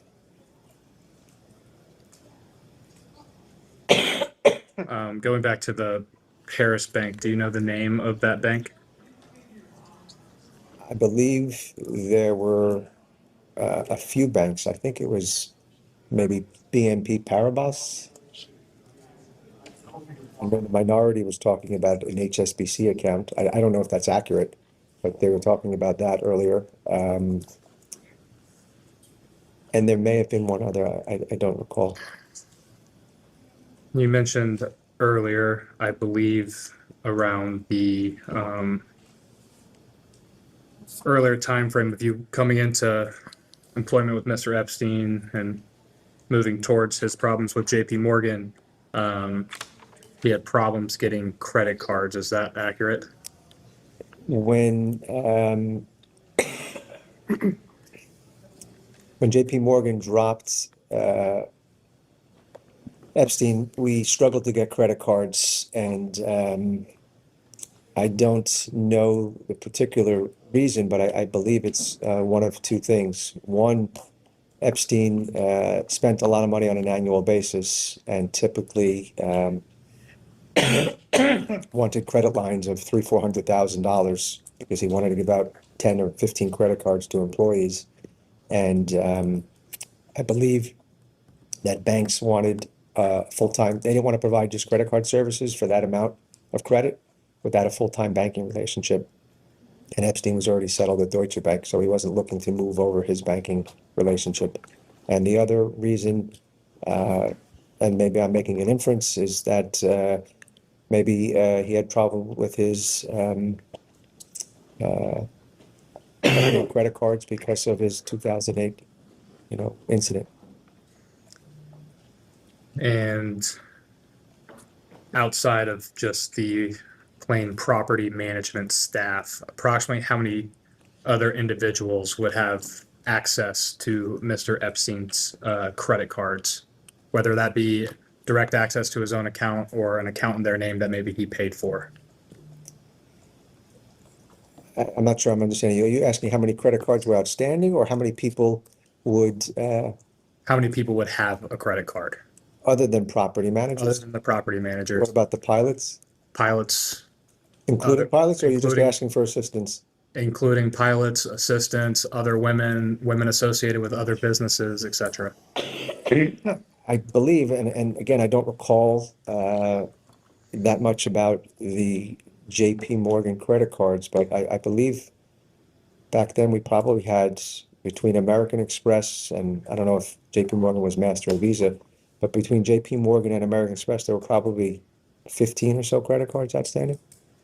And who were they besides the property managers? They were the pilots. When you use the word property managers, are you referring to also staff of the properties? Yes, outside of staff. Property. Outside of property staff, it was the pilots. I think at one point in time, Maxwell had a credit card. And his assistants, I would assume. That would be what gets me to 15 in my head. Did any other women associated with other entities have credit cards paid for by Mr. Epstein? I apologize, I'm not sure I'm understanding your question. When you say other credit cards, are you inferring that he's paying their personal credit cards? Correct. Not that I'm aware of. I believe that Epstein for assistants that made purchases on behalf of Epstein and also made personal purchases. I believe that all the credit cards were originating from Epstein.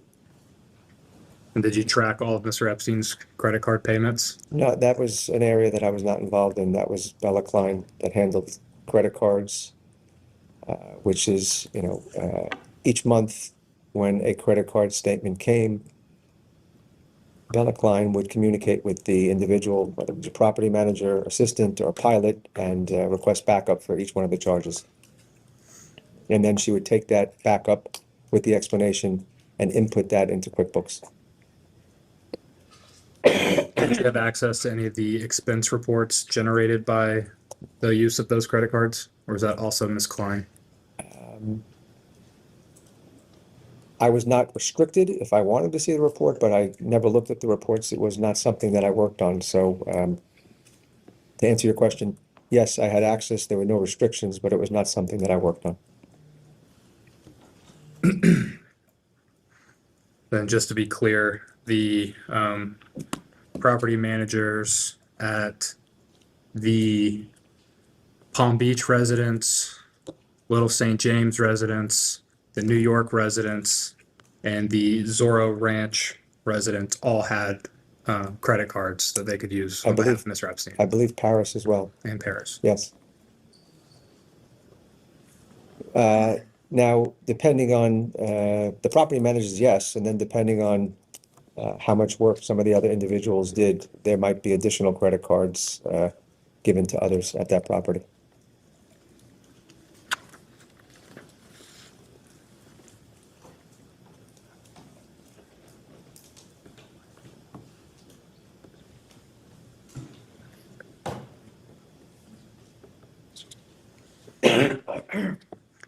We discussed, I believe, much earlier in the day that Mr. Epstein was at one point in either late 2018 or 2019 looking to buy a property in Morocco. Is that accurate? Yes, that's accurate. And is it fair to say that Mr. Epstein had already set aside the funds to pay for, I know he didn't ultimately end up paying for that house, but he had the funds set up to pay for that purchase? Just to clarify a little bit, the property that Epstein was pursuing in Morocco, I don't know if the ultimate property that he was pursuing, sorry to go back. Epstein, in a previous meeting with me sometime in 2018 or 19, showed Endyke and I a picture of a home and said, I'd like to buy this home one day. So I knew he was pursuing a property. I don't know if the property that he made an initial payment to the broker for was that same property, but I knew Epstein had an interest in Morocco, and I knew he had visited there previous times. The Charles Schwab account where the wire came out of had plenty of funds in the account. I believe the account, I don't know which account in particular it came out of. I know he had 3 accounts there at the time and probably had, I don't know, $50 to $70 million among the 3 accounts. But I will say, I did see an article that alluded to the fact that Epstein made a wire, and then we asked for the wire to be returned, which is correct. And I believe that wire was maybe 2 days before his arrest, somewhere in that range. Or I don't know, maybe it was a week before. He retracted that wire. He then asked for a second wire to be made, and I believe it was reported on that he didn't have the funds in the account, which I don't believe is correct. The bank would have never allowed money to go to Switzerland without funds in the account. Maybe it didn't come back in clear, but Epstein held stocks and securities and cash. He had plenty of funds in the account, so I don't believe that reporting was accurate. But then after Epstein was incarcerated, let me rephrase that. One wire was made, it was retracted, and then 2 or 3 days before Epstein's arrest, he made a second wire. And after his incarceration, he requested that that wire be returned back to Charles Schwab, or maybe I personally made the request. didn't want to purchase that home anymore. And the money was returned, and there's no money in Switzerland, and all the money went back to Charles Schwab. Are you aware of if Morocco has any extradition treaty with the United States? I'm not aware of which countries have extradition. Did Mr. Epstein ever mention countries with extradition treaties That's to you? not something we ever spoke about.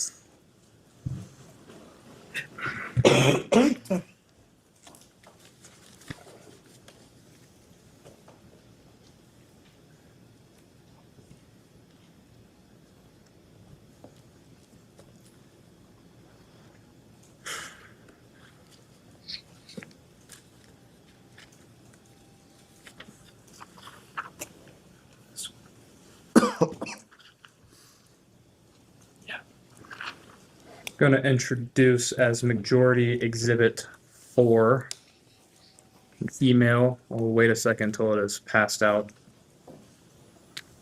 Thank you.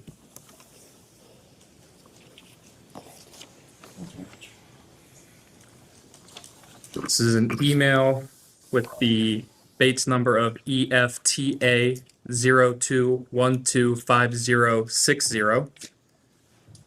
The 2-line is redacted. It is from a Janine Brennan, sent on Wednesday, October 30th, 2013. The subject line reads, "Heads up to expect a call from Mike Marvel." In the original message there at the bottom of the page, this is an email that appears to be from Miss Groff, as the signature line says, "Thanks so much, Leslie." Is that accurate? Yes. And just above that, the email states, and I quote, "Mike Marvel from Bank of America will be calling to speak with Jeffrey, but you need to connect the call to Rich Kahn. Rich has been speaking with Mike as, in quotation marks, Jeffrey. Please do not bother Jeffrey with this." Did you impersonate Mr. Epstein in speaking with Bank of America? I don't recall this email, nor do I recall conversations with Mike Marvel from Bank of America. Did you ever have discussions with Bank of America? I believe, I thought I dealt with a woman by the name of Karen Weiss. I believe that Bank of America was the relationship where Leon Black had his accounts. And maybe there was conversations between Epstein and Black in regards to Epstein setting up accounts, but that's my only recollection of dealing with Bank of America.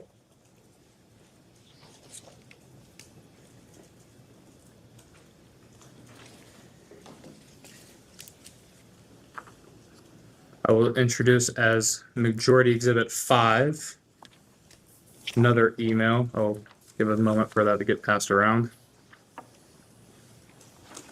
Thank you. Yes.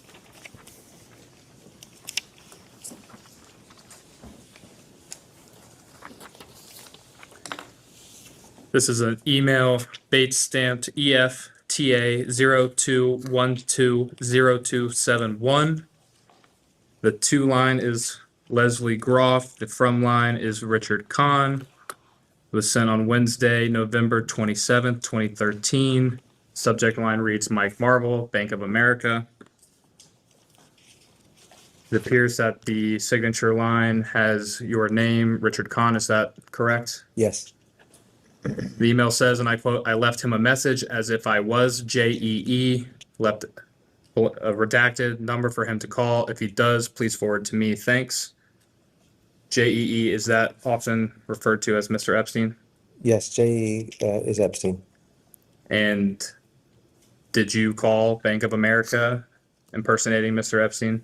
I don't recall the particular conversation as we sit here today, but it looks like from this email, that's what it says. Would you often impersonate Mr. Epstein when dealing with entities or banking institutions? No. Can you recall any other times in which you would have impersonated Mr. Epstein in No. dealing with his matters? No. Do you recall impersonating Mr. Epstein in this? I don't recall impersonating Epstein ever, but the email says I left him a message as if I was JEE. So those are my words, but I don't recall a conversation. It's possible it happened. I wrote something, but I don't recall the conversation.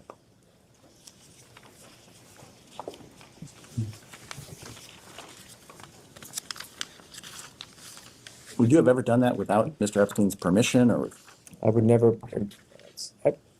my inference from this email is that Epstein had asked me to speak to the bank on his behalf.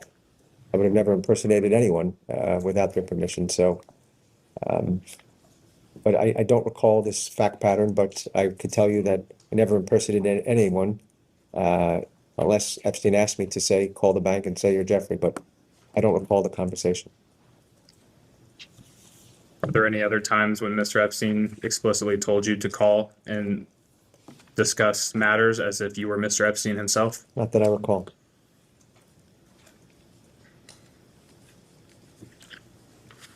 Switching gears a little bit, in the previous hour, some of the entities owned by Mr. Epstein were discussed.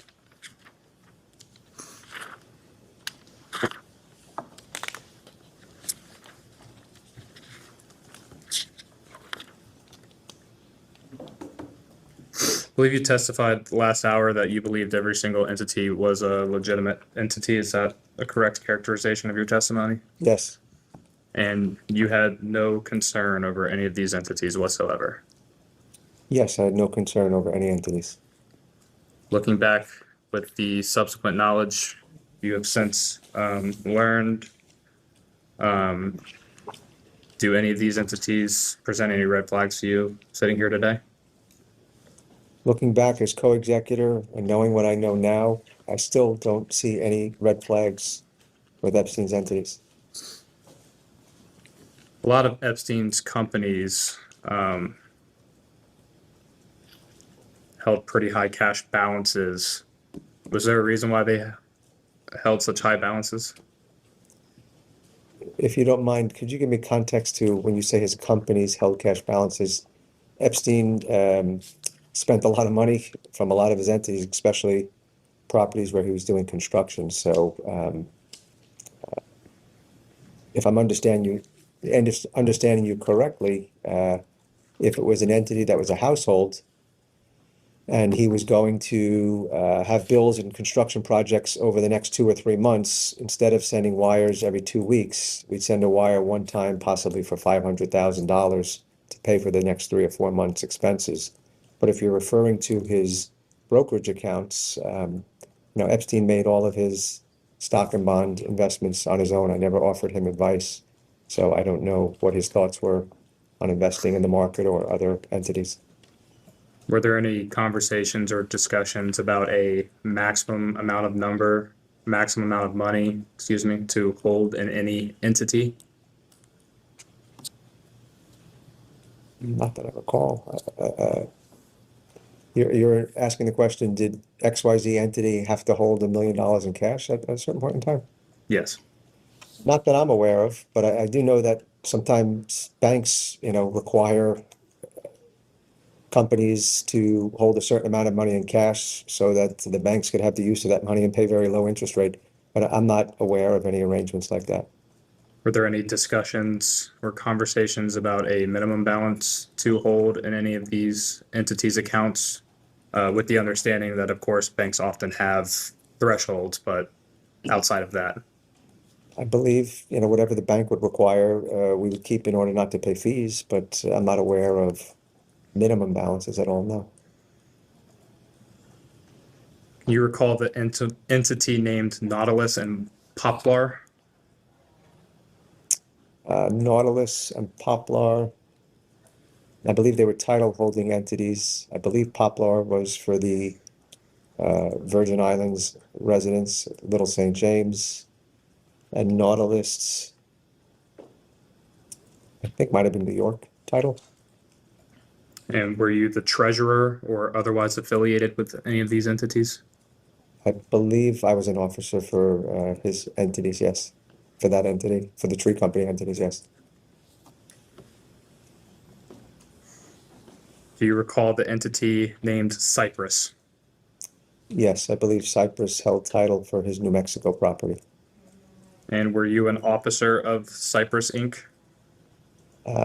I believe at a certain point in time, I was the treasurer. I don't recall the dates.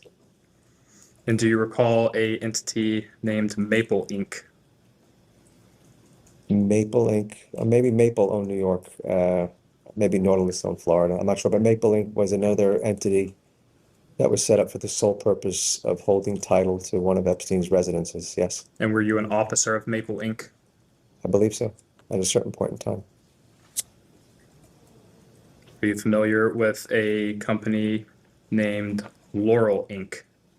I believe Laurel Inc. was the title holding company for his Florida residence. Were you an officer of Laurel Inc.? I believe so. And speaking about these title holding entities we just discussed, I believe you indicated you were an officer at one point or another with all of them. What was your role in being an officer for these title holding companies? My role as an officer would be to make sure that the bills were paid, the property, in these title holding companies, that the property tax bills were paid and that they filed, timely tax returns. Did these entities have any other obligations outside of the ones you just mentioned? My understanding of these entities is that they were set up, they were USVI corporations, and they strictly held title to Epstein's residences. And the only bills that they paid on an annual basis were property taxes or maybe, some filing fees. But that's all I understood that these entities did. Are you familiar with Gratitude America? Yes. And what is Gratitude America? It is a U.S. Virgin Islands foundation that Epstein set up with the goal of giving money to scientific purposes as well as to the ideals of America. Are you an officer or any otherwise way affiliated with Gratitude America? Yes. What was your role? I believe I was treasurer, and at one point I was president as well. And given those roles, what were your responsibilities with Gratitude America? With Gratitude America, similar to the three entities we spoke about, my goal would be to make sure that Epstein was giving donations to 501c3 entities, to make sure that he was properly filing his tax returns, and making sure that the books and records were accurate. Are you aware of any funds being paid by Gratitude America to any women for unrelated purposes than the stated purpose of the entity? Not that I'm aware of, no. Are you familiar with MC2 model management? Yes. And what is MC2 model management? It is not an Epstein-owned entity. However, it is an entity that was owned by John Luke and I believe a few other partners. That was a modeling agency that Epstein gave a credit line to. Or let me rephrase that. That Epstein backed a credit line. I believe they obtained a credit line from the bank and Epstein guaranteed it. And how much was that guarantee? I believe at one point it was up to $1 million. And why did Mr. Epstein provide a guarantee to the modeling agency? I don't know.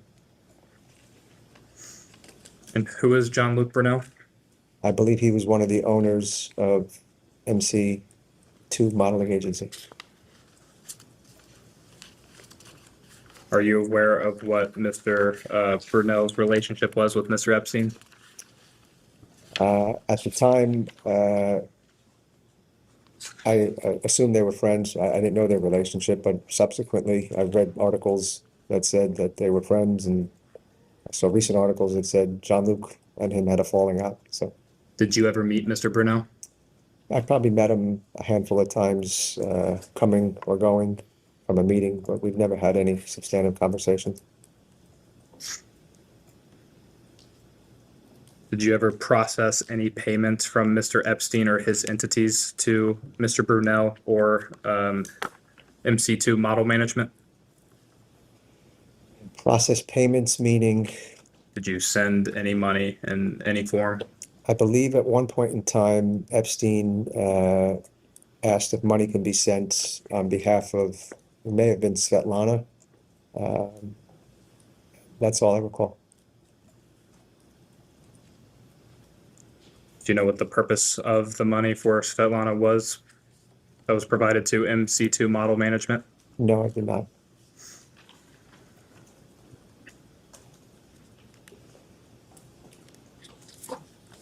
Do you have any concerns about Mr. Epstein's relationship with MC2 Model Management and the young women that were associated with it as well? I never met the women from MC2 Modeling Agency. The extent of my relationship with MC2 was as Epstein's accountant when the credit line was extended to the agency. I was making sure that it was paid down and paid off over time. So my dealings were predominantly with a gentleman by the name of Jeff Fuller, who I believe was John Luke's partner. And I would ask him the status of payments and make sure that they would be able to pay down the credit line so that Epstein didn't have to pay on that guarantee.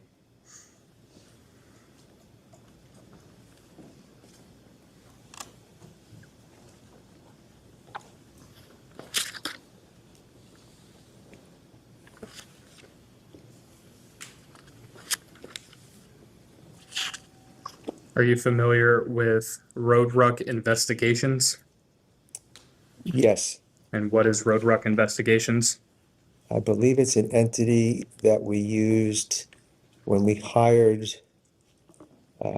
new individuals, employees, rather, I'm sorry, to run background checks.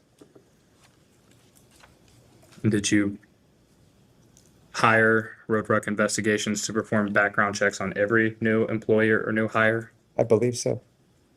Was this PI firm used for any other purpose other than background checks on new hires? I got the name of Road Ruck from either Epstein or Endyke, so I don't know what their previous relationship was with this organization.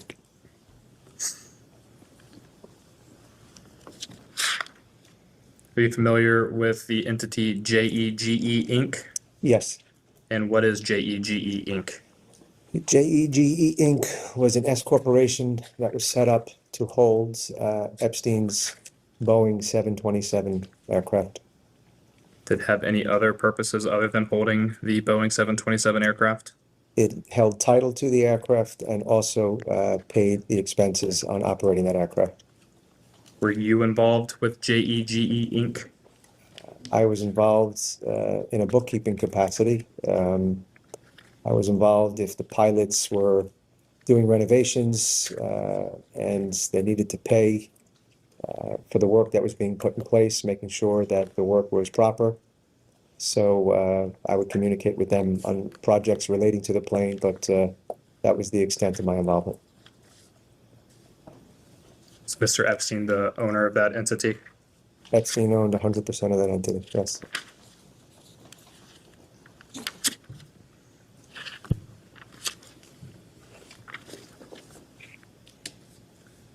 Are you familiar with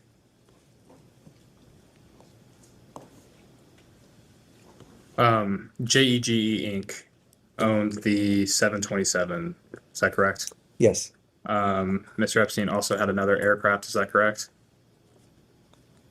I believe he had two planes at most times. He also had a Gulfstream, I think Gulfstream 2B originally, and then sold that and bought another Gulfstream. Yes. And which entity of Mr. Epstein's held the Gulfstream? I believe originally the Gulfstream 2B was owned by Hyperion Air Inc., another S Corp. And when Epstein sold the Boeing and sold the Gulfstream 2B, he bought maybe a Gulfstream 4 or 5, I don't recall. I believe that was owned by JEGE LLC. Mr. Epstein also owned a helicopter, is that correct? Yes. And which entity held the helicopter? Epstein owned many helicopters over the years.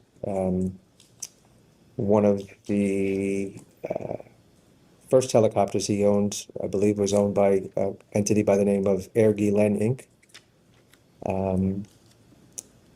When that helicopter was sold, I think he owned 3 or 4 helicopters over the years, and I believe some of the later helicopters were owned by Hyperion Air LLC.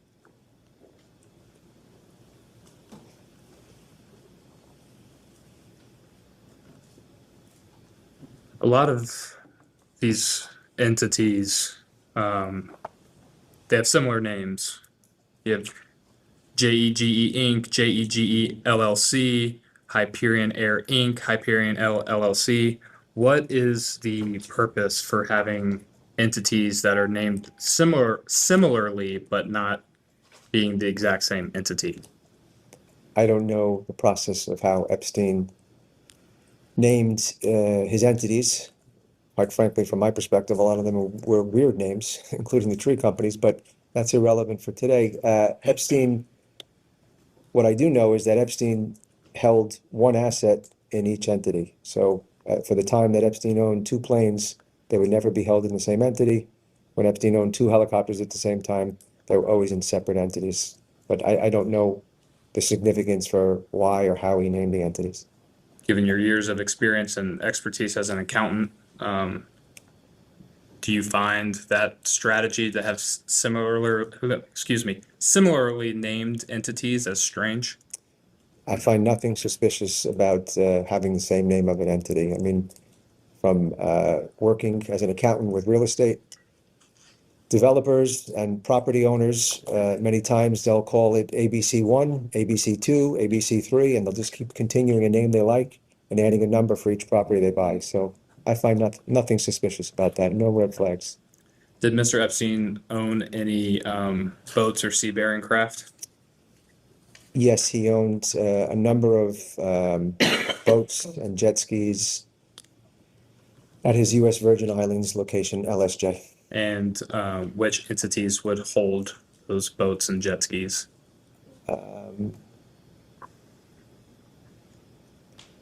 His barge was held by an entity by the name of Michelle's Transportation, LLC. And he never owned a yacht. I think most of his boats were just to transport workers back and forth. They might have been owned, this might be the one circumstance where he did not put boats or aircraft in a separate LLC, but from my perspective, it wasn't significant in the fact that these boats, I don't think any boat that Epstein owned was more than $50,000 or $100,000.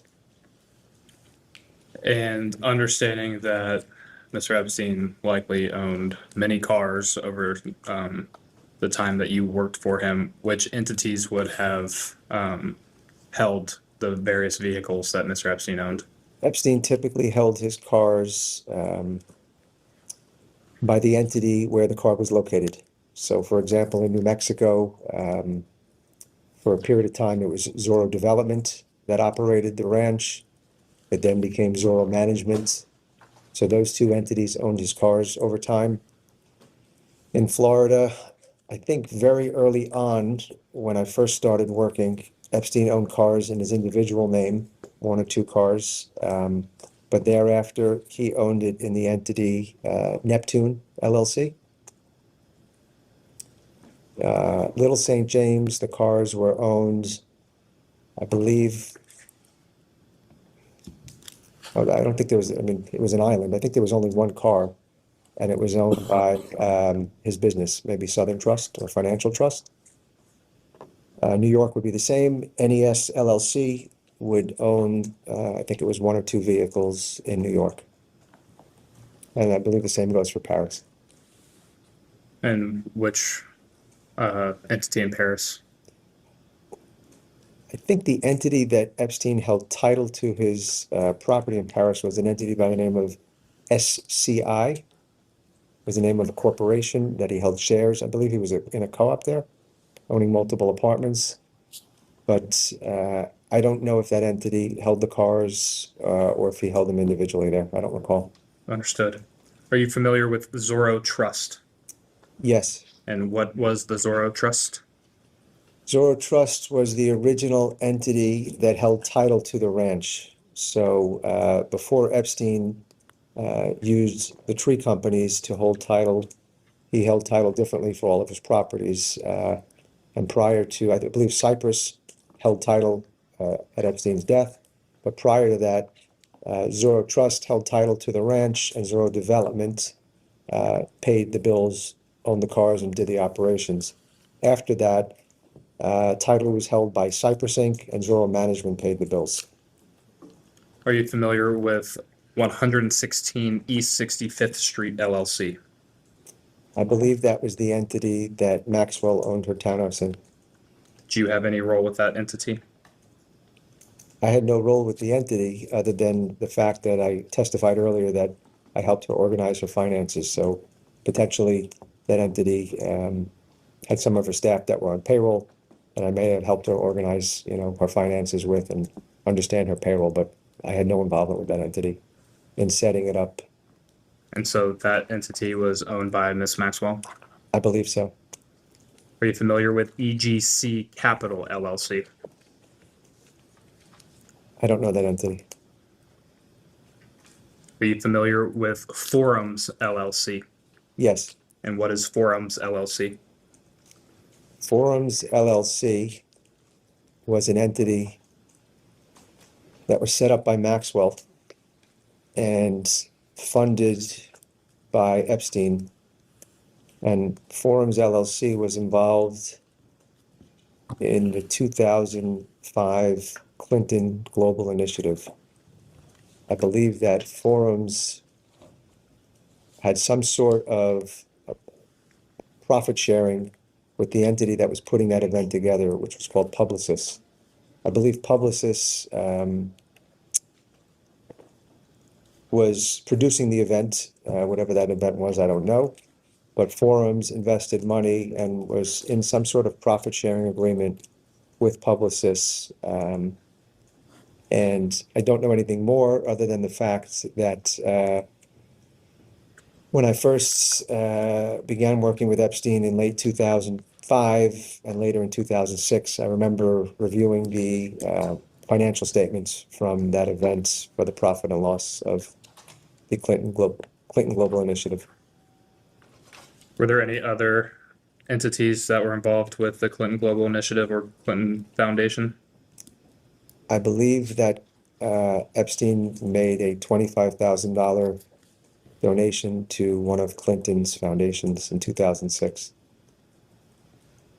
Do you know which entity that came from? I believe it was COUQ. Are you familiar with J. Epstein and Company, Inc.? I'm not that familiar with that entity.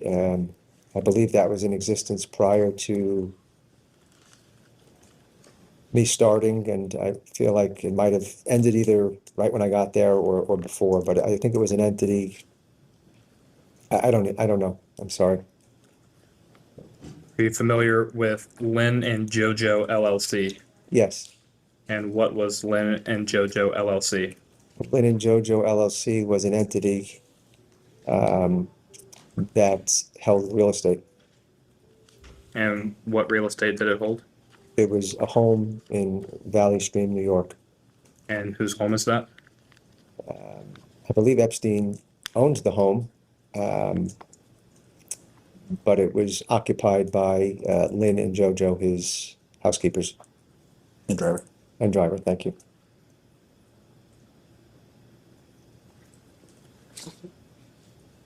Are you familiar with enhanced education? Yes. And what is the role of enhanced education? Enhanced Education was also known as the J. Epstein Virgin Islands Foundation, and it was a U.S. Virgin Islands foundation that made donations. I don't know its proper business purpose of what it registered. I wasn't involved or around when it was originally set up.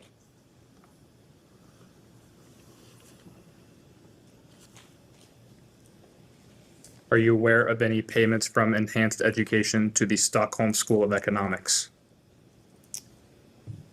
Yes, I most recently learned about that as co-executor. And what did you learn about that payment?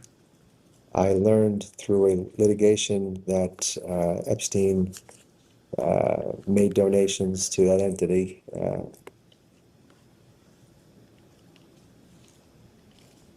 And did you have a role in processing or wiring that payment?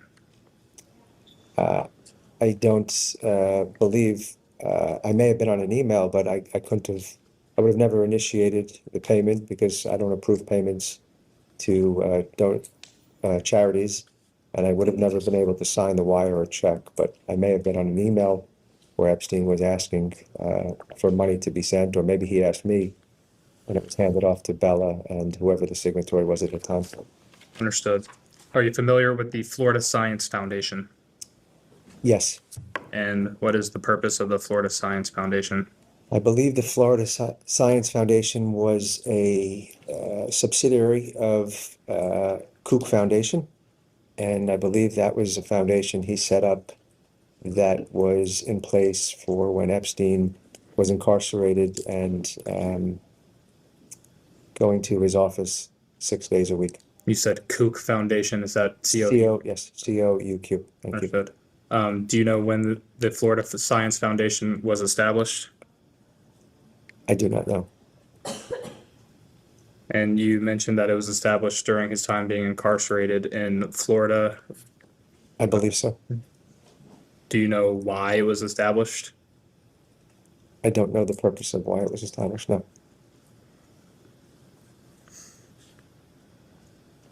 Did you have a role with the Florida Science Foundation?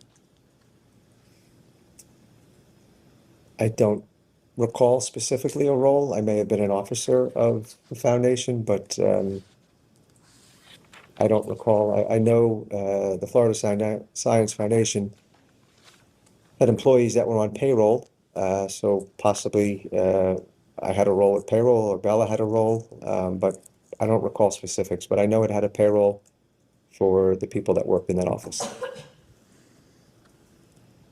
Is it possible that you were the treasurer of the Florida Science Foundation?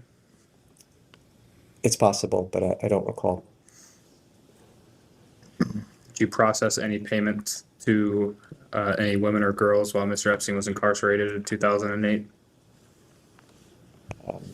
Again, just to clarify, I never processed any payments. I may have been on an email chain where Epstein was asking if someone was going to be paid, but I was never a signatory, nor was I ever had ability to send a wire transfer. Other than, as I testified earlier, the two entities, JSC Interiors and Butterfly Trust. Switching gears a little bit, are you aware of Mr. Epstein assisting with visa applications for many young women during your times of employment with Mr. Epstein?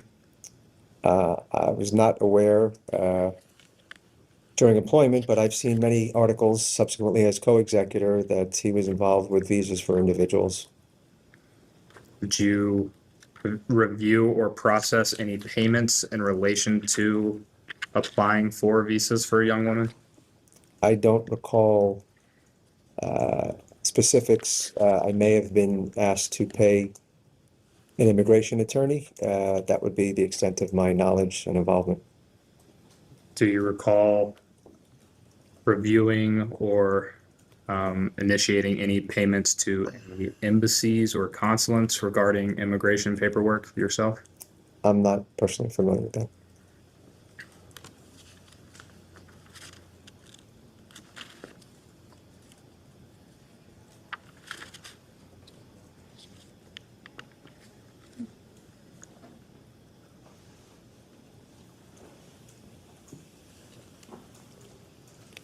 We will conclude our hour right there and go off the record.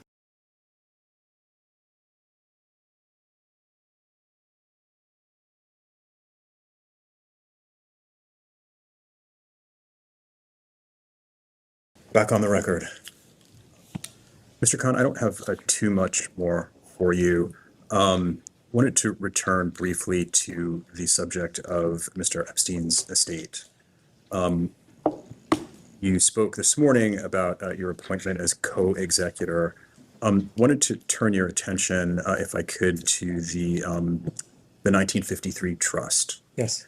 And it's my understanding that contemporaneous with the execution of the will, Mr. Epstein's assets were transferred into that trust. Is that correct? No, that's not correct. Please. Mr. Epstein's estate is being probated in the U.S. Virgin Islands probate court, and not until all of the remaining debts, credits, and outstanding obligations of the estate are satisfied will anything move to the trust. So currently, the trust does not have a bank account. The trust is not 100% operative and may never be operative if the estate ends with zero assets. So the trust document is its provisions when the estate is finally and fully probated, but at this point in time, Hasn't been effectuated. correct. It's also my understanding that the trust agreement names yourself and Mr. Endyke as beneficiaries. Is that right? Yes, I am a beneficiary of the 1953 trust. And you are among the top 3 beneficiaries in terms of dollar amounts. Is that correct? I believe I am in the top 3 of beneficiaries, yes. And specifically, it's my understanding that the trust bequeaths $50 million to Mr. Endyke and $25 million to you. Is that correct? Yes, I believe that the trust has a bequest to me for $25 million.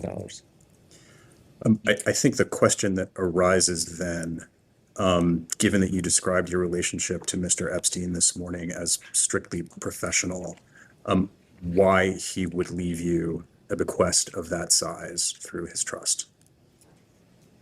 So I was not involved in Epstein's drafting of his will documents. But what I can say is that Epstein asked me to be, he wasn't alive, but I was requested to be his co-executor and co-trustee. I believe that it's likely that I will receive 0 from Epstein's 1953 trust based on the value of its assets and its remaining obligations. As of the last publicly filed quarterly accounting, the estate had approximately $120 million of assets. Most recently, the estate settled a lawsuit, a class action lawsuit for $35 million, which leaves approximately $85 million. The estate still has, unfortunately, 4 to 5 remaining lawsuits. In addition to the fact that it is burning approximately $10 to $15 million a year in legal fees and other expenses. As far as taking the role as co-executor, that's not a role that anyone would want. I decided to take the role, as I testified earlier, as I thought I'd be best suited to know Epstein's assets and to be able to terminate employees in a respectful and kind fashion. Lastly, being able to compensate victims for all of their harms that they endured by Epstein was my top priority in taking this role after learning about all the terrible things Epstein did. To go back to your original question, actually, let me just add one more point. Being co-executor has caused tremendous strife for me and my family. The anguish, anxiety, distress is unfathomable. My reputation has suffered what I believe to be irreparable damage that I don't know if I'll ever recover from taking this role. But you asked me the question, why do you think Epstein awarded $25 million to me? I was not involved in the drafting of his documents, but what I can say is that Epstein's estate of approximately $600 million, if his estate was being probated in New York or Florida, and there was no designation of a co-executor fee. Currently, Epstein's will calls for me to receive $250,000 for what will probably amount to 10 years of work. As I just said, I don't believe I will receive anything from Epstein's trust based on the assets and liabilities. I believe that Epstein envisioned me taking this role as co-executor and co-trustee would be many, many years of work. And at the same time, he didn't provide for what would be an executor fee in New York or Florida, which I believe the statutory rate is approximately 2%. So if I was not in Epstein's trust and I was a corporate trustee, I probably would have received an executor fee of $12 million for serving as co-executor and serving as co-trustee. So that could be the only reason why he left me such a large bequest, because if you take away the $12 million, my bequest is not different than many other individuals that are in that trust for $10 million. And lastly, I would just say, other than compensating victims, I would never take on this role again as co-executor. Thank you. Switching topics again. The BBC yesterday reported that you told, I'm quoting directly, the mansion staff to pack 2 suitcases with the contents of the safe and deliver them to Epstein's home, according to FBI agents. Epstein's home or Kahn? What does it say? Does it say Epstein's home? I'm sorry. Thank you, Dan. To his home. That'd be referring to your home, Mr. Kahn. I apologize. Did you do that? No, I did not read the article, but I do know what you're referring to because the BBC had made inquiries to myself. What happens when the FBI raided Epstein's home in, I believe it was on the 6th, the same day he was arrested. It was either, I think it was the 6th or the 7th. When they raided his home, they broke open his safe. And for whatever reason, the FBI did not take some of the contents from Epstein's safe. When the FBI broke into Epstein's home, they broke down his door, so his door could not lock and the alarm could not set properly, in addition to the fact that they took all the electronic equipment. When Merwin, the house manager, was at the house, he realized that these items were not safe to be left alone in the house. I was on Long Island at the time. I was not in New York City. And I received a call from Merwin, who's the property manager for 90 71st Street, telling me that I packed up 2 bags of Epstein's belongings or things that were safe, and I left them with your doorman in New York City. I just wanted to let you know. I said to him, I'm not home. I'll be home in 3 or 4 days. And at that time, I'll bring it up to my apartment. When I arrived home 3 or 4 days later, I arrived in my apartment. I brought the 2 bags up. I never touched them. I never opened them. I left them in my dining room. I believe a day or 2 later, I got a call from Merwin that the FBI was at the house again, looking to collect things that they didn't take from their first visit. I believe the request of me was, can you please bring the 2 bags to the home? I was at my office in Midtown at the time. I left, I went home, I grabbed the 2 bags, I brought them to the residence, and I believe at that point in time, the FBI gave me a receipt for the 2 bags, and that is what took place. What the BBC reported is inaccurate, and the story as I understand it is exactly what I told you. And then another topic, during your employment by Mr. Epstein, did you ever become aware of the relationship between him and Donald Trump? Did I ever become aware of the relationship? Donald Trump is someone that Epstein liked to talk about a lot. Did I become aware of a relationship? I assumed at one point they were friends and they had a falling out, but I don't know what is true and what is not true. He never spoke to me about his relationship with Donald Trump, and I've just seen a lot of stories in the news that I don't know whether they're true or not. You mentioned that he spoke about Donald Trump a lot. Did he ever do that in your presence? Yes. What did he say? I don't recall specific conversations, but most of the conversations relating to Donald Trump or relating to, I'm sorry, respectfully, most of the conversations relating to President Trump were at the time where President Trump was in the news quite frequently from 2016 to 2020. And if President Trump was doing something that day and it made news, and I was in a meeting at his office, he might say, could you believe that President Trump did X, Y, or Z? And it might be a 30-second conversation. But that was the context of how Epstein spoke in my presence about President Trump. And were any of his comments about having had a relationship with Trump? Just sort of to try and be a little clearer, what you described was observations that in your telling sounded political in nature. Like I'm asking whether he made comments that were more social in nature. Not that I recall.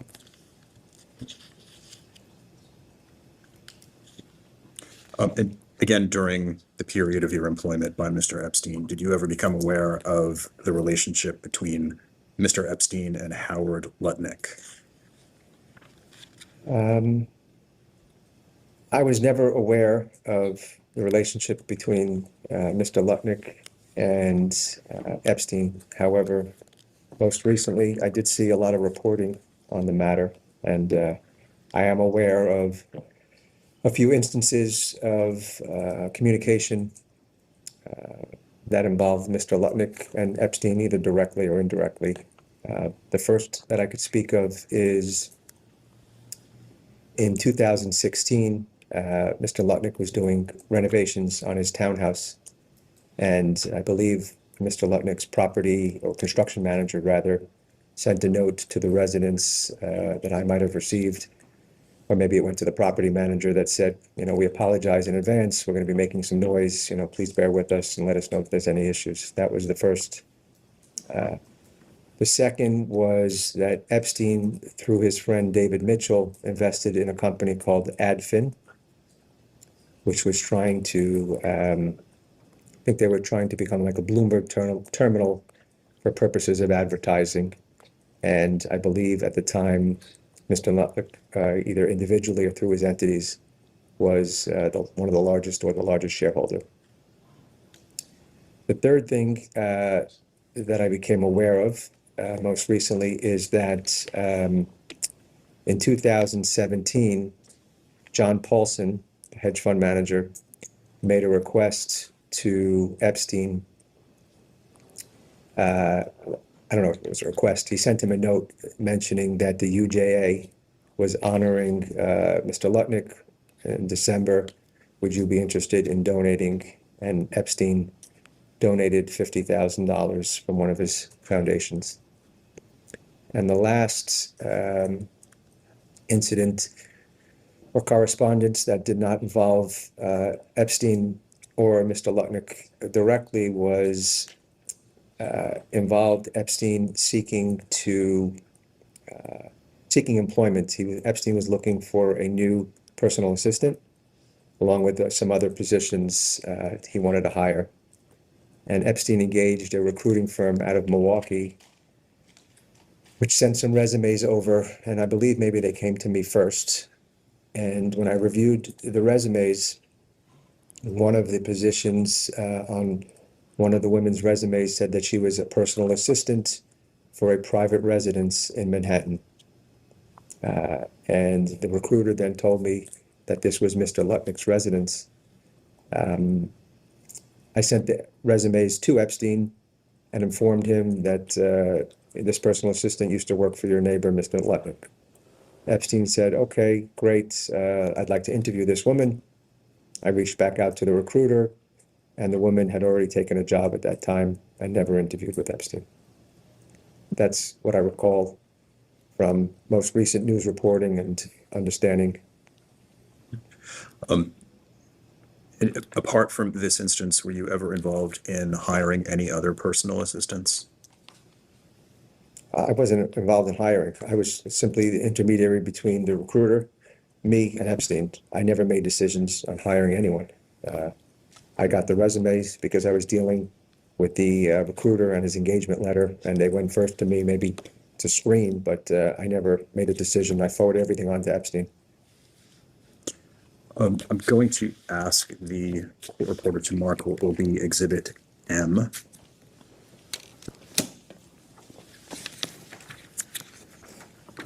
Which is an email dated October 3rd, 2013, between yourself and Mr. Epstein, subject line, Emily Johnson, resume.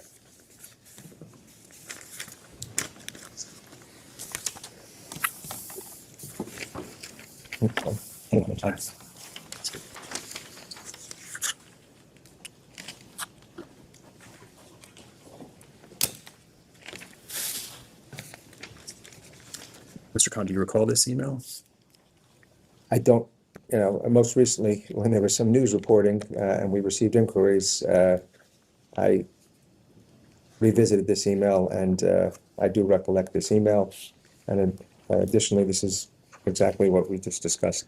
This is the individual who you described. Yes. And who is Peter? Peter, I believe is Peter Mahler, was the gentleman that owns the recruiting or hiring agency from Milwaukee. He was the principal. And did you ever discuss this potential hire with Howard Lutnick? I don't ever recall meeting Mr. Lutnick. And then I will ask the court reporter to mark as Exhibit N.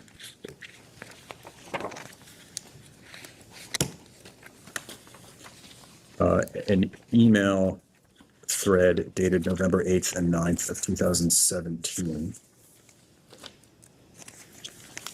Thank you.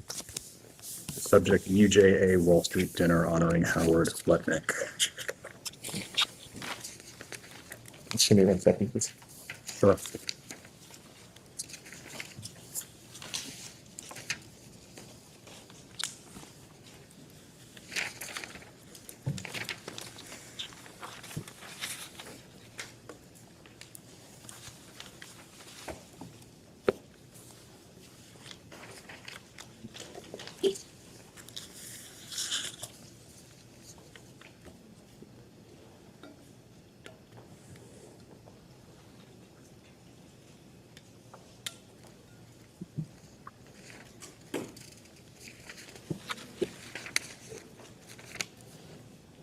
I'm ready, yes.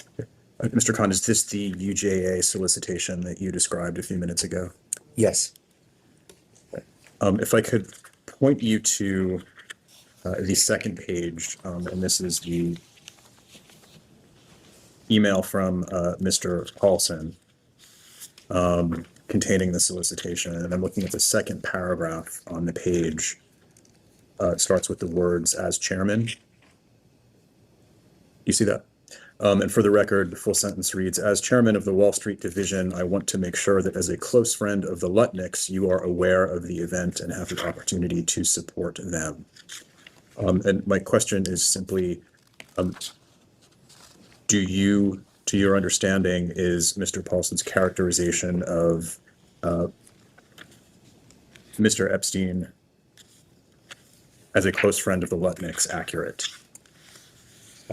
Number one, I do not know what Epstein's relationship was with Mr. Lutnick, but I would say to you that this was what appears to me a standard email that was written and sent and forwarded to many individuals on behalf of Mr. Lutnick as Paulson was trying to raise money on his behalf.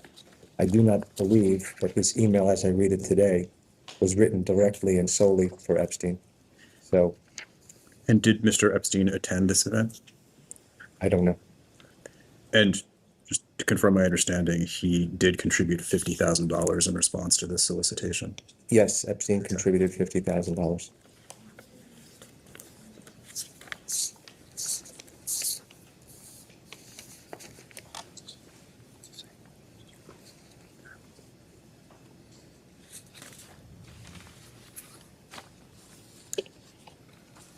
I asked you a few minutes ago, Mr. Kahn, about the relationship between Jeffrey Epstein and Donald Trump. I'm just going to ask you the same question with respect to Melania Trump, and specifically during your employment by Mr. Epstein, did you ever become aware of a relationship between Jeffrey Epstein and Melania Trump?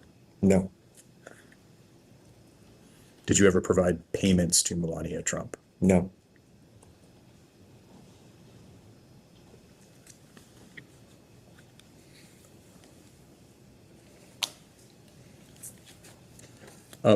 Earlier today, I believe you testified that Mr. Epstein invested in a business with Ehud Barak. Is that correct?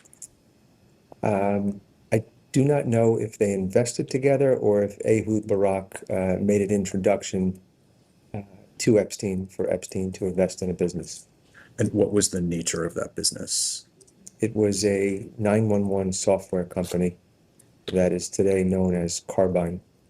And did Mr. Epstein proceed with that investment? Yes, What was the amount? I believe he made a few investments over time, something in the amount of $3 or $3.5 million. We can go off the record.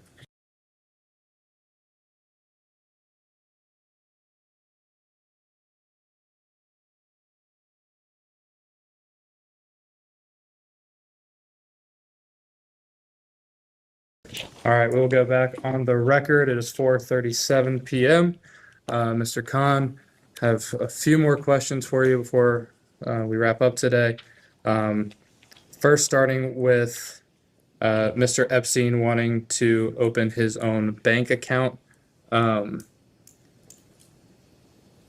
did Mr. Epstein first receive his license to be able to open his own bank in the U.S. Virgin Islands?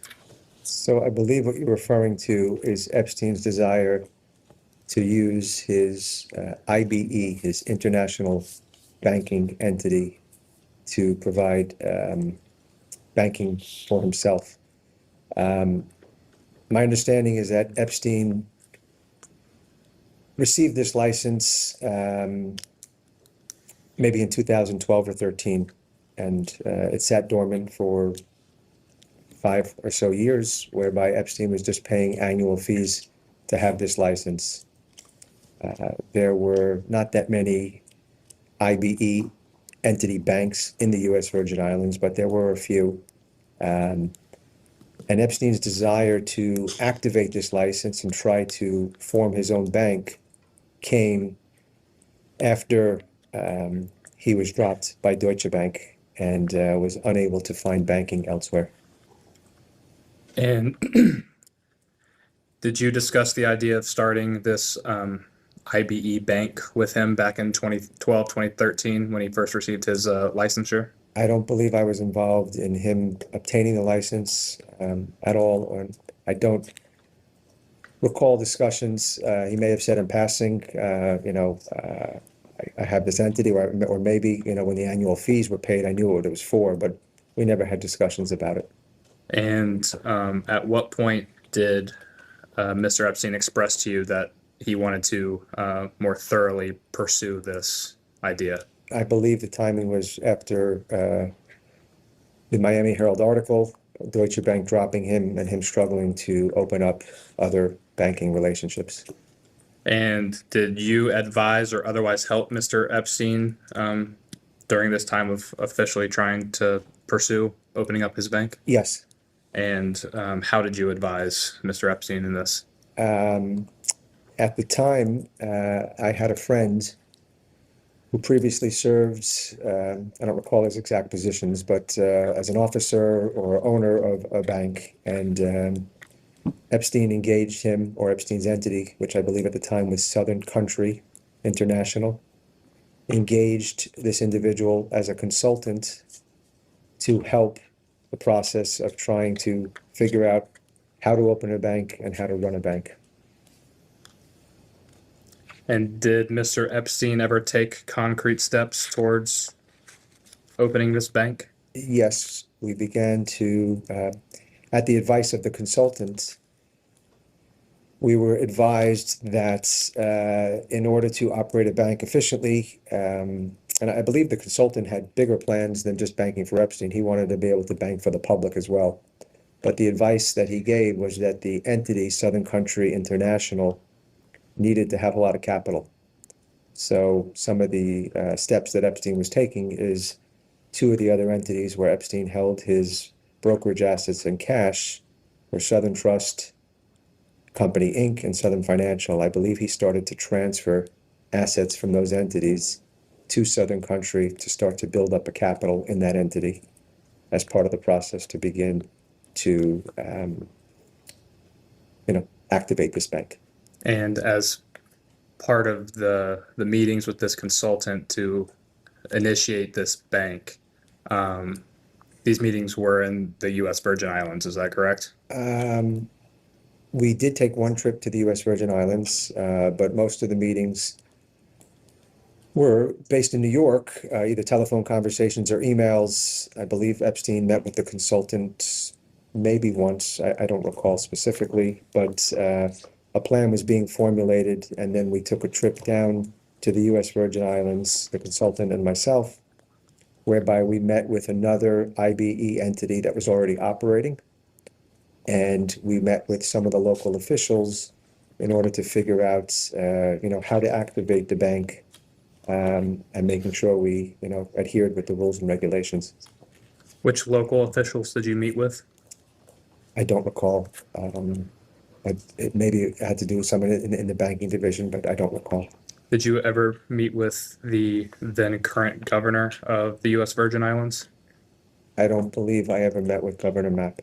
Did you meet with any of the prior serving governors of the U.S. Virgin Islands? During that visit, we had dinner one evening with Cecile DeYoung, who was the office manager. She ran Epstein's St. Thomas office, and her husband, who was the former governor, John DeYoung.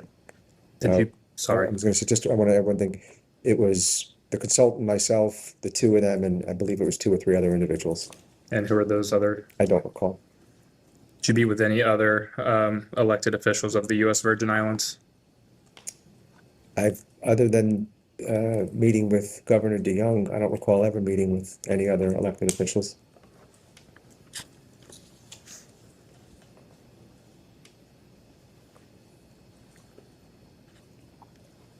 Did anyone express any concerns about Mr. Epstein opening up this bank, given his criminal and financial histories? I didn't hear any concerns in my visit.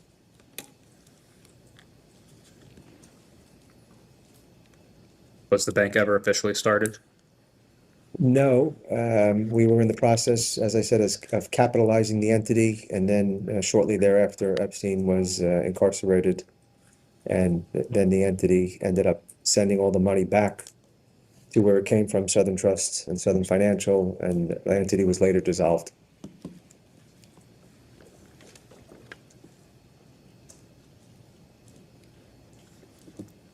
Mr. Kahn, in your years of accounting work for Mr. Epstein, did you ever record or review payments to individuals described as providing massage services?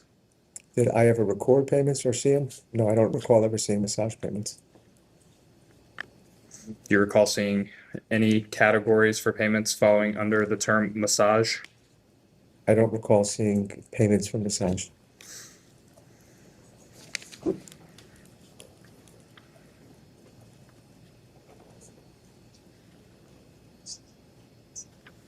Are you aware of any purchases of massage tables or other massage goods for Mr. Epstein? I'm not familiar with those types of purchases.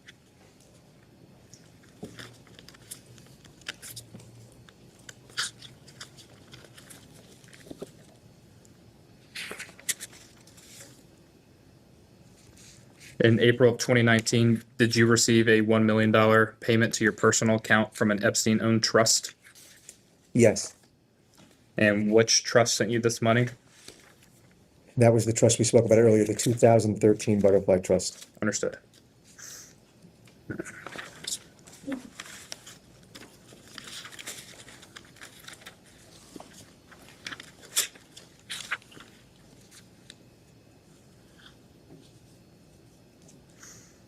Have you previously given a deposition, sworn statement, or formal interview about your role with Mr. Epstein prior to today? Yes, Which of those 3 have you provided? this is my third. So the first one was, I believe, Jane Doe versus JP Morgan Chase. And that was a deposition? A deposition, I believe, in May of 2023. And I gave another deposition in I believe it was Jane Doe versus Epstein Estate and Endyke et al. And that was in October 2024. Have you ever been formally questioned by any government authority in connection with Mr. Epstein? I've never been questioned by any government authority, although I did receive, I believe, a grand jury subpoena request from the Southern District of New York, and I believe from the U.S. Virgin Islands Department of Justice. I'm not sure what division, but both of the requests were for the same thing. They were asking for Epstein's estate documents. They wanted to see his will and his 1953 trust, and I believe they also asked for prior versions of some of the trusts, which we complied with and provided. Have you ever been subject to any regulatory action? No, Any financial regulatory action? no.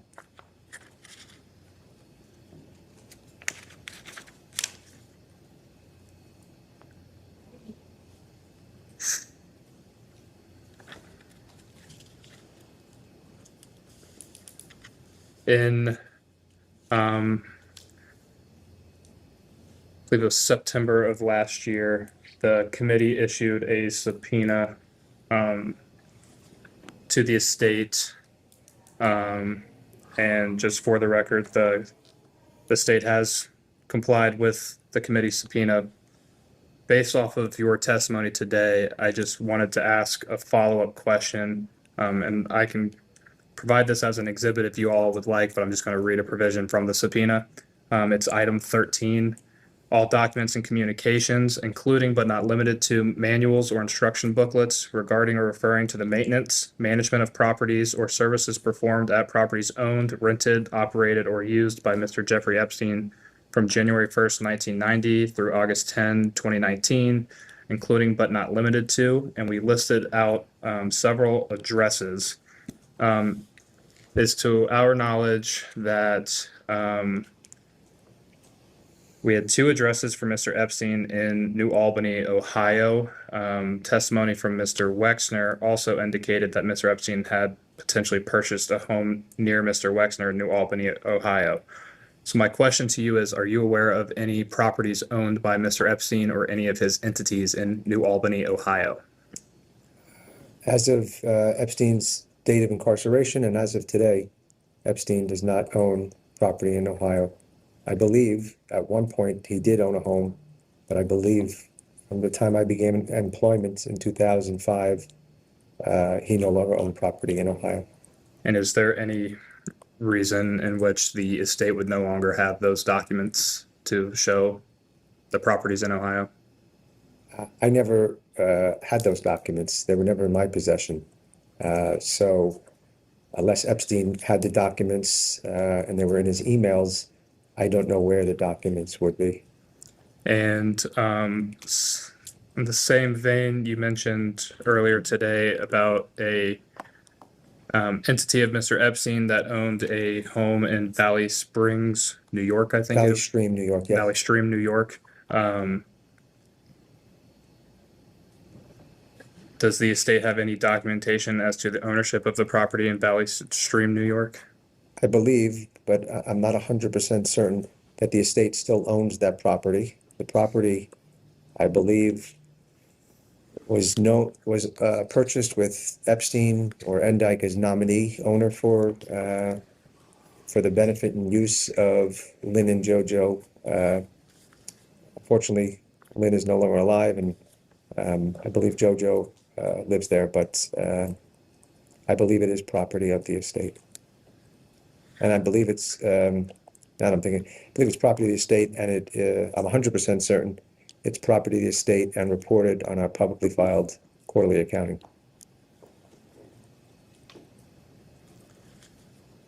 And then I have a broader question. I can explain it further if you need further explanation. If you indicate it's a yes or no. If you indicate yes to one of these names, I will ask some follow-ups. If you indicate no, I will not have any additional follow-ups. But the question is, Have you ever had a conversation with any of the following people about Jeffrey Epstein's crimes, his criminal investigations, or in regard to sexual activity of any kind of Mr. Epstein? The first name is Doug Band. No. Leslie Groff. No. Nadia Marcinkova. No. Sarah Kellen. No. Leslie Wexner. No. Ted Waite. No. Kathy Rumler. No. Bill Gates. No. Leon Black. No. Stephen Sinofsky. No. Glenn Dubin. No. Eva Anderson Dubin. No. Any member of the Rothschild family. No. And then a couple more follow-up questions, I promise. Approximately how much money was the monthly payroll for all of Epstein's employees or contractors? I don't recall specifically, but I do have vague memories. I used to prepare for Epstein a budget on one sheet of paper that included all of his entities. And I believe his annual upkeep for everything, not just his employees, for his homes, employees, planes, cars, gifts, personal expenditures, was somewhere in the $25 to $30 million range.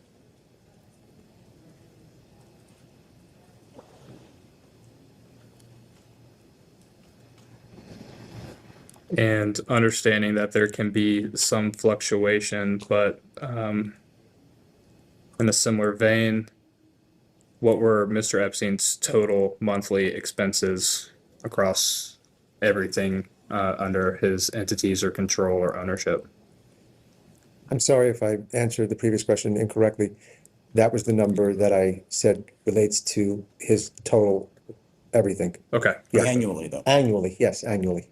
Yes. Annual $25 to $30 million annually. That includes the fuel for his planes, repairs and maintenance for his planes. If he does a capital improvements on one of his properties, if he buys a car, if he gives a gift, if he hires a decorator, everything.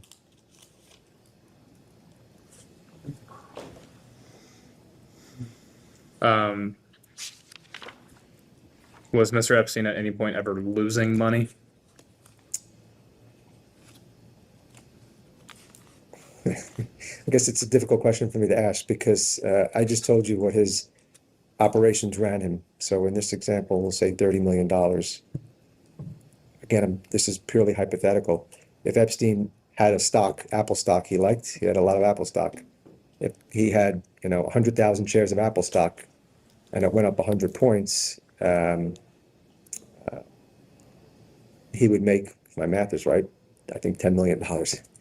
And then if he made other investments, he might make more than the 30 he was spending, but that was from passive and that was unrealized gains. But Epstein, as I explained earlier, earned fees from clients, from 5 clients over the years that I worked for Epstein.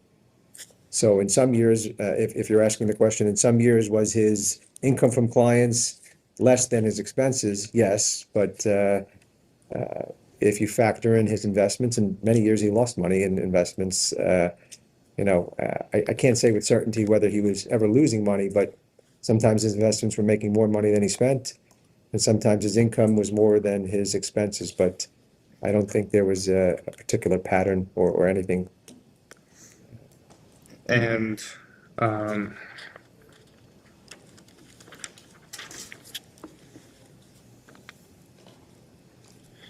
believe you testified earlier that you had some concerns after Mr. Epstein's legal troubles in 2008 and 2009 when he was imprisoned.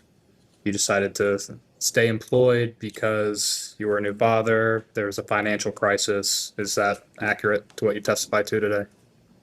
In 2008, I trusted Epstein when he told me that it was a mistake that he was with a minor and that it would never happen again. But I still had concerns, and I then evaluated along with the fact that we were in a financial crisis and I had a young family, and I decided to stay. Yes, that was my testimony. And after 2009, did your concerns about Jeffrey Epstein end or wane? Um, Are you referring to a particular time after he was released from prison? Just after he was released from well, prison? After Epstein was released, I could say affirmatively that I never saw a minor. I never saw a woman that was being abused. No woman had ever come to me and saying that she was under distress, that she was being sexually abused or sexually trafficked. I never saw any payments that he made that said they were for sex. I never saw payments that said cash massages. So although Epstein was still doing terrible things that I later learned as co-executor, at that point in time, I did not, during the later years, during 2009 to 19, I did not see any signs until the Miami Herald article that alerted me to me reevaluating potentially leaving employment.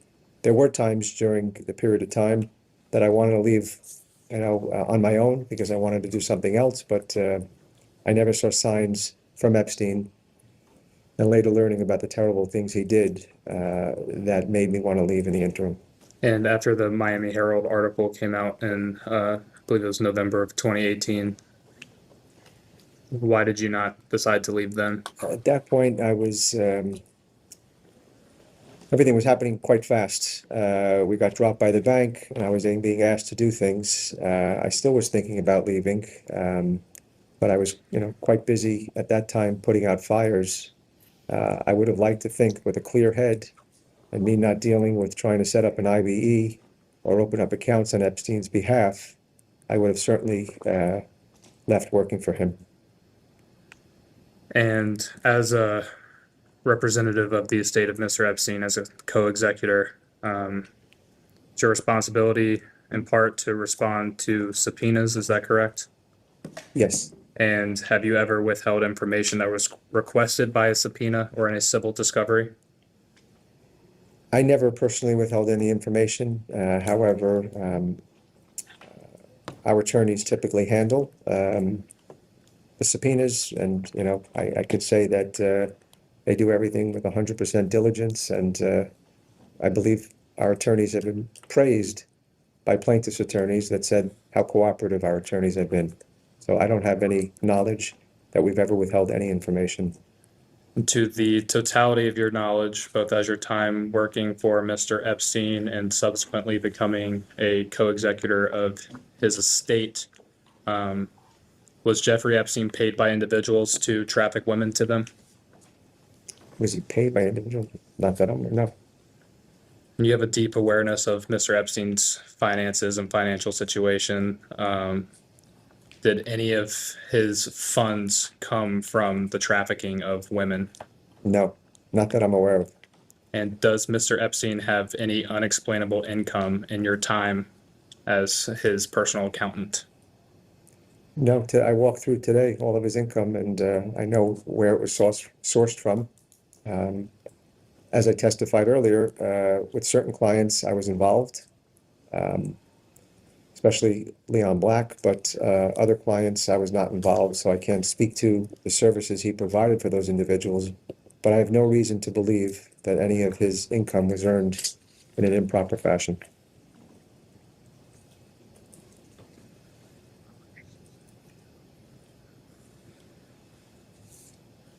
And apologies if I missed this earlier. What was the total amount of compensation that was paid by Leon Black to Mr. Epstein for his financial arrangement? I believe that I said he paid in fees approximately $150 million. Could be, up or down 5%. And Mr. Black also contributed $10 million to one of Epstein's foundations.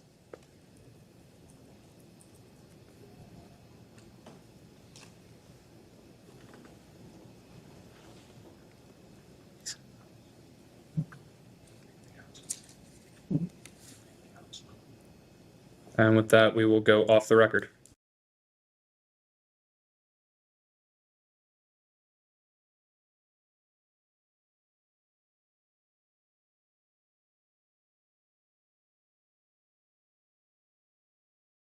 Back on the record. Mr. Kahn, I just have one last question for you. You spoke in our first hour of testimony this morning about the Jane Doe 4 case. Yes, and that, I believe, is when okay, yes, I did. My question is simply, is there anything additional beyond what you've already discussed that you can share with the committee about the status of the settlement in that case?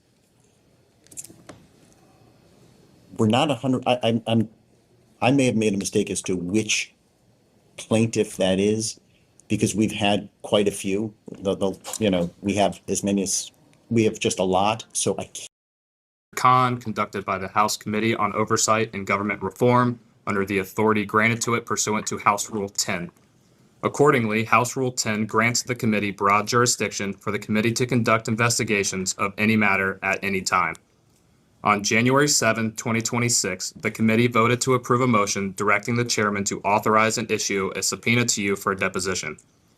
On January 23, 2026, Chairman Comer issued a subpoena for Mr. Kahn to appear today for a deposition in furtherance of the committee's investigation into the actions and investigations of Mr. Jeffrey Epstein and Ms. Ghislaine Maxwell.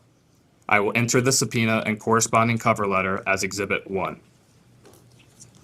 The committee noticed the deposition from Mr. Kahn on March 4, 2026.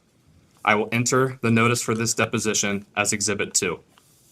Can the witness please state his name and spell his last name for the record? Richard Kahn, Kahn. Thank you. My name is Billy Grant, and I am the Deputy Chief Counsel for Investigations for Chairman James Comer. Under the Committee on Oversight and Government Reform's rules, you are allowed to have counsel present to advise you during this deposition. Do you have counsel representing you in a personal capacity present with you today? Yes. Will counsel please identify themselves for the record? Sure. Daniel Razumna, Ruzumna, on behalf of Richard Kahn. Joshua Berman, Berman, on behalf of Mr. Kahn. For the record, starting with the majority staff, can the additional staff members please introduce themselves with their name, title, and affiliation? Jack Emmer, Chief Counsel for Investigations, for Chairman Comer. Peter Spector, Deputy Director of Oversight for Chairman Comer. Daniel Ashworth, General Counsel for Chairman Comer. Ryan Giacchetti, Chief Counsel for Chairman Comer. Will Harness, Professional Staff Member for Chairman Comer. Hannah Cathy, professional staff member for Chairman Comer. Emily Feierabend, counsel for Chairman Comer. Ellison Tolan, counsel for Chairman Comer. Brittany Bernier, senior counsel for Chairman Comer. Jack Furla, Counsel for Chairman Comer. Ashley Benier, deputy staff director, Chairman Comer. Justin Collins, communications director. And would the members of Congress please introduce themselves? James Comer from Kentucky. James Walkinshaw, Virginia. Thank you all. Mr. Kahn, before we begin, I would like to go over the ground rules for this deposition. The questioning will proceed in rounds. The majority will ask questions for an hour, and then the minority will have an opportunity to ask questions for an hour if they choose.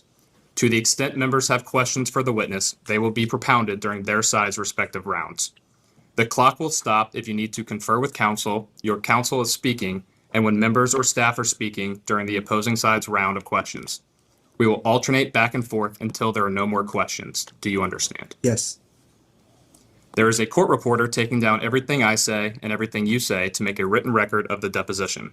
For the record to be clear, please wait until the staffer questioning you finishes each question before you begin your answer, and the staffer will wait until you finish your response before proceeding to the next question. Further, to ensure the court reporter can properly record this deposition, please speak clearly, concisely, and slowly. Also, the court reporter cannot record nonverbal answers, such as nodding or shaking your head. So it is important that you answer each question with an audible verbal answer. Do you understand? Yes. Exhibits may be entered into the record. Majority exhibits will be identified numerically. Minority exhibits will be identified alphabetically. Do you understand? Yes. We want you to answer our questions in the most complete and truthful manner possible, so we will take our time. If you have any questions or do not fully understand the question, please let us know. We will attempt to clarify, add context to, or rephrase our questions. If we ask about specific conversations or events in the past and you are unable to recall the exact words or details, you should testify to the substance of those conversations or events, to the best of your recollection. If you recall only a part of a conversation or event, You should give us your best recollection of those events or parts of conversations that you do recall. Do you understand? Yes. You are required by law to answer questions from Congress truthfully. This also applies to questions posed by congressional staff in this deposition. Do you understand? Yes. If at any time you knowingly make false statements, you could be subject to criminal prosecution, including but not limited to perjury. Do you understand? Yes. This includes both knowingly providing false testimony, but also stating that you do not recall or remember something when in fact you do. Do you understand? Yes. Furthermore, you cannot tell half-truths or exclude information necessary to make statements accurate. You are required to provide all information that would make your response truthful. A deliberate failure to disclose information can constitute a false statement. Do you understand? Yes. Is there any reason you are unable to provide truthful testimony in today's deposition? No. Please note that if you wish to assert a privilege over any statement today, that assertion must comply with the rules of the Committee on Oversight and Government Reform. Pursuant to that, Committee Rule 16C1 states, for the chair to consider assertions of privilege over testimony or statements, witnesses or entities must clearly state the specific privilege being asserted and the reason for the assertion on or before the scheduled date of testimony or appearance. For the purposes of the deposition, objections must be stated concisely and in a non-argumentative and non-suggestive manner. If the witness refuses to answer a question to preserve a privilege, the committee may seek a ruling from the chair. If the chair overrules any such objection, the witness shall be ordered to answer. If the witness continues to refuse to answer a question, despite being ordered to do so, the witness may be subject to sanction. Do you understand? Yes. Ordinarily, we take a 5-minute break at the end of each hour of questioning. But if you need a longer break or a break before that, please let us know and we'll be happy to accommodate. However, to the extent that there is a pending question, we would ask that you finish answering the question before we take the break. Do you understand? Yes. Finally, I will note for everyone here today that the contents of what we discuss in the deposition today is confidential under the House Deposition Regulation. Under the rules, the chairman and ranking minority member shall consult before any release of testimony or transcripts, including portions thereof. This means it is a violation of House and committee rules to disclose content of the deposition prior to its official release.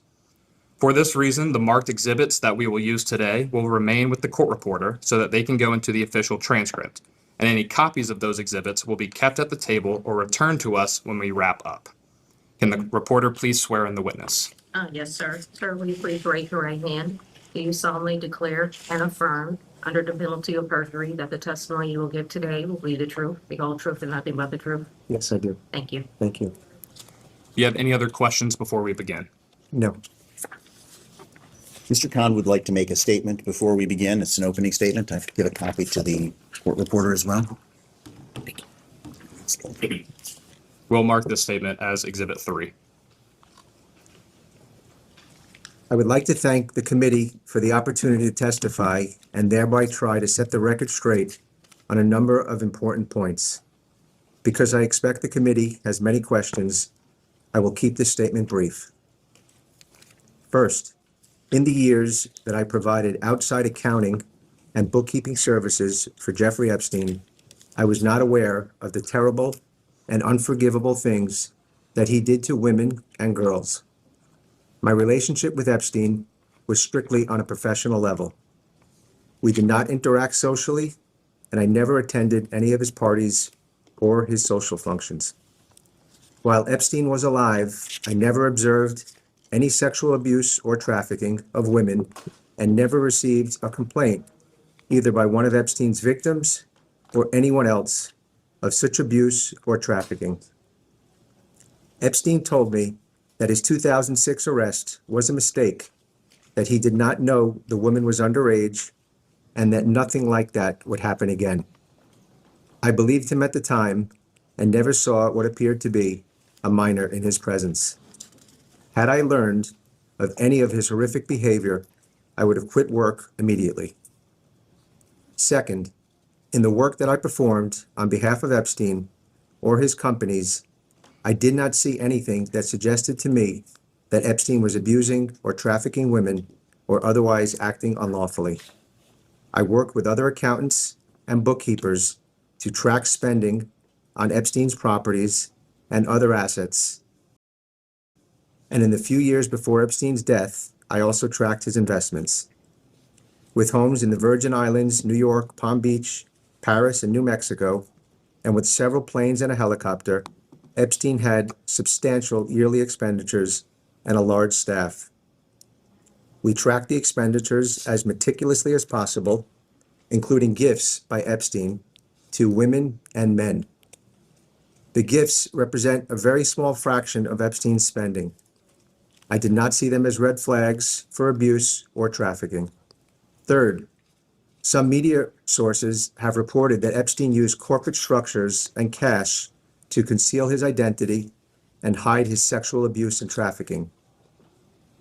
Based on my experience and conversations with financial officers for family offices, the use of limited liability companies by wealthy individuals to hold assets such as real estate or major assets like airplanes and helicopters is completely standard practice.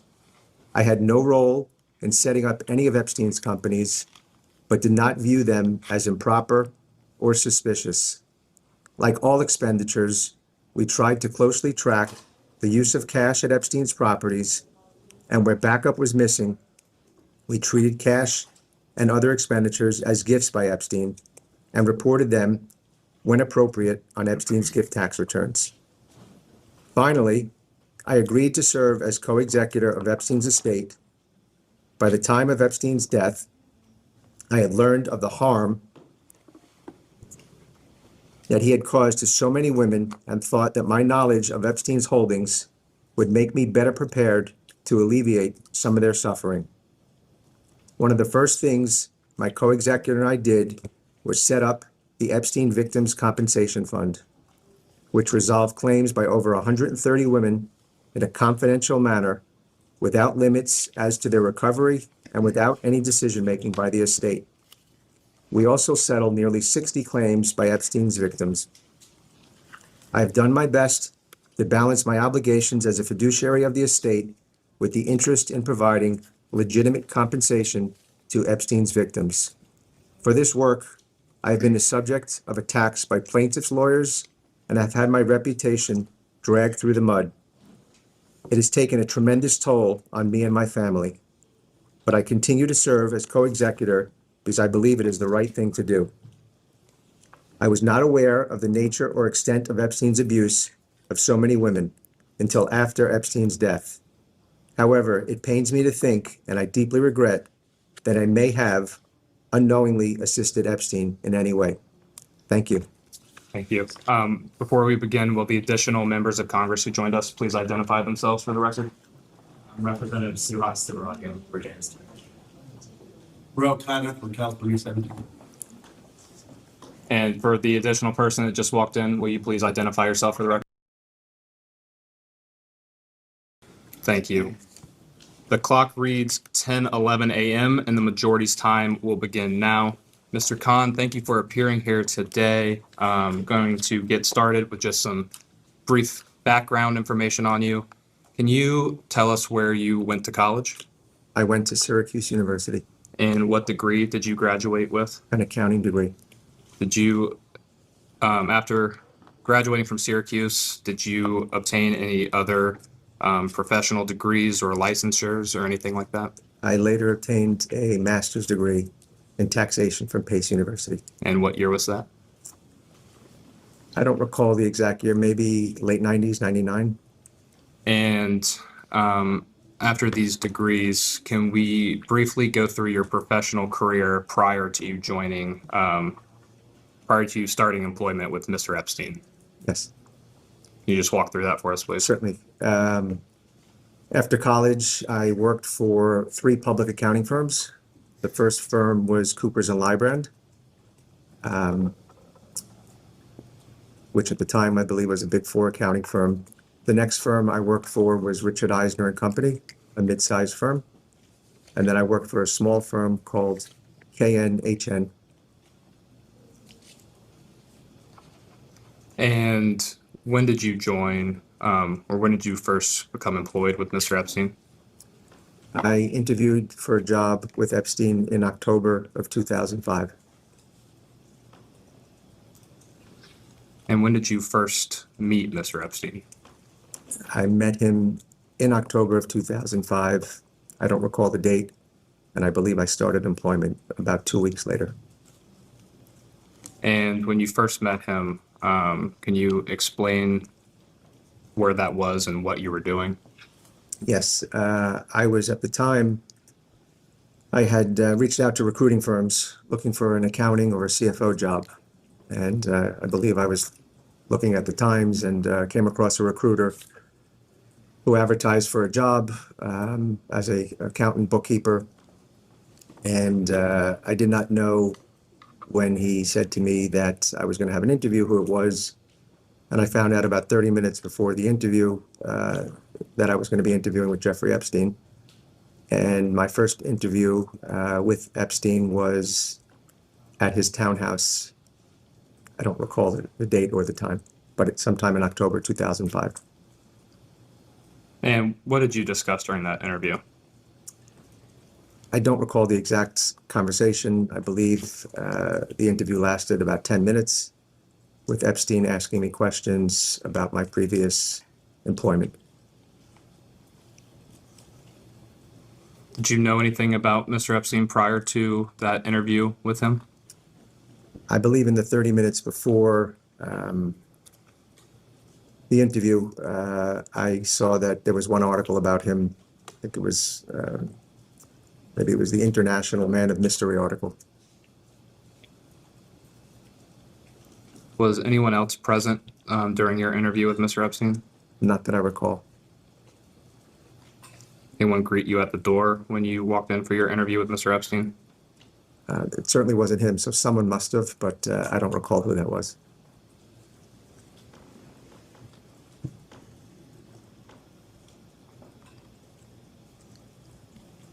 What were your first impressions of Mr. Epstein? It was a very quick interview. So I didn't really have much impressions. It was, I was used to, longer interviews. So it was very brief, and I had a tough time knowing after the interview if it was, someone that was interested in hiring me or not. So it was unknown of what was going to take place going forward. And who informed you that you were officially hired for the job? I believe the recruiter reached out to me. What did you understand Mr. Epstein's job to be at the time that you started working with him? I understood that he was providing financial, tax, and estate planning to clients.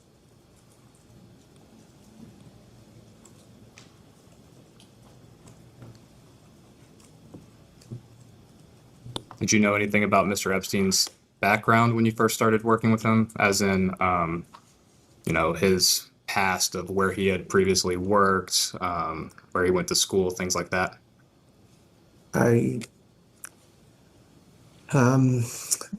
believe I knew that, and I don't know, maybe it was from the coworkers that told me that he worked at Bear Stearns previously.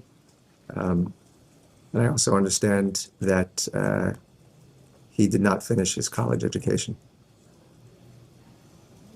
And at the time of you first beginning employment with Mr. Epstein, did you already understand him, Mr. Epstein, to be a wealthy individual? I knew he was a wealthy individual from at least some of the assets he had, homes, planes. But at the time I began working for Epstein, I was pretty much focused on bookkeeping and dealing with his insurance and investments outside of stocks and bonds. So at that point in time, I was not preparing asset summaries for him and was unaware of his net worth or the value of his brokerage accounts. And you mentioned handling his investments outside of stocks and bonds. What sort of investments would those be? If Epstein wanted to invest in a newspaper or a magazine, if he wanted to invest in a private company, I would usually be the point person to maybe look at the financial statements before he made the investment or while he was holding the investment to monitor the investment on his behalf. And Did Mr. Epstein ever invest in any newspapers or publications? I believe that Epstein invested with Mort Zuckerman in Radar magazine. Any other publications? There was another investment, which I don't recall if it was Epstein or one of his clients, but a company by the name of Seed Media Group. And what did Seed Media Group do, to your understanding? I believe it originally was doing scientific analytics and then maybe pivoted into a magazine. I don't recall the specifics, but that is my general understanding.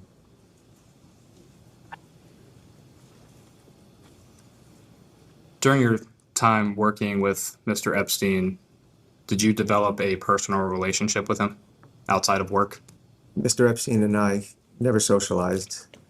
I did not have a personal relationship with Epstein, and my dealings with Epstein were quite infrequent.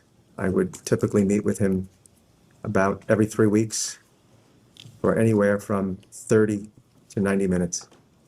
And our conversations were 90% regarding, the questions I brought in and was looking to get answered regarding his accounting and financial situation.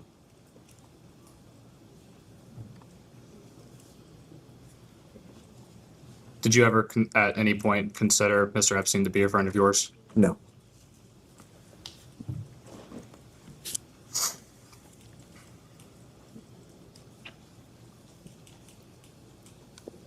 And you mentioned that you would meet on approximately a 3 weeks or so cadence in person. Outside of those physical face-to-face meetings, how often would you otherwise communicate with Mr. Epstein? I would say that 80% of my communication with Epstein was on email. And the remaining was phone calls. I could probably count on one hand the amount of times I called Epstein. It was always him calling me. And that was the extent when he would call me on the phone, email, and then in-person meetings. And the in-person meetings, where would those most frequently occur? After 2010, I began in 2005. The in-person meetings were always at his townhouse in New York.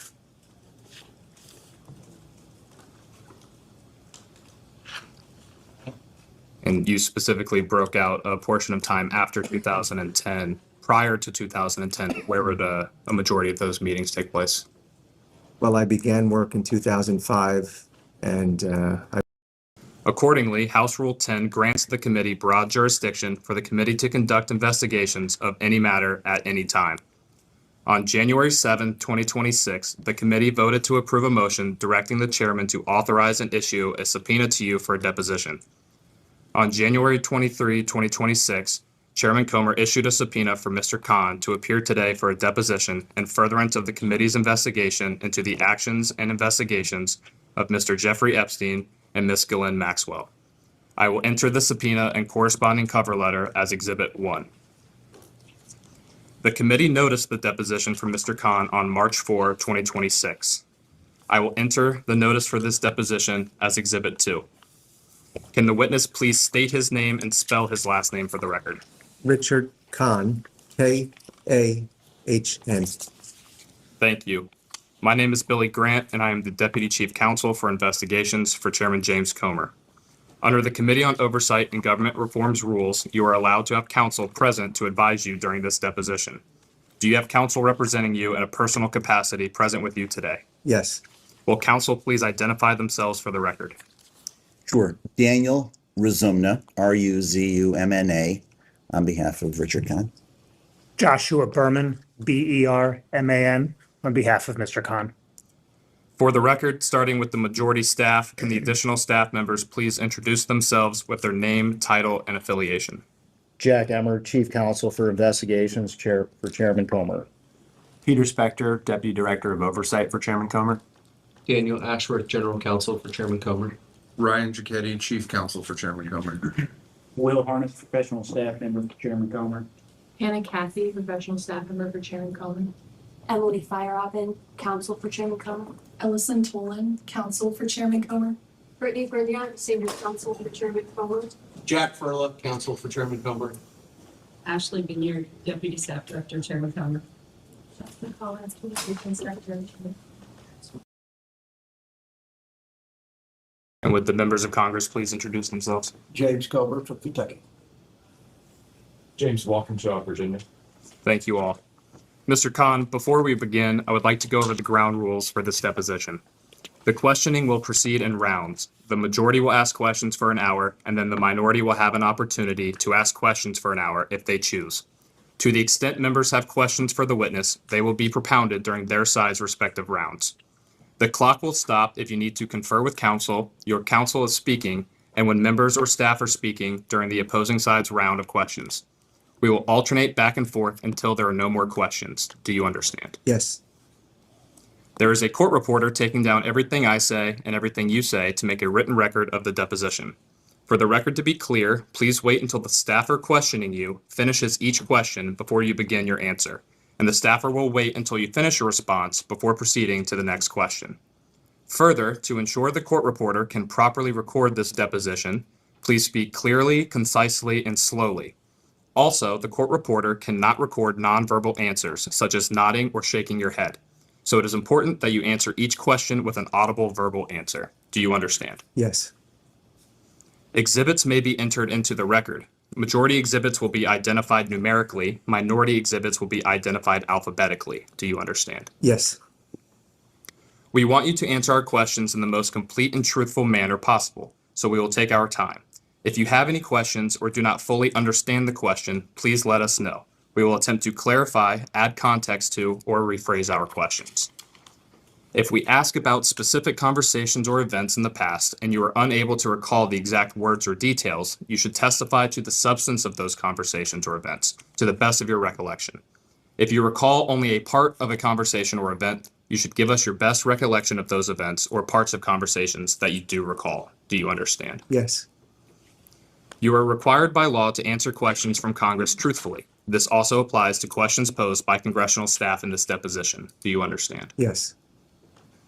If at any time you knowingly make false statements, you could be subject to criminal prosecution, including but not limited to perjury. Do you understand? Yes.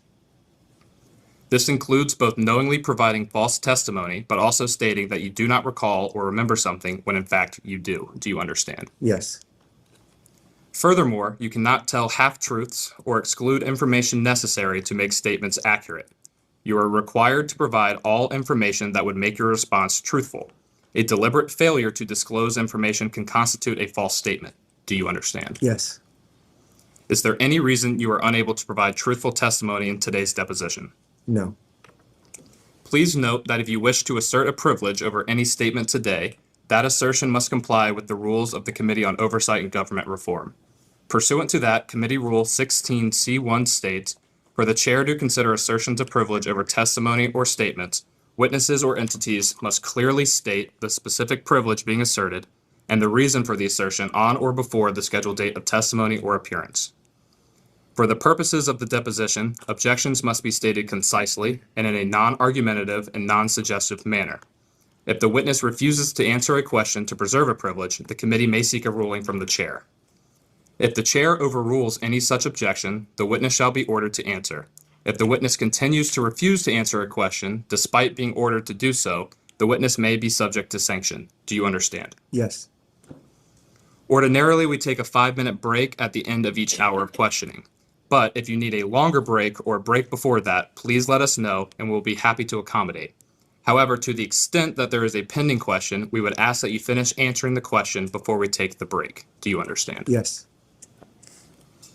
Finally, I will note for everyone here today that the content of what we discuss in the deposition today is confidential under the House Deposition Regulation. Under the rules, the chairman and ranking minority member shall consult before any release of testimony or transcripts, including portions thereof. This means it is a violation of House and committee rules to disclose content of the deposition prior to its official release.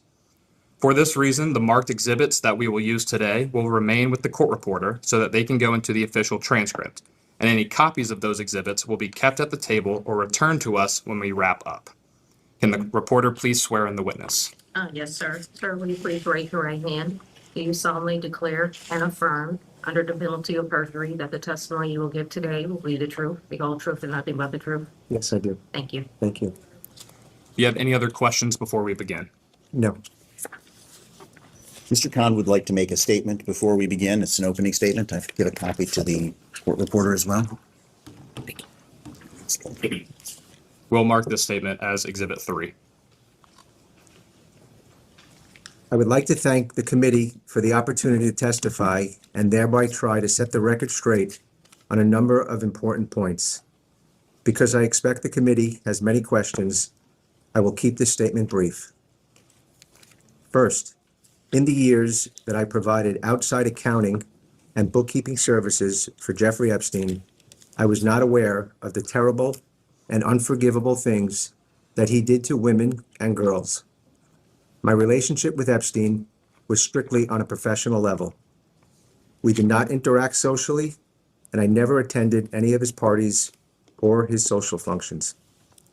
While Epstein was alive, I never observed any sexual abuse or trafficking of women and never received a complaint either by one of Epstein's victims or anyone else of such abuse or trafficking. Epstein told me that his 2006 arrest was a mistake, that he did not know the woman was underage, and that nothing like that would happen again. I believed him at the time and never saw what appeared to be a minor in his presence. Had I learned of any of his horrific behavior, I would have quit work immediately. Second, in the work that I performed on behalf of Epstein or his companies, I did not see anything that suggested to me that Epstein was abusing or trafficking women or otherwise acting unlawfully. I worked with other accountants and bookkeepers to track spending on Epstein's properties and other assets, and in the few years before Epstein's death, I also tracked his investments. With homes in the Virgin Islands, New York, Palm Beach, Paris, and New Mexico, and with several planes and a helicopter, Epstein had substantial yearly expenditures and a large staff. We tracked the expenditures as meticulously as possible, including gifts by Epstein to women and men. The gifts represent a very small fraction of Epstein's spending. I did not see them as red flags for abuse or trafficking. Third, some media sources have reported that Epstein used corporate structures and cash to conceal his identity and hide his sexual abuse and trafficking. Based on my experience and conversations with financial officers for family offices, the use of limited liability companies by wealthy individuals to hold assets such as real estate or major assets like airplanes and helicopters is completely standard practice. I had no role in setting up any of Epstein's companies, but did not view them as improper or suspicious. Like all expenditures, we tried to closely track the use of cash at Epstein's properties, and where backup was missing, we treated cash and other expenditures as gifts by Epstein and reported them when appropriate on Epstein's gift tax returns. Finally, I agreed to serve as co-executor of Epstein's estate. By the time of Epstein's death, I had learned of the harm that he had caused to so many women and thought that my knowledge of Epstein's holdings would make me better prepared to alleviate some of their suffering. One of the first things my co-executor and I did was set up the Epstein Victims Compensation Fund, which resolved claims by over 130 women in a confidential manner, without limits as to their recovery and without any decision-making by the estate. We also settled nearly 60 claims by Epstein's victims. I have done my best to balance my obligations as a fiduciary of the estate with the interest in providing legitimate compensation to Epstein's victims. For this work, I have been the subject of attacks by plaintiffs' lawyers and have had my reputation dragged through the mud. It has taken a tremendous toll on me and my family, but I continue to serve as co-executor because I believe it is the right thing to do.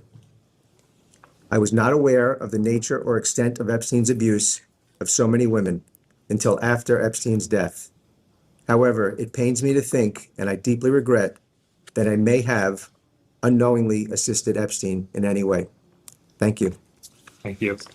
Before we begin, will the additional members of Congress who joined us please identify themselves for the record? Representative Suhas Subramanian, Virginia. Ro Khanna from California 17. And for the additional person that just walked in, will you please identify yourself for the record? Thank you. The clock reads 10:11 a.m. and the majority's time will begin now. Mr. Kahn, thank you for appearing here today. I'm going to get started with just some brief background information on you. Can you tell us where you went to college? I went to Syracuse University, And what degree did you graduate with? an accounting degree. Did you, after graduating from Syracuse, did you obtain any other professional degrees or licensures or anything like that? I later obtained a master's degree in taxation from Pace University. And what year was that? I don't recall the exact year, maybe late 90s, 99. And after these degrees, can we briefly go through your professional career prior to you joining, prior to you starting employment with Mr. Epstein? Yes, Can you just walk through that for us, please? certainly. After college, I worked for 3 public accounting firms. The first firm was Coopers & Lybrand, which at the time I believe was a Big Four accounting firm. The next firm I worked for was Richard Eisner and Company, a mid-sized firm. And then I worked for a small firm called KNHN. And when did you join, or when did you first become employed with Mr. Epstein? I interviewed for a job with Epstein in October of 2005. And when did you first meet Mr. Epstein? I met him in October of 2005. I don't recall the date, and I believe I started employment about 2 weeks later. And when you first met him, can you explain where that was and what you were doing? Yes, I was at the time, I had reached out to recruiting firms looking for an accounting or a CFO job. And I believe I was looking at the Times and came across a recruiter who advertised for a job as a accountant bookkeeper. And I did not know when he said to me that I was going to have an interview who it was. And I found out about 30 minutes before the interview that I was going to be interviewing with Jeffrey Epstein. And my first interview with Epstein was at his townhouse. I don't recall the date or the time, but it's sometime in October 2005. And what did you discuss during that interview? I don't recall the exact conversation. I believe the interview lasted about 10 minutes with Epstein asking me questions about my previous employment. Did you know anything about Mr. Epstein prior to that interview with him? I believe in the 30 minutes before the interview, I saw that there was one article about him. I think it was, maybe it was the International Man of Mystery article. Was anyone else present during your interview with Mr. Epstein? Not that I recall. Anyone greet you at the door when you walked in for your interview with Mr. Epstein? It certainly wasn't him, so someone must have, but I don't recall who that was.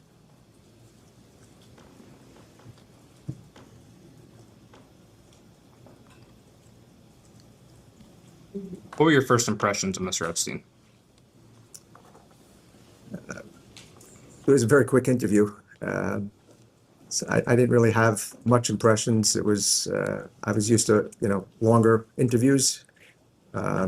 So it was very brief, and I had a tough time knowing after the interview if it was, someone that was interested in hiring me or not. So it was unknown of what was going to take place going forward. And who informed you that you were officially hired for the job? I believe the recruiter reached out to me. What did you understand Mr. Epstein's job to be at the time that you started working with him? I understood that he was providing financial, tax, and estate planning to clients.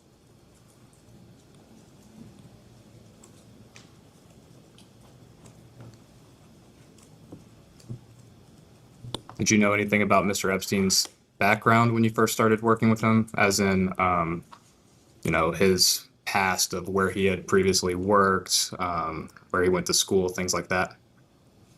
I believe I knew that, and I don't know, maybe it was from the coworkers that told me that he worked at Bear Stearns previously. And I also understand that he did not finish his college education. And at the time of you first beginning employment with Mr. Epstein,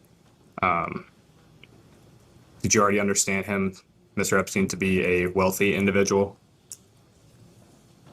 I knew he was a wealthy individual from at least some of the assets he had, homes, planes. But at the time I began working for Epstein, I was pretty much focused on bookkeeping and dealing with his insurance and investments outside of stocks and bonds.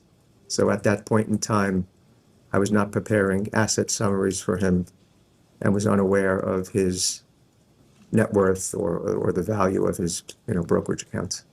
And you mentioned handling his investments outside of stocks and bonds. What sort of investments would those be? If Epstein wanted to invest in a newspaper or a magazine, if he wanted to invest in a private company, I would usually be the point person to maybe look at the financial statements before he made the investment or while he was, holding the investment to monitor the investment on his behalf. And did Mr. Epstein ever invest in any newspapers or publications? I believe that Epstein invested with Mort Zuckerman in Radar magazine. Any other publications?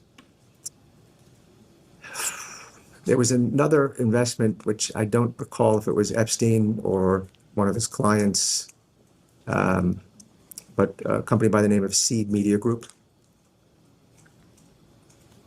And what did Seed Media Group do, to your understanding?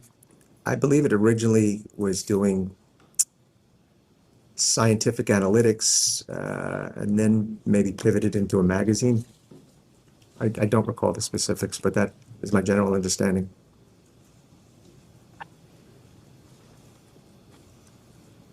During your time working with Mr. Epstein, did you develop a personal relationship with him outside of work? Mr. Epstein and I never socialized. I did not have a personal relationship with Epstein, and my dealings with Epstein were quite infrequent.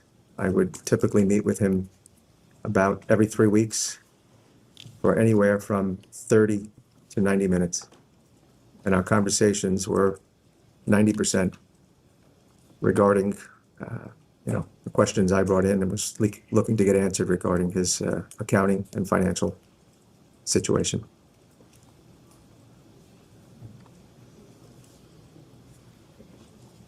Did you ever at any point consider Mr. Epstein to be a friend of yours? No.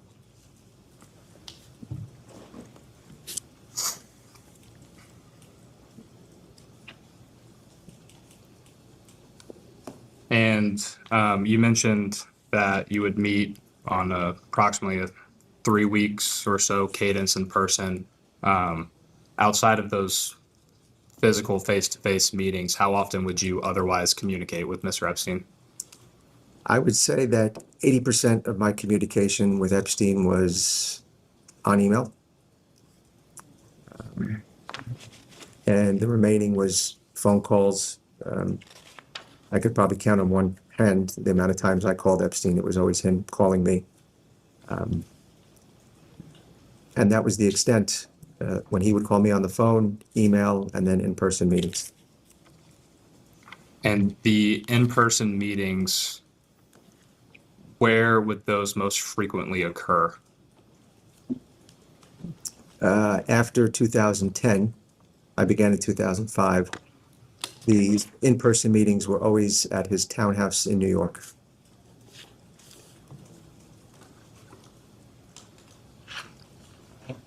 And you specifically broke out a portion of time after 2010. Prior to 2010, where would a majority of those meetings take place? Well, I began work in 2005, and I believe that Epstein was incarcerated in, I believe, June of 2008. So for the period of time 2005 to 2008, those meetings were at our office at 457 Madison Avenue.